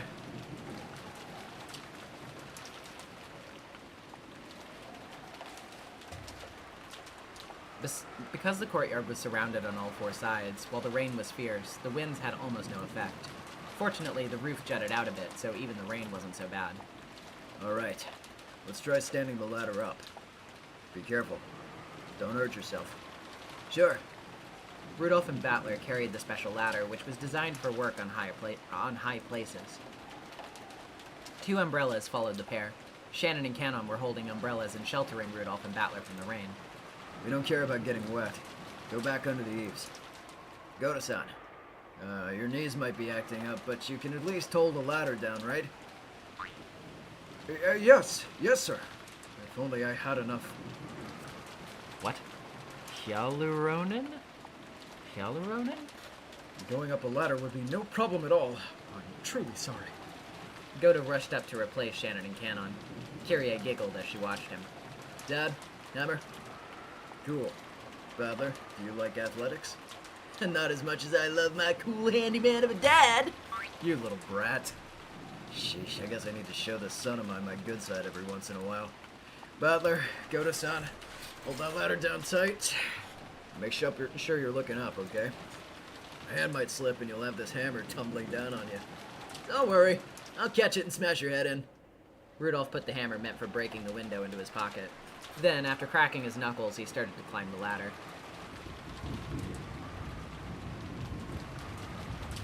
Will Rudolph Summit be alright? He'll be fine. That guy could be in an action movie. Plus, sports are one of his strong points.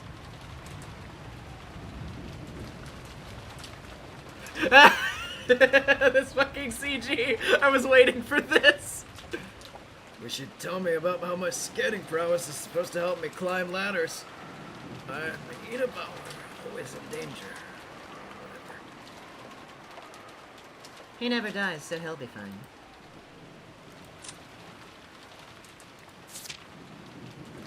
Uh, 1941, 2014, yes, the person that they were talking about is a champion German figure skater whose name is associated with a move in figure skating that became famous in Japan. However, the reference goes deeper than this. Rudolph's voice actor, Koyama Rikiya, was the Japanese dub voice for Jack Bauer in the TV series 24 from 2001 to 2010. He Never Dies is a reference to one of a number of comedic Japanese TV commercials for 24, in which Koyama Rikiya sings, "I am Jack Bauer, always in danger. I am Jack Bauer, I never die."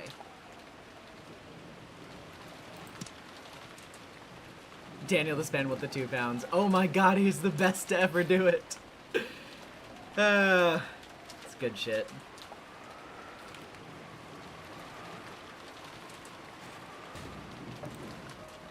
Anyway, we're really lucky that the shutters aren't down. The ram deep cut. Yeah, just like those cuts in the necks. Sorry. Isn't it standard practice to lower the shutters to Father's study at night? It is. When we're permitted to enter, we open the shutters in the morning and close them at night. However, the master told us that there was no need for the time being, so I think they were left open. I see. Father will be pretty mad, won't he? If his son smashes his window and comes in while he's sleeping. Well, probably. It would be wonderful if we didn't have to smash the window, don't you think? Both Shannon and Cannon knew that Kinzo no longer existed in this world. Natsuhi had ordered them to interfere as much as possible, but now that it had come to this, there was nothing that the 2 of them could do. They had tried to interfere by pretending that they didn't know about the ladder that could reach up to the 3rd floor window, but because of Goda's showing off, that ladder had been found.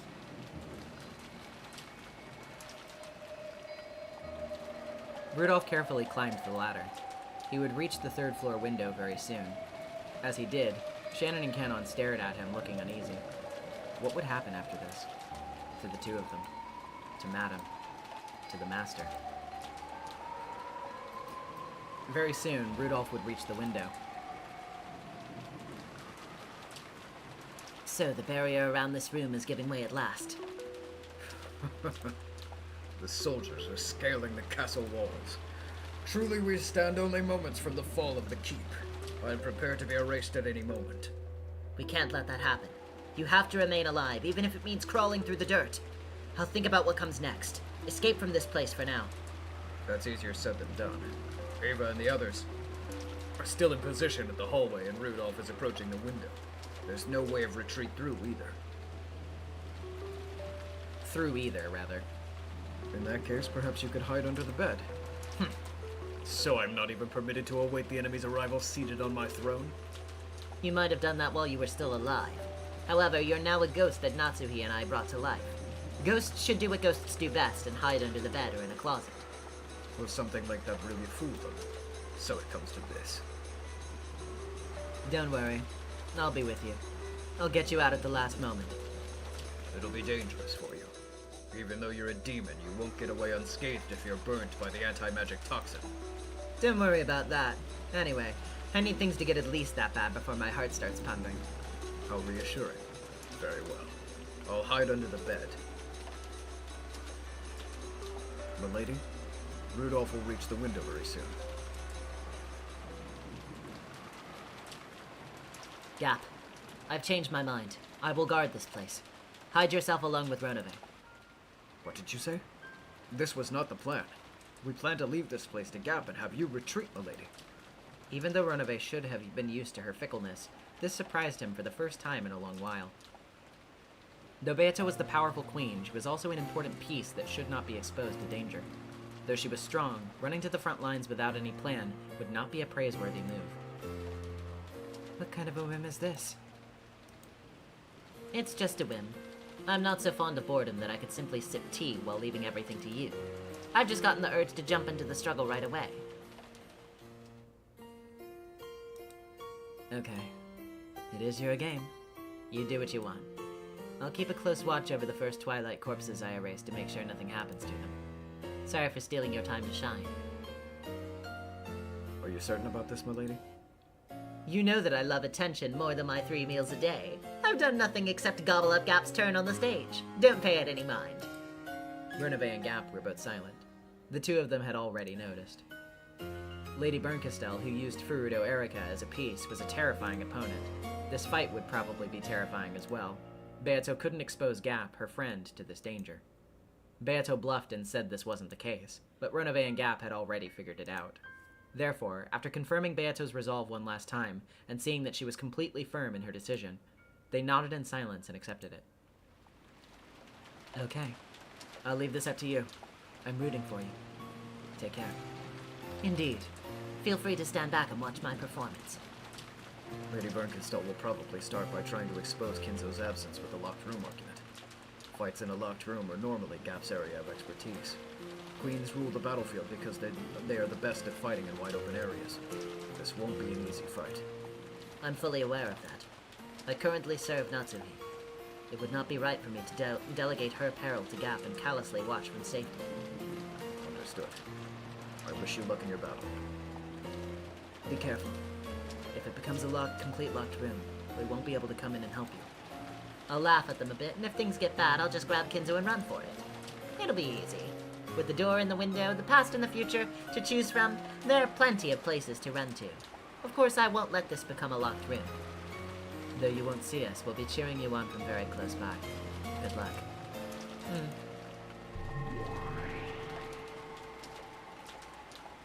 Gap and Ronove became a swarm of gold butterflies and disappeared, and Kinzo melted into the darkness beneath the bed.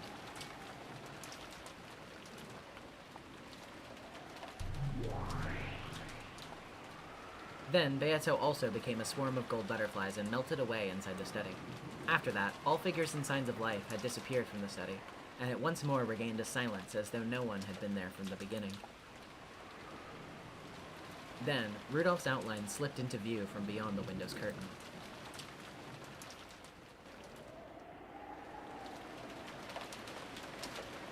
Dad! If you're there, answer! Dad! As he yelled, he hit the window. His foothold was so uncertain that just hitting the window felt life-threatening. But of course, this was Rudolph, the show-off. Deciding that he couldn't show himself up with so many people watching from below, he suppressed the fear from being so high up, and boldly knocked on the window. Come on, grandfather. Can he hear? I wonder. I hope he doesn't drop the hammer. How many seconds have passed? It's been 30 seconds since he knocked on the window. So, he's really going to smash it?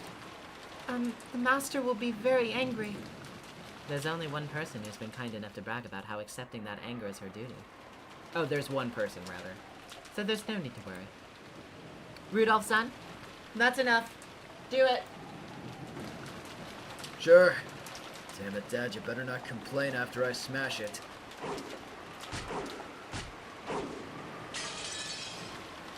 He hit it several times, and eventually a fist-sized hole opened up in the glass.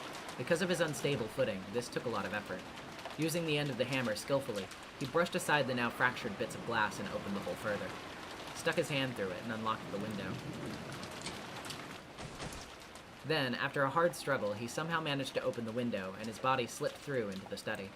After that, he flopped onto the floor, using his entire body to enjoy the relief of having a ground underneath him. Dad, it's Rudolph. Answer me! Wouldn't it be an exaggeration to say that Kinzo's study was a small villa he had created inside the mansion? A study, a book archive, a place to sleep, and a bathroom and a washroom. It was divided into multiple rooms.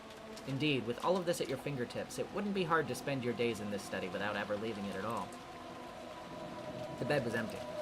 There were marks on it which made it seem as though someone had slipped out, but there was no one in sight. They do this a lot in ninja movies. The bed's still warm, it can't have gotten far. Just like that. Rudolph tried placing his hand on the bed, but he couldn't feel any heat at all. Not only was there no heat, it felt completely ice cold. And the bed wasn't the only thing that was ice cold. The air inside the room, and even the presence about it, if that's the right word for it, even that felt ice cold. To Rudolph, it felt as though Kinzo had slipped out of this room a long time ago. Very clean. There's signs it's been lived in. Wrinkles in the bed, the slight angle of the chair. Here and there were many marks that would doubtlessly have been cleaned up, fixed up if someone had come in to make the beds. As far as I can tell off the top of my head, Dad must have slipped out of bed several hours ago at the latest. That placed it in the same general time period as the brutal series of murders. It didn't seem possible to say that Kinzo's absence was completely unrelated to the crime.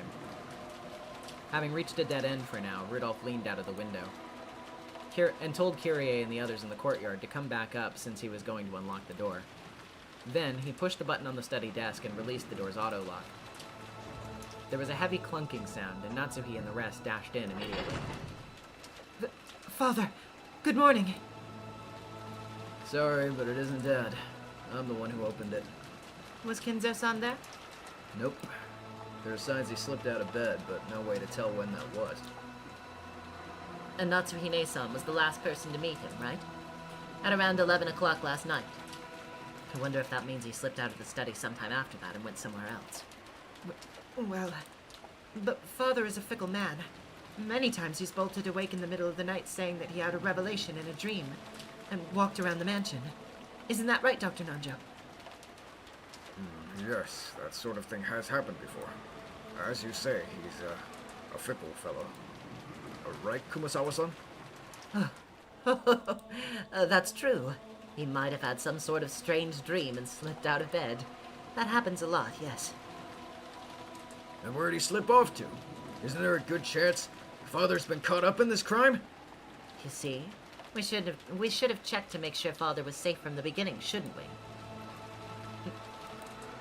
We can't be sure he isn't in this room. Maybe the culprit tied him up and locked him in the closet or something like that. Just what I was thinking. Let's conduct a search. The head treasures this study. It will not do to have you pawing all over it. Oh, that's right. I have an announcement for our guilty party. When Natsuhi heard this said right in front of her, her heart froze.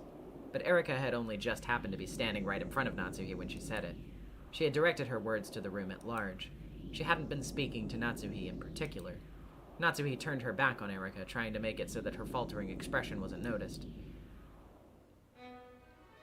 My memory is photographic in every detail. If any attempt is made to hide evidence or alter the scene, I will know at once. Please don't commit some stupid blunder here and disappoint me.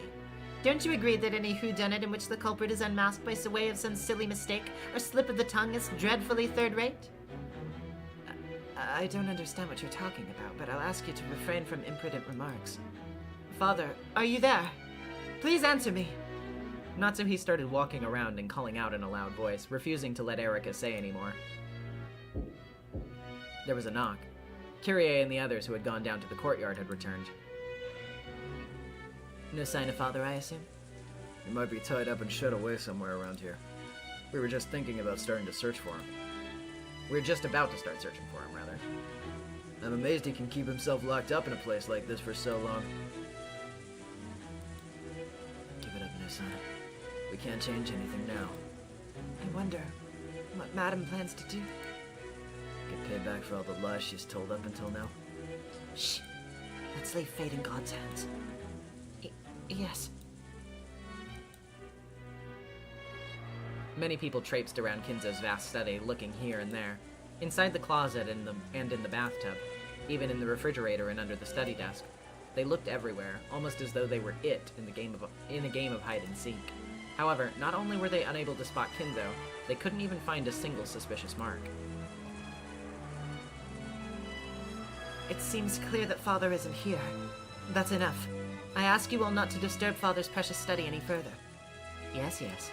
There's nothing the Master hates more than having things moved around without his permission. Father's nowhere to be found. Maybe he really was caught up in the crime. Though we can't be sure of that. Natsuhi averted her gaze once more.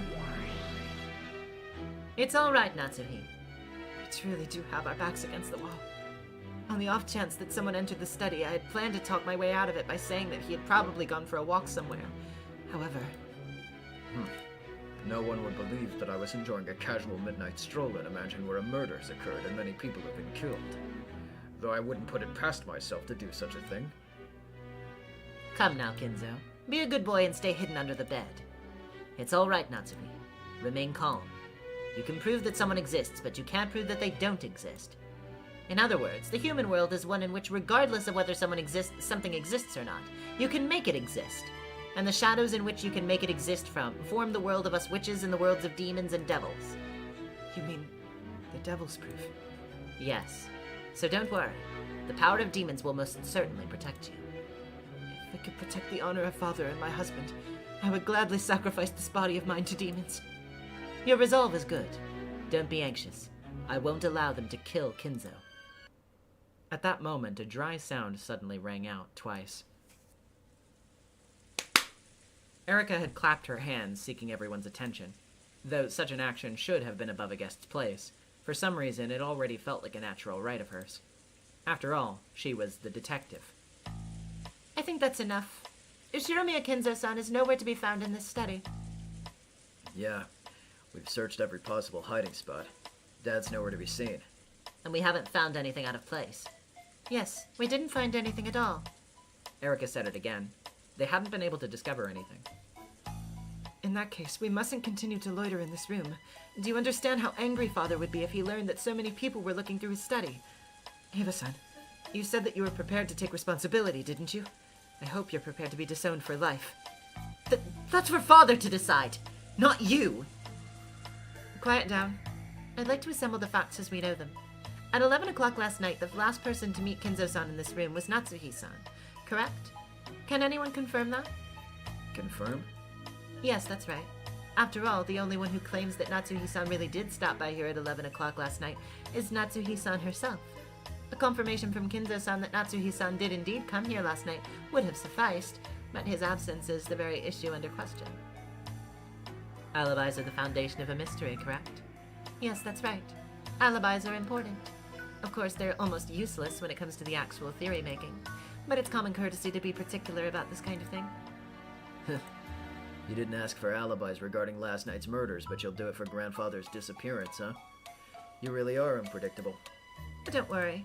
Regarding the murders of the first twilight, have no fear that I will fully examine everyone's alibi for that as well later.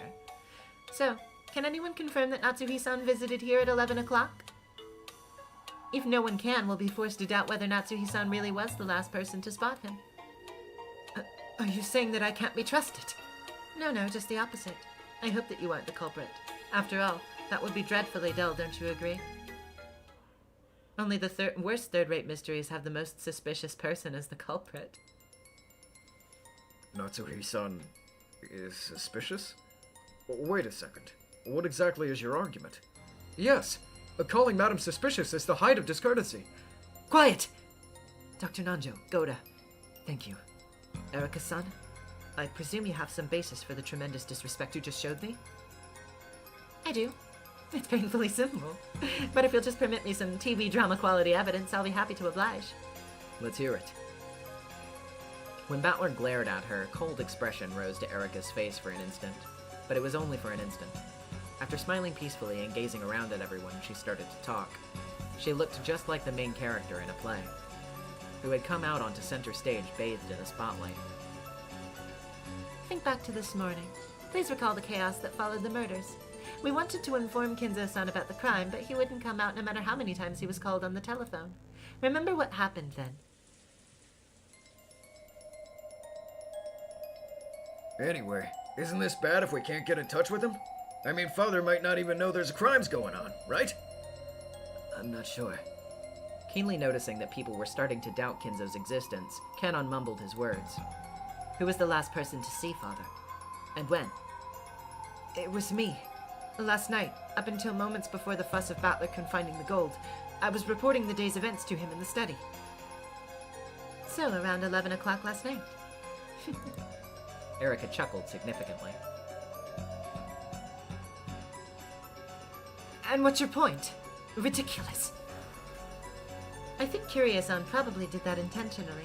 Am I right? But what do you mean by that? I figured someone might fall for it. Yes. Thank you, Kiryu-san. Actually, I was planning to say the same thing if you hadn't done it first. What was the question of who saw the master last really that important? Yes. If we take the circumstances into account, then in response to the question, who saw him last, it was very odd for Natsuhi-san to instantly answer me. Why? Madam told the plain, unvarnished truth. Quiet! Why do you think that was odd? Why are you so sure that no one else saw Kinzo-san after 11 o'clock? Well, that's because I watched as he went to bed. It's only natural to assume that he would then sleep until morning, and not entertain any other visitors. Considering the circumstances, whoever saw him last was going to be at risk of being suspected of having some kind of involvement with this case. A normal person in your position, Natsuhi-san, wouldn't say, I was the last to see him. I met with him at 11 o'clock. Right, Kiryu-san? Yes, that's right. A normal person would say, I saw him at 11 o'clock, but I don't know if I was the last person to see him. Something like that. Good. Identifying oneself as the final witness is usually quite difficult. That is, unless you have some reason that makes you certain that there couldn't have been any other witnesses after you. In the third-rate mysteries, the final witness is often the culprit. They killed the victim themselves, so they knew that no one else could have met the victim later on, is how the argument goes. That's nothing more than a minor misuse of words. Nothing to make such a fuss of and focus on. Yes, that's nothing more than nitpicking. Aren't you jumping the gun a little, suspecting Natsuhi-san because of a little slip of the tongue like that?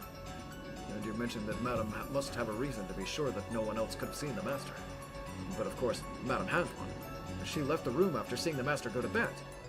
Following common sense, it's perfectly natural to assume that he probably wouldn't meet anyone else until the next morning. No, that isn't natural whatsoever. After all, Natsuhi-san, Dr. Nanjo, and Kumasawa-san all made this claim a short while ago. Please, try to remember. And Natsuhine-san was the last person to meet him, right? At around 11 o'clock last night. I wonder if that means he slipped out of the study sometime after that and went somewhere else. Well, but Father is a fickle man. Many times he has bolted awake in the middle of the night saying that he had a revelation in a dream and walked around the mansion. Isn't that right, Dr. Nanjo? Yes, that sort of thing has happened before. As you say, he's a fickle fellow. Right, Kumasawa-san? That's true. He might have had some sort of strange dream and slipped out of bed. That happens a lot, yes.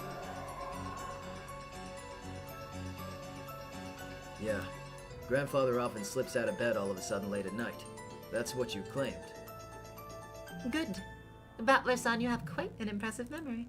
In other words, it's well known amongst the people at the Ushirimiya head house, Natsuhi-san included, that there's a chance Kinzo-san might wake up in the middle of any given night on a whim and wander around. On top of that, they were aware that this happened quite often. Isn't that odd? If you knew that father often wanders around at night, there's no way that you could be certain that he'd stay in his bed until the morning, right? Really is. Like a third-rate mystery. A lot of those have this part in the last 5 minutes where the culprit asks, "When did you figure out it was me?" And the detective answers. It is, isn't it? That's why I feel let down. If it turns out that Natsuhi-san really is the culprit, this will be worse than a TV mystery. That's why I want to clear away the suspicion surrounding Natsuhi-san as soon as I can.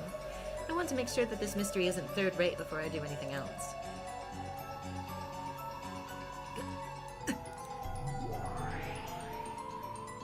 There's no need to get anxious, Natsuhi. She's merely playing with words, a favorite trick of would-be detectives. Is it of any consequence? How can she possibly use that one statement to corner you? In the court of hell, all of the demon jurors will declare you innocent. So calm down and don't get flustered. Sure, when you say it like that, it does make Aunt Natsuhi look suspicious. But to me, it just sounds like you're picking holes in whatever she's saying for the sake of it. But it is suspicious. I think it's more than enough reason to suspect that Natsuhi-ne-san might be hiding something. That accusation is entirely false. And you are not being fair, Eva-san. You yourself can testify that I was in fact here at 11 o'clock. Is this true, Eva-san? Oh, now that you mention it, perhaps it is. I'm sorry. At the time, I was losing my head because the gold had just been found, so I forgot all about meeting Natsuhi-ne-san until just a second ago. So, Eva-san, you can confirm that Natsuhi-san was a witness at 11 o'clock? Unfortunately, yes. I can attest to part of Natsuhi-ne-san's story, but only the part when she came out of this room. What are you implying? Let me tell you what I'm implying. No, I've wanted to say this for a long time now. I really did feel like saying this in the middle of such a tragic murder case would be improper, but the timing now is just too perfect. You know what I'm talking about, don't you? Natsuhine-san? The servants gulped and held their breaths. It seemed that they hadn't been able to hide it, after all. In the middle of this heavy silence, Ava fingered her trump card and Natsuhi pretended to be calm. Both space and time grew heavy as lead and swallowed up everything. How long has Kinzo-san been gone? Erika's words, spoken almost casually, tore that atmosphere to pieces like shattering glass. Simply put, we haven't seen him once at the family conferences this year or last. That's right. We've suspected it since last year. Seeing as how my son and the others have been killed, this may not be the time or place to pursue this. But there's a chance that this has something to do with the crime, so we'll do just that. It's possible that you have a motive for hiding Father's death. We can suspect that you're embezzling Father's assets. If Father were to die, an investigation would be conducted for the distribution of the assets, and your embezzlement would be exposed.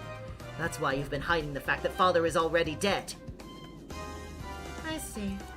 That's more than enough for the whodunit. This keeps getting more and more third-rate. How boring. I don't know what you're talking about! You accuse me of hiding the death of the head? Slander of this nature is absolutely unforgivable! That's right. In addition to Madam, the other servants taking care of the master on a daily basis, and they all see him all the time. Genji-san, Shannon-san, and Kanon-kun. Even Dr. Nanjo and Kumasawa-san meet with him often. Perhaps because he doesn't trust me, I haven't seen him even once since last year, but... Be quiet, Goda! My apologies. All of the witnesses besides Natsuhi-san are servants she employs. You paid them to corroborate your story. Oh, this really is third-rate. What a waste of time. I'm disappointed, Natsuhi-san. I think it's time I concluded this now. Concluded what? Ushirimiya, Kinzo-san? What is it, uninvited guest? You don't exist. You're a ghost whose death was concealed by people who didn't want it known due to the inheritance problem. If you're a ghost, you should pass on quickly to the next world, as ghosts are meant to. Oh, where are my manners? This is the first time we've met, and I've yet to give you a proper greeting. Good day, pleased to meet you, and goodbye. Beato's pipe stopped mere millimeters from Erica's face, so close that you might just barely have been able to wedge a single sheet of paper between them. And good day from me, Ushiramiya Family Alchemist, Beatrice the Golden. I shall be your opponent in this fight from here on out. Glad to meet you. I'm the detective of this game, Furudo Erika. It's a pleasure to make your acquaintance, and soon to bid you farewell. So you're Lady Berncastell's next piece after Anje.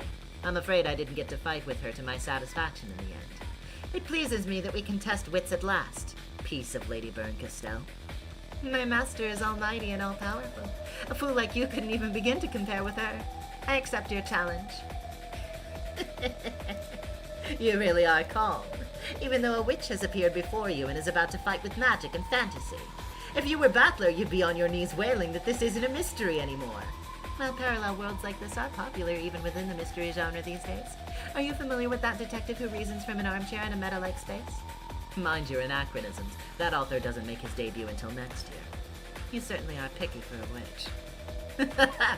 You think yourself a witch's equal? Don't be so conceited, you miserable little human. Beato snapped her fingers, and something bounced around the room at terrifying speeds.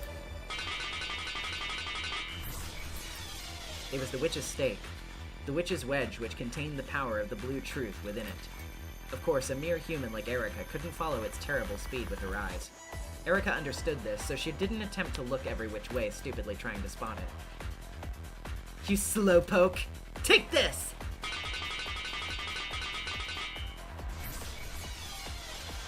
With a terrible sound, Lucifer's blue stake buried itself into Erica's right collarbone. It shot all the way through and out her back. Spinning as she rebounded off the walls, Lucifer landed in front of Beato. Our Habaki Gaming with the $5. The transition of Azure to death is the most raw part of this EP, I swear. The scene is awesome, and the text lining up to the music is so good. Oh yeah, I fucking love this scene, and I love this track a lot too. We are getting closer and closer to the fun cliffhanger that I think I want to try for too, so hopefully we can make it. Spinning as she rebounded off the walls, Lucifer landed in front of Beato, and disappeared, laughing shrilly. Erica wasn't blown back. However, a blue wedge was stuck deeply into her. So, this is that so-called blue truth. Well then, let me hear your opinion. You can't eliminate the possibility that Natsuhi met with Kinzo at 11 p.m. In the 6+ hours between then and the time you all barged into the study, Kinzo had every opportunity to escape. Because of this, you can't state decisively that Kinzo doesn't exist. Beato announced that with an expression worthy of her title as a witch. Erica, on the other hand, was silent. Was she too shocked to speak? There was no anguish in her expression. She was quietly listening to Beato's blue truth. Now, judging by her disdainful expression, it would probably be more appropriate to say that Beato's words went in one ear and out the other. Good. Begin with the orthodox. By the way, this thing really is stuck good. It won't come out. She tried pulling out from the front and the back of the blue wedge that pierced her, but it didn't budge an inch. However, her indifferent, relaxed expression didn't budge an inch either. You can't take it out. The blue truth can only be broken by the red truth. And you are a guest who came to this island a day ago at most. There exists no truth that you could possibly know. There is no red available to the likes of you. In other words, this is checkmate.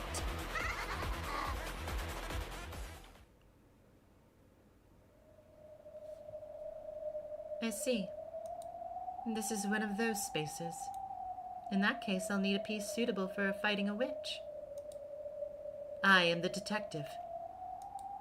Let it be my role to deal with the human culprit. You are a witch. There is a piece better suited to the role of dealing with witches and demons. Allow me to introduce you. Miss Delanor. It looks like it's your turn. What? Delanor! I knew it. I was certain you'd bring that piece in sooner or later. The 10 witch hunting wedges. The Archbishop of Witch Hunting, Delanor. There's no more fitting piece for a battle against devils and demons. I have my double Erica and the greatest natural enemy of witches, Delanor. I've now taken control of the 7th rank with my 2 rooks. And now you'll entertain me, Lambda Delta. And you too, Beatrice. As I watch you struggle and scramble to no avail.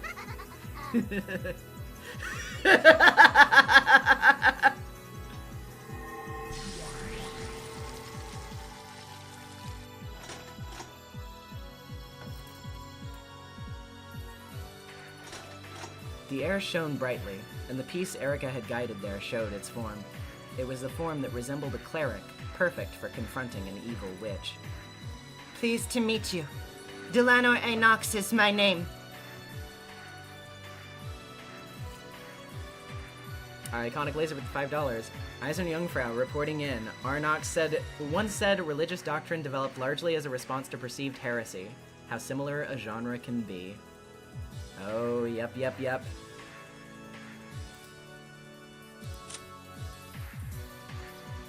Delanor A. Knox, a member of Eisern Jungfrau, the 7th District Repentance Enforcement Agency of the Great Court of Heaven, Chief Inquisitor, ranked Archbishop First Class, goes by the name Delanor of the 10 Wedges, or Death Sentence Delanor.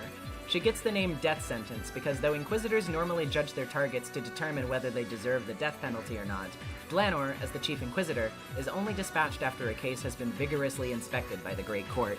Therefore, the very act of dispatching her is equivalent to a death sentence. Her father was a legendary Inquisitor, but he broke the rules and was executed. She was the one who interrogated and executed him. Since that time, she has stopped growing, and both her body and mind remain eternally of those of a young girl. It is whispered that her heart also died at that moment, but she does not see it that way. Her primary weapons are the conceptual arms, Red Key and Blue Key. They take the form of a long sword and a short sword. And we got 3 donations here. Arahabaka Gaming with the $5. Let's go! Introducing the miniature marble monolith. Shit gets so real from her. Don't underestimate her, or your theories will be sentenced to death. Yep, Bailey with the $5. Welcome to the game board, Lanor. Let the witch hunt commence. And Digimaniac33 with the $10. Here she is. Welcome to the game board, Delanor of the 10 Wedges. Oh boy, oh boy, oh boy. Yep. But, as much as I think this introduction kicks fucking ass,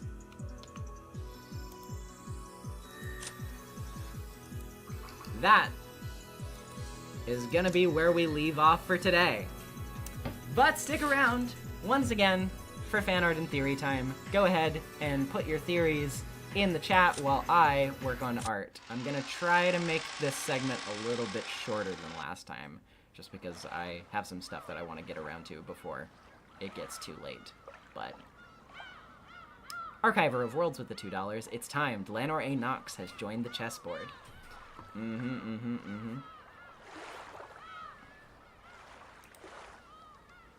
Oh, yeah, let me put this on that so it doesn't just automatically go to the OP. Anywho. But yes, go ahead. Theorize to your heart's content.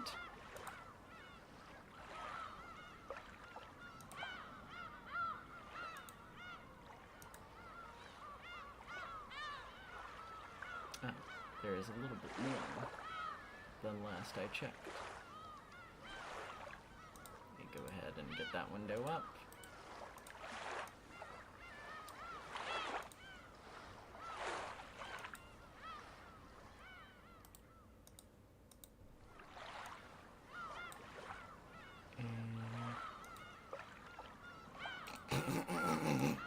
Oh my god. This maybe has one of my favorite fan arts so far. Holy shit.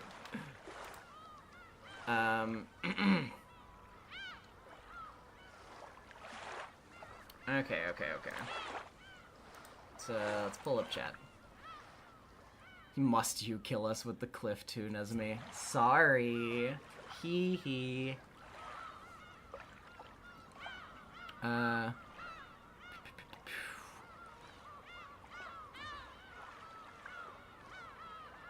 I thought it was pronounced Delanor. I guess that's like sort of fair, but like I think it's just because like obviously like the Japanese pronunciation puts like the sound in the middle sort of, so it's like Duranor, but I think it's just kind of like just Delanor. is how I've always said it.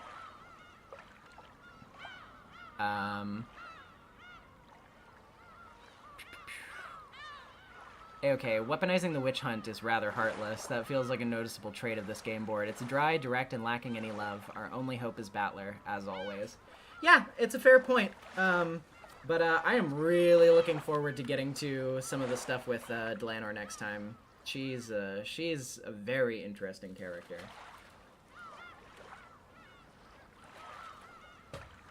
It's certainly not as much of a character in that regard as Erica is.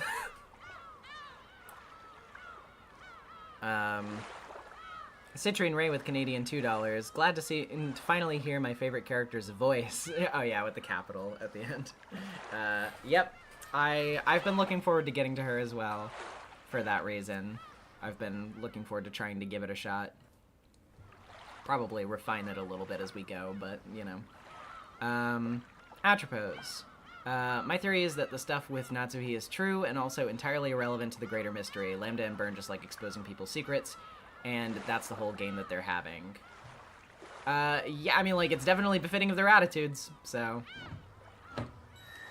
Donkey Monkey, 2012. I think Kumasawa is involved in the killings. In the early episodes, we saw her lament seeing the tragedies around her and not being able to do anything about them. And now we see her knowing the past tragedies, too, with Kuidorian, and now this mystery baby. I think she decided to finally do something about all of the horrible things she has witnessed to. Ooh, okay, interesting. Like a, you know, too many straws sort of thing where it's like, I can't sit back and do nothing about this anymore. That's an interesting angle. I think that's a very, I mean, you know, it's certainly a weighty motive. Gwendolyn, here's my theory. I believe Shannon is the one behind this. This might take multiple comments to explain, but I'll try to keep it short. If you want, you can view what I'm about to say in blue. First game, Shannon's death was never outright confirmed, and we never truly saw the body. She could possibly escape the shed, and would be able to do the other killing without getting caught. Okay, interesting. I guess I probably should have waited for you to type out more.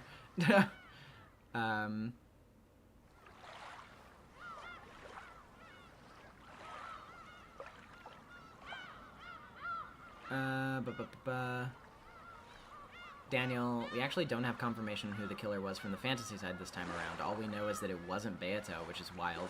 Yeah, that definitely is interesting. Because Beato isn't behind it, so she doesn't know.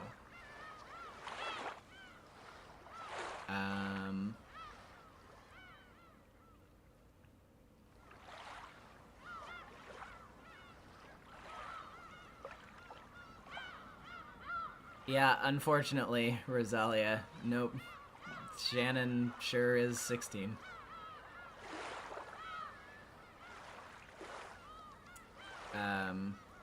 Good to note the Dread Truth from Lambda in Episode 4. Genji, Nanjo, and Kumasawa are not killers, so if Kumasawa is involved, she would have to be a non-killing accomplice in some fashion. That's a good point. Glad that you brought that up.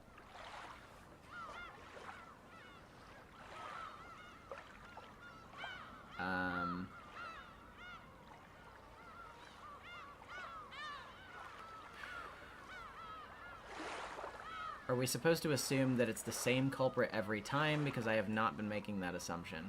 I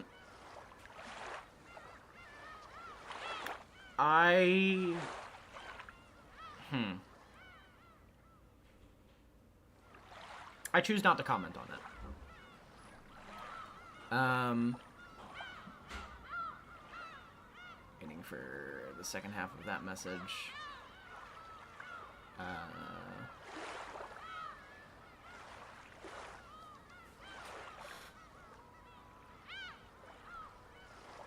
Okay, another message from Gwendolyn. Second game, she could off all of the people before she came to her death, but I go to the mysterious death of Canon. Is it possible that they work together and would be able to pull... It is possible that they work together and would be able to pull everything off. Okay.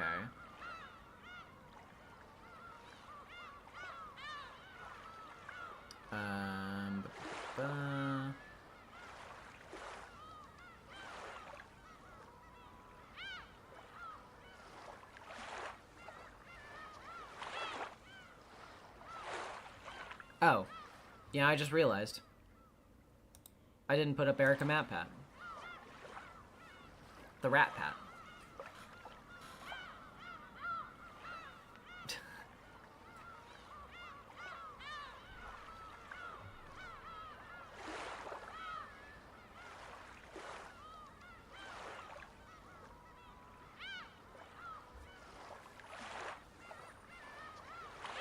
I can't believe you do my daughter dirty. Listen, she's already done herself plenty dirty today. She didn't need my help.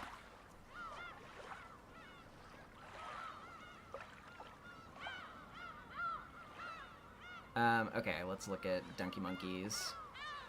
My theory for who kills the survivors of each game is some disaster occurs that affects the whole mansion and surrounding area, but not Kuwadorian. My current guess is some gas explosion. We didn't see the mansion in 1998, so we don't know if it's intact. Also, all the stuff about being the last to die, being bitten apart by demons and chunks of meat from episode 1 seems like explosions. Ooh, that's very interesting. I hadn't seen anybody, like, try to figure out sort of like an analog thing for the bitten apart by demons and chunks of meat thing. I'm actually a little surprised that I've never seen anybody try to put a spin on that, but that's really, yeah, I like that a lot. That's a really interesting theory. Good job with that one. You pulled some interesting details for that.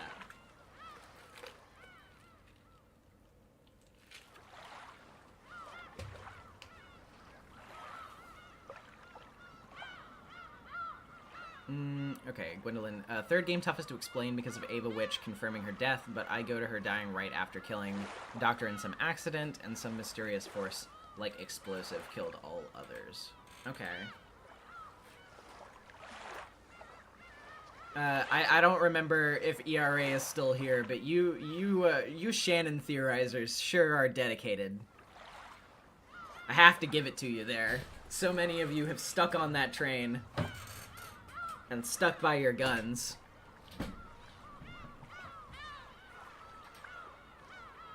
Two bonus. Also, the place with the gold is weird. People get headaches and fevers after going there, and it's underground with no ventilation. Also an interesting point, although, to be fair, they're just a bunch of crazy rich people seeing a huge mound of gold and they all have money problems. I think part of their delirium is literally just that they're going insane from, like, the presence of so much money. The sheer force of, like, this sort of, like, how do I even put it? Like, the sheer representation of capitalism. You know what I mean? Like, you just see money and you instantly become evil.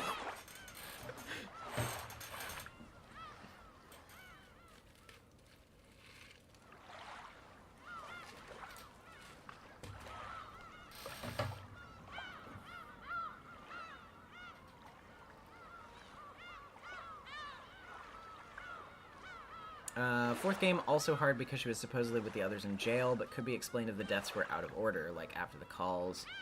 The ones in jail were killed after calling. Okay, okay.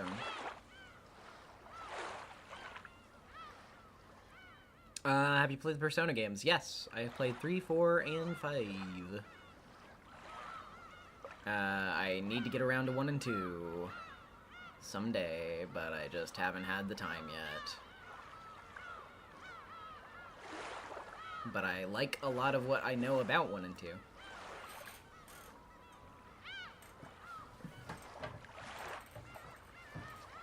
Yeah, Deathbird, you're on that Shannon train, too. So, maybe y'all can collaborate. You can be gay in 2, it's awesome. Wow! No wonder Atlas doesn't want to remake it.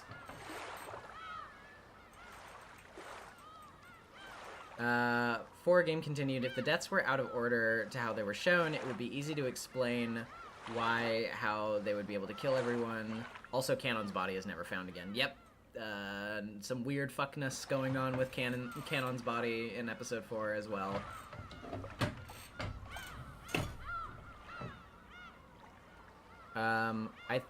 I think Game 4 was originally totally fake. A prank from the adults to the kids, then someone made it real. very interesting. I find that very tantalizing. I find that very juicy. I wonder what the motive for that would be. Also, can you, I'm just... God. Calling Battler on the phone, like, dude, grandfather just came into the room and, like, he pulled out some, like, weird titty anime ladies and he killed everybody. Oh my god, dude, it was so fucked up. And Battler's like, what? What are you talking about? And they're just like, dude, source, trust me.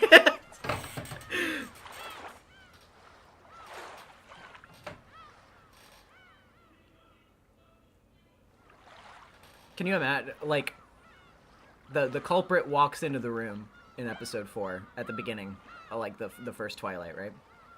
And they're like, hey, everybody, we're gonna pull an insane prank on Battler. We're owning the shit out of this dude. And everybody's like, oh, that sounds really funny, okay.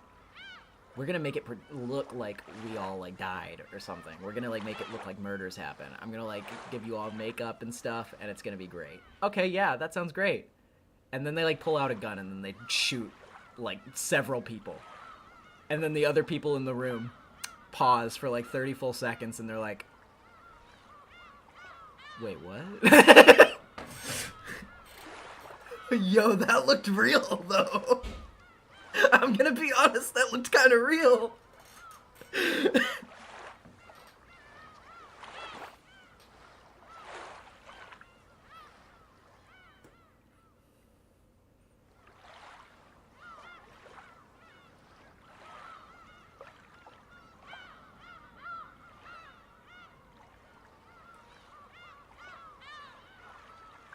If Game 4 was originally fake, the question is, when did it become real, or when did people learn that it was real, or did anyone learn it was real besides Battler? Did Kyrie know before dying? Yeah, I mean, I don't know. Depends on how you think the killings happened in reality, and, like, if any of them happened in front of a person, wouldn't they, like, immediately think, like, hey, that's a real murder?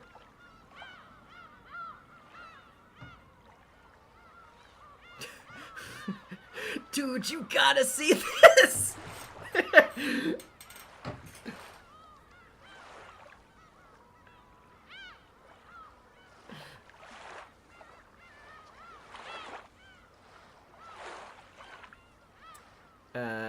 Okay. I know that this is, cutting it very short.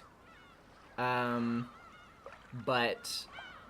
again, like I said, I kind of want to cut down on time tonight. Please feel free to leave more extended theories in comments, but I'm going to go ahead and do art so we can go on and roll out of here.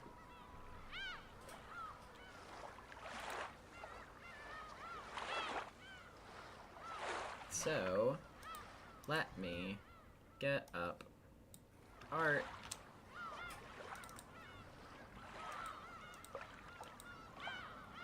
It's this window, yes. Okay, so we have our first art from, once again, Yomie_0613 on Twitter. Doodle, look at this distinguished gentlewoman. Very distinguished. You did a really good job of depicting Erica here.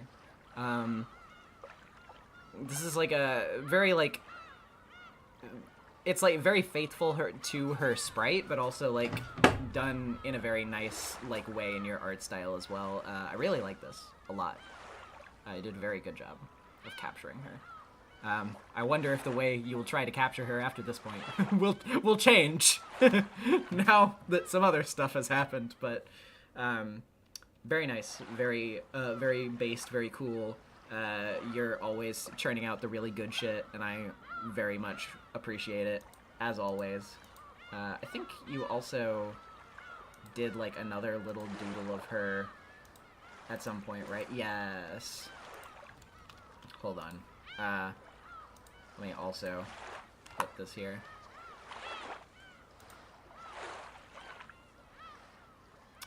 Terrifying.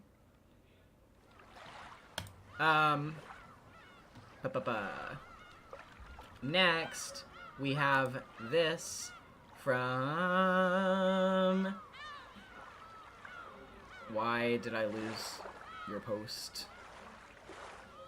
I want to read the caption, please. Where did the post go? Okay, yeah, here it is. From A-Pining-Tree on Tumblr, we have, to those who saw my last Barbados fan art and decided that because of the instability of Barbados' lightning magic, she would fry the phone when attempting to charge it, I would like to counter that as the phone was also magic, it could safely be charged from any amount of voltage, no matter how extreme. Anyway, I have a silly little Barbados doodle, another way she is useful without having to plug her into that gigantic electromagnetic display in the Boston Science Museum.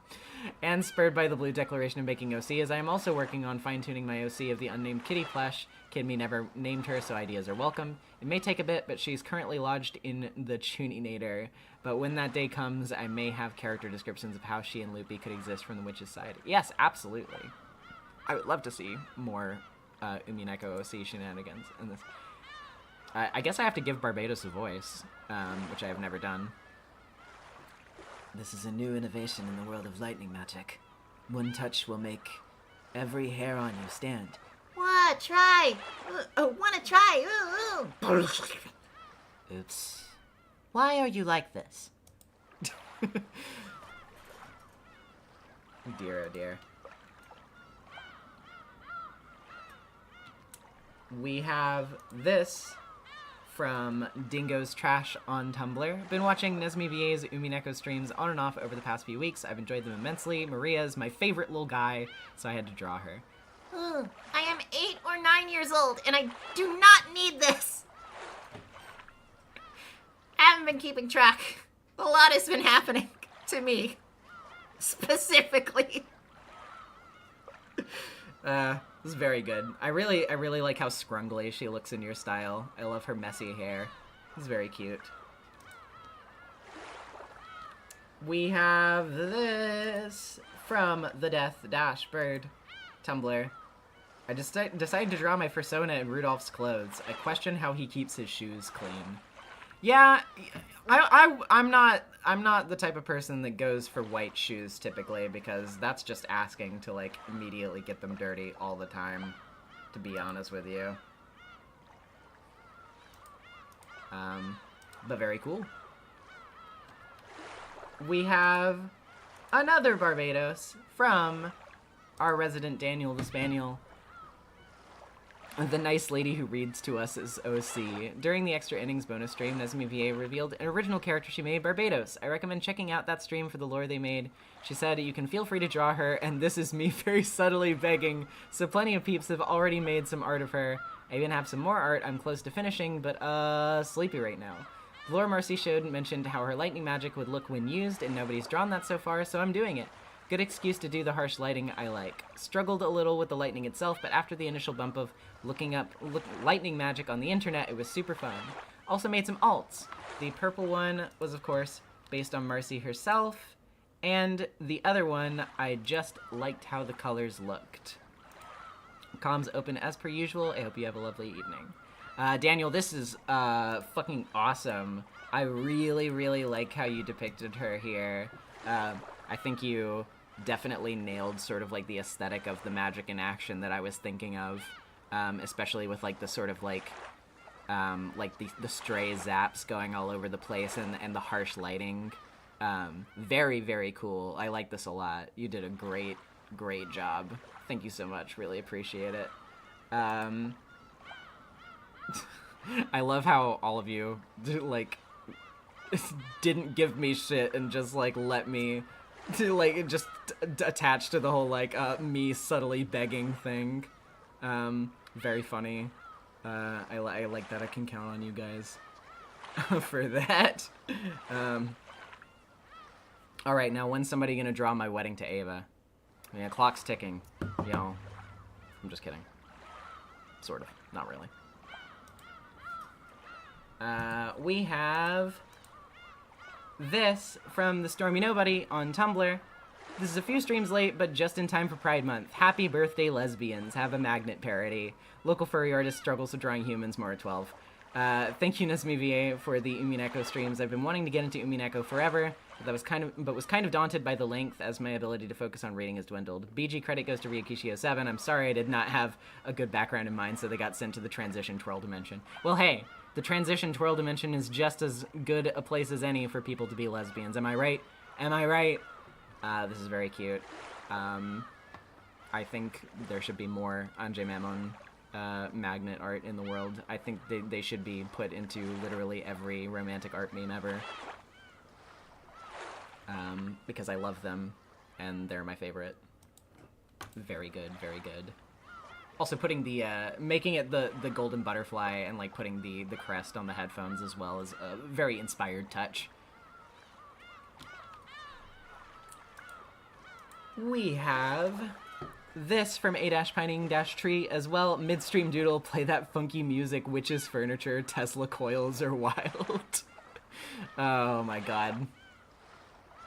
Just Beato sitting there, like, the dinner entertainment. Please do your funky little jig. Very cute, thank you. And last but not least, this art, this is the one that I was laughing about, which is from Bubble-Espion on Tumblr. Had to do this meme redraw when I was listening to you talk about her backstory on stream. Kill him! Sorry for not drawing the insignia on her cloak. Patterns on flowing cloth is very hard. Tried to make Barbados' arm look affected by the blast as well. Don't worry. I can accept the lack of insignia on the cloak in exchange for Kinzo being destroyed by giant lightning magic. My one desire in life. Finally fulfilled. So good. It's so sad that Steve Jobs died of ligma. Who the hell is Steve Jobs? Ligma balls. No!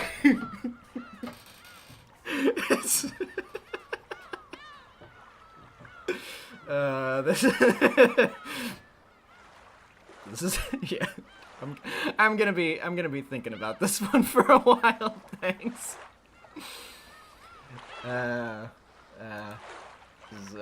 This is really good. All right. Let me just make sure. Yeah. Okay. Nothing else in the tags. So I believe we are all good. What projects have you voice acted for? If you look on my Twitter, in my bio link, you can see that I have a card. If you go to that card, I have a, God, why am I blanking on the word all of a sudden? I have a, the resume, I guess, but like the filmography or whatever you want to call it that you can look at on there. Portfolio, yeah. Also, yes, looking at the server. Sorry. Let me get this pulled up on here. We also have this. Did I get the correct link? Yeah. Okay. We have this from Glimmy Squid on the Discord server. Decided to draw burn on my computer. Nefarious little witch lady. And very good. I like this burn a lot. You captured her default sprite very well. And her no fucks given expression.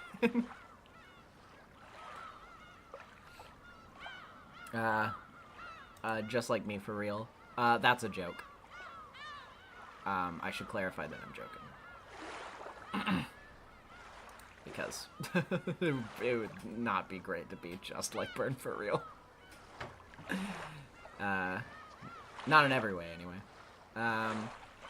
Anywho, okay. Now, we can actually sign off. Thank you so much, everybody, once again, for joining me. Next week, we get deep into the magic battles.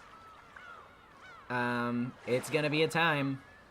And the week after that, we'll hopefully be wrapping this episode. We've got like 2 streams of this episode left, hopefully. That's the plan, anyway. So I will see you once again for that, probably next week. And hope you all have a fantastic night. Thanks for tuning in, and take care. Bye, everyone.